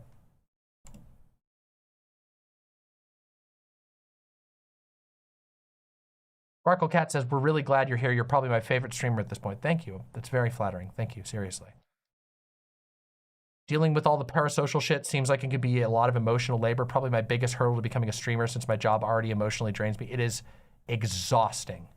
It is exhausting. Oh, people got, hold on. Oh, we got a clip. Somebody got the clip. Oh my God, somebody got the clip. Oh yeah, somebody made the clip.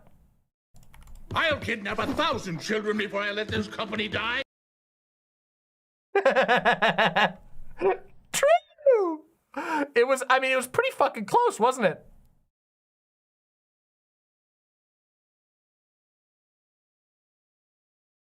Hey, thank you very, very much for the $50. I do not know how to pronounce your name. I'm very sorry. I don't read Cyrillic. New to your channel, it's inspired me to start writing scripts for videos, so thank you. Thank you. That's really awesome. I know it's not related, but a healthy distraction might be in order. What tendency do you tend to consider yourself to be? Do you consider yourself autonomist, anarchist, councilist, LAC, etc.? I tend to lean towards anarchist philosophy. I don't really I don't really find a lot of value in political labels. Yeah. It's, yeah, so but I do tend towards anarchist philosophy. I tend to find anarchist philosophy very inspiring and very motivating, and a lot of my philosophy is very inspired by anarchist thought. Nick White says, you're extremely entertaining. Keep it up. Thank you very much. Manic Jackson said, Demon Mama is the best and brightest star, shining alongside Keffels. We love her. You are not alone, Mama. Thank you. I know I'm not alone. Thank you very much. Great stream, Demon Mama. This is a lot to subject yourself to, and we definitely appreciate it. I'd love to chat with you one-on-one someday, but please take care of yourself and some time to relax. We will have call-in streams in the future.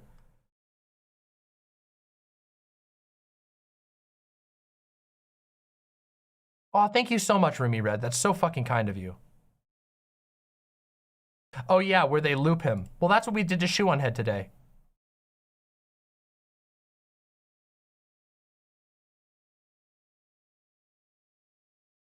Oh yeah, and also on Sunday, you can pay 20 bucks to donate, to debate me or to have a conversation with me.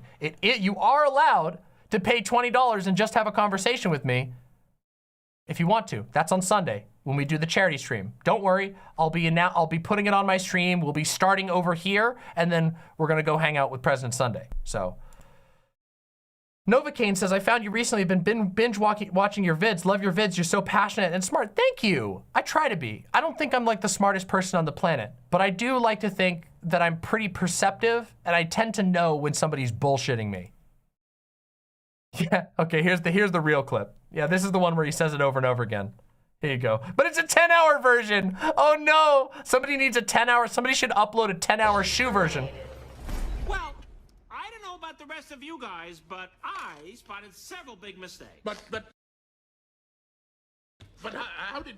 What a good movie, though. Let's watch my favorite part again, shall we? I'll kidnap 1,000 children before I let this company die. What? I'll kidnap 1,000 children before I let this company die. I really did give it to her. I really did give her the water news experience. Damn. Yeah, who would have known all along? I was not a demon. I was Mike Wazowski.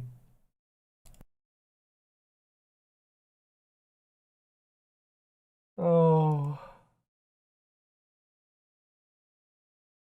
Wild. I will, femboy low poly. You can argue with me about anything. Can we talk to you and President Sunday about basically anything? Yeah, as long as it's not TOS. 20 bucks is the buy-in. You pay 20 bucks, you get 15 minutes with me or President Sunday or whoever else is on, because there's a couple of other guests that are going to be coming on. That's on Sunday, not tonight. Have you been watching Chainsaw Man? No, I've never seen Chainsaw Man. Yeah, that movie does have a very hopeful ending. Mike Wazowski is a demon? Yeah, he could be. He could be a demon type. I mean, Mike Wazowski's based, I gotta say. Gotta say that Mike Wazowski's pretty fucking based. I love him. He's a good guy. Based and exposing evil people pilled.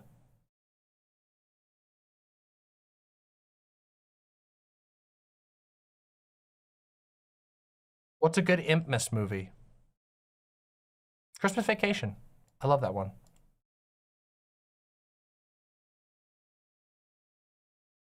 Which actor would you have play you in the inevitable biopic?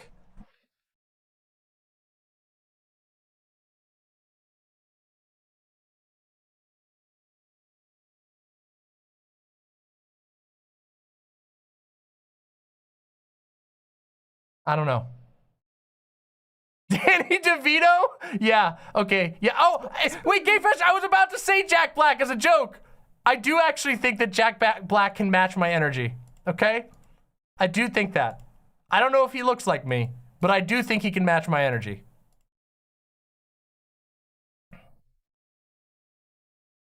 Well, thank you very much. Thank you very much for that recommendation. Like I said, I'm sorry I can't pronounce your name.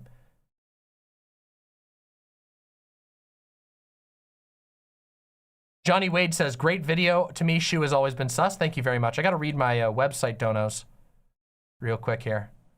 Let's read these website donos.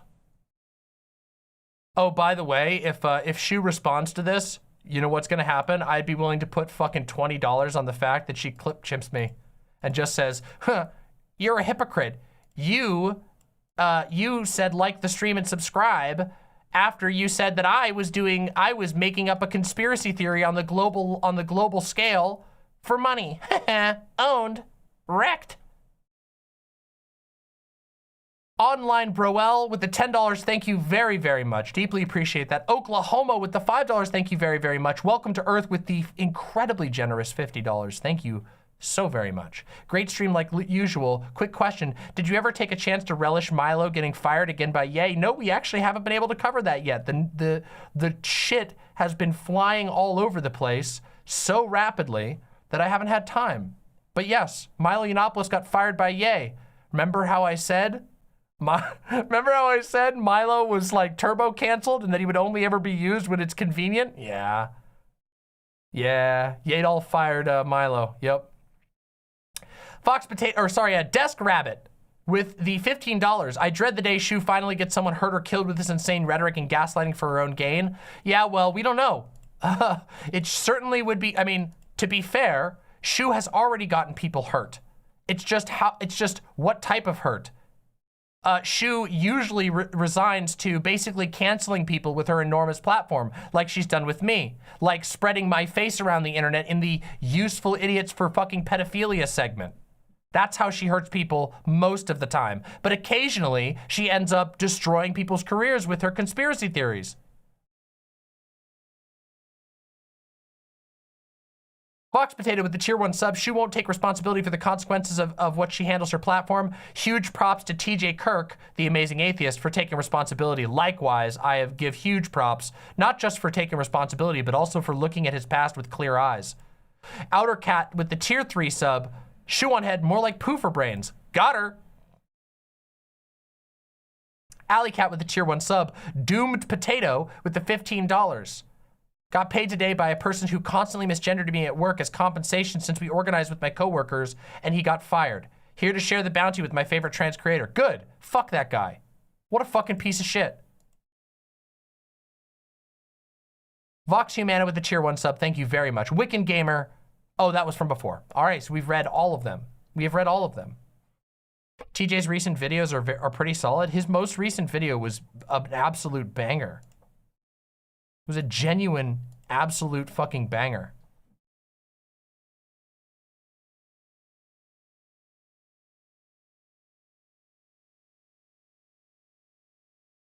Oh, I missed Aska's? Wait, hold on a second. I'm sorry. Did I miss one? Thank you for letting me know. Wait, where's Aska's? Oh no, wait, did it go through Streamlabs? Hold on, did it pop up on the screen? What the heck happened? Intentions Nasty says, Demon Mom is the reason why I got out of my Doomerist arc and now I'm making connections with other lefties and walking forward in my progress with my transition. Fucking hot shit. That's fucking awesome. That's fucking sick. I'm glad I could help inspire you. That's basically what I can do. It's not much, but it's something.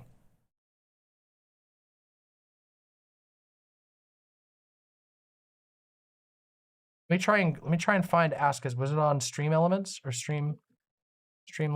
Maybe it was on Streamlabs. Let me check through Streamlabs. Captain Eve with a tier 2 sub. Demon Mom is the only content creator whose chat I've ever bothered to join because she is without peer. You do excellent work. Holy shit, thank you so much. I really do try to bring it to the next level. I genuinely do. I I don't want to just be another streamer. I'm the first demon type streamer. Nobody's like me. Nobody will be like me.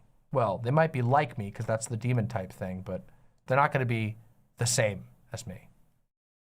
Let me make sure I can get that message real quick. Thank you so much for that, Captain Eve. Thank you very, very much.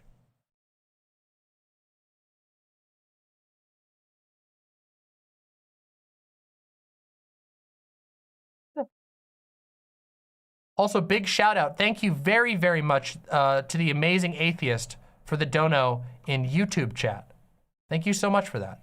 Genuinely, thank you very much. Also, Motel Wi-Fi with the $5. I have to head out, but this is the first live stream I've caught and I loved it. Take care. Hey, thank you. Really appreciate that a lot. Okay, so, can you have, Oh, Aska says, I was thanking you for your awesome work and was cheering and tooting for the demon-typed streamer. Okay, I'm sorry. I don't know what happened. I lost it somewhere. Maybe it's just, I mean, it probably went through Streamlabs and just didn't pop up. I should be able to see it. I don't know. My notifications have been fucking weird lately. I see, maybe it's in here.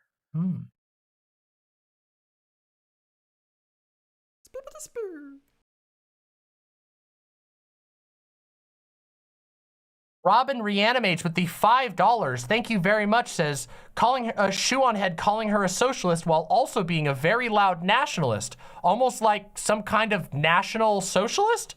Curious, really makes you think. Yeah, you know, it is funny. It is kind of weird that Shoe on Head is super loud about being a nationalist and now is calling herself a socialist.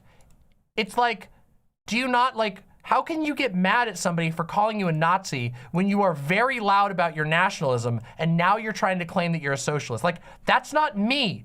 That's you. That's your fucking words. I am Adolf Hitler! There you go. There's the joke. You guys get the joke. There you go. Ha ha hee hee. Hummy Nipples with the $5 said, do you guys remember punk back in the 90s when leather collars and bracelets with spikes and literal steel chains and clothing was worn and advertised by children and teenagers? And it wasn't sexual then either. It's just fucking edgy clothes.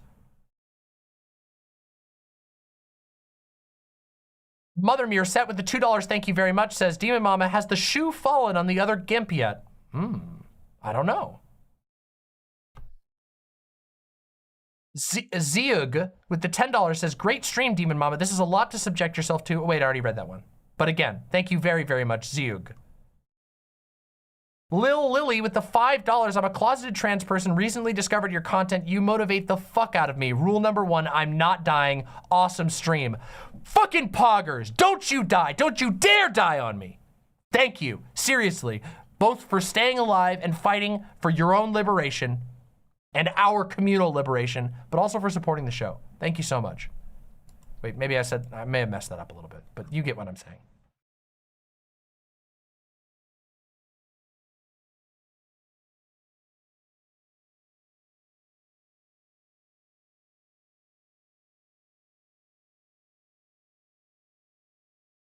Someone here says, I just don't know how Vosh can still platform and defend Shu. I don't know that he really does. I don't know that he does. I think that sometimes he's reluctant to talk about Shu, probably because he's personal friends with Shu, and it is very difficult to deal. Okay, imagine this, okay? Hold on, I'm gonna give you a quick scenario, okay? Listen up. Listen up, okay? Imagine that you're really good friends with somebody. Like you've been friends with them for years, all right? And you go out to dinner with them one night, okay? And you're sitting down, you're eating your food, you're having a nice conversation, and then they look you dead in the eyes and they say, hey buddy, I'm gonna go take a shit in the middle of the dining room. And then you go, please don't. Fuck, please don't. You're kidding, right? Like that's gotta be a joke. And you laugh, you go, Good joke, buddy. And then you see your friend get up, start to pull down their pants, bend over in the middle of the room, and then they lay a big fat fucking turd in the middle of the restaurant. And then they go, "This is for my friend." No, okay, that's too far. They just take a big, giant shit in the middle of the floor. And then everybody in your town saw you hanging out with that friend in the restaurant when they took a giant shit on the floor. And they go, "Hey, aren't you the friend of the person who took a giant shit in the floor?" You might just go, "Oh my God, oh my God. Oh, Jesus fucking Christ." Jeez, oh fuck. And I'm gonna be completely honest. I feel like I want to, I'm trying to be as charitable as possible. And I think that's basically where Vosh is in all this. You all have been fucking hounding me about my opinion about Vosh. But from my perspective, you know, I can understand why he would want to avoid the topic, because not because he's irresponsible politically. Obviously, Vosh is an outspoken supporter of gay people. I just think that Shu is his personal friend, and Shu keeps taking shits in the middle of the floor, and it's annoying and embarrassing to have people ask you about it. And also, on the flip side, don't be fucking annoying, but did you know, I know that some of you are Voshites, I know that some of you are Vimps. You can ask him to review my video. You can just do that. I react to his videos all the time. I react to Zan videos. I react to everybody's videos. We all react to each other's videos. You can just ask him. It's that easy.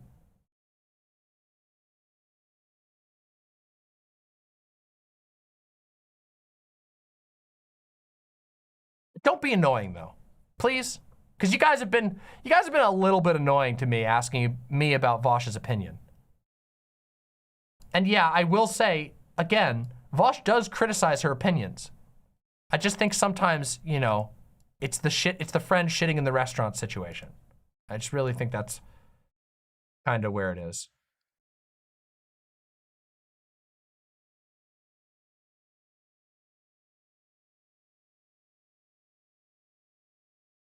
I mean, I will say that this video is a bridge pretty far, even for Shoe on Head. I do think that that Vosh would have a fun time reacting to my video, especially because of how fucking hard I exposed this motherfucker. But again, my video is really gonna be kind of long.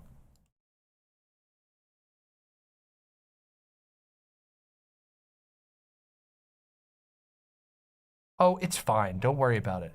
A symbolic symbol. Don't worry. It's water under the bridge. I'm just explaining. I'm not mad at any individual person. You're fine. Don't worry about it. I'm not mad at you or anything.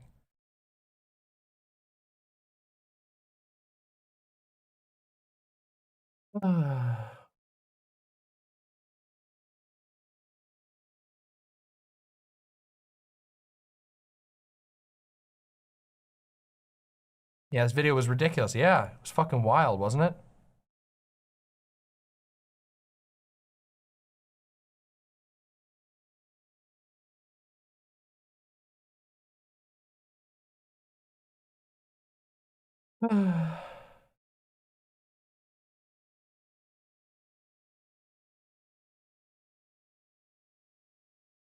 Tonight was definitely a doozy. Yeah, just so you guys, we're out of the main.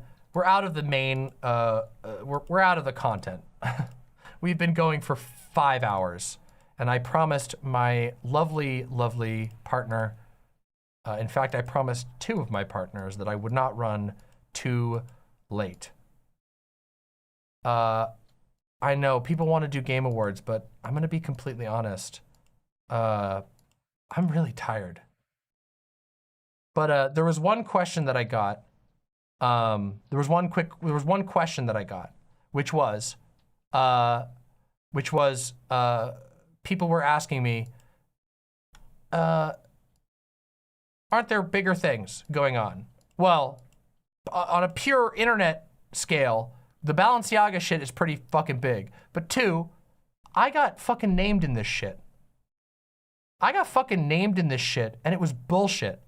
So I reserve the right to respond. Shoe is trending on Twitter. I did this. Well, this is the time, by the way. Just so you know, this VOD will be up on my channel. It will be timestamped. You guys want to go show people this video? Send them it and link them to the timestamp. And of course, we're going to be putting up the edited video, the edited version of this that was a joke. I don't think I have the power to do that. I'm going to be posting this video tomorrow. So please spread it around. This shit needs to be exposed fucking hard. You want me to raid Xanderhall? How do I do that? What's the thing? It's called a redirect. Oh wait, I can set the redirect. Hold on. But before we do anything else, we're gonna wrap stream now because I'm fucking tired. However, if you're here, if you enjoyed this stream, if you found it informative or provocative, first, give me those motherfucking likes. But second, please press subscribe. Please. Subscribe and ring the bell. We would love to have you back. We're really trying to reach 20K by the end of the year so that I can stop being a little small bean. So I can stop getting fucking jumped on by psychotic, gigantic channels.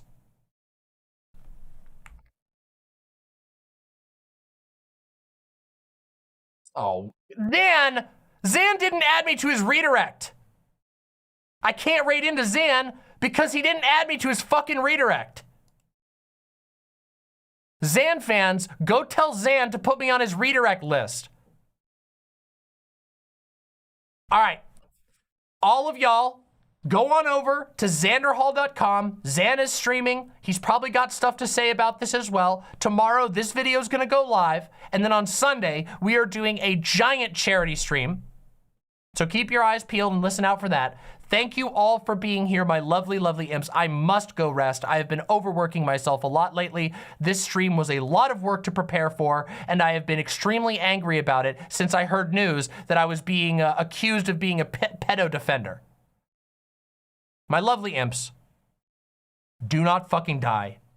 Much communal love to each and every one of you. And I'll see you all very soon, okay? Very, very soon, okay? And Danny, I'm gonna get this video up on the server right away. Let's chop it up and get it out for morning, okay? Mwah! Bye, everyone.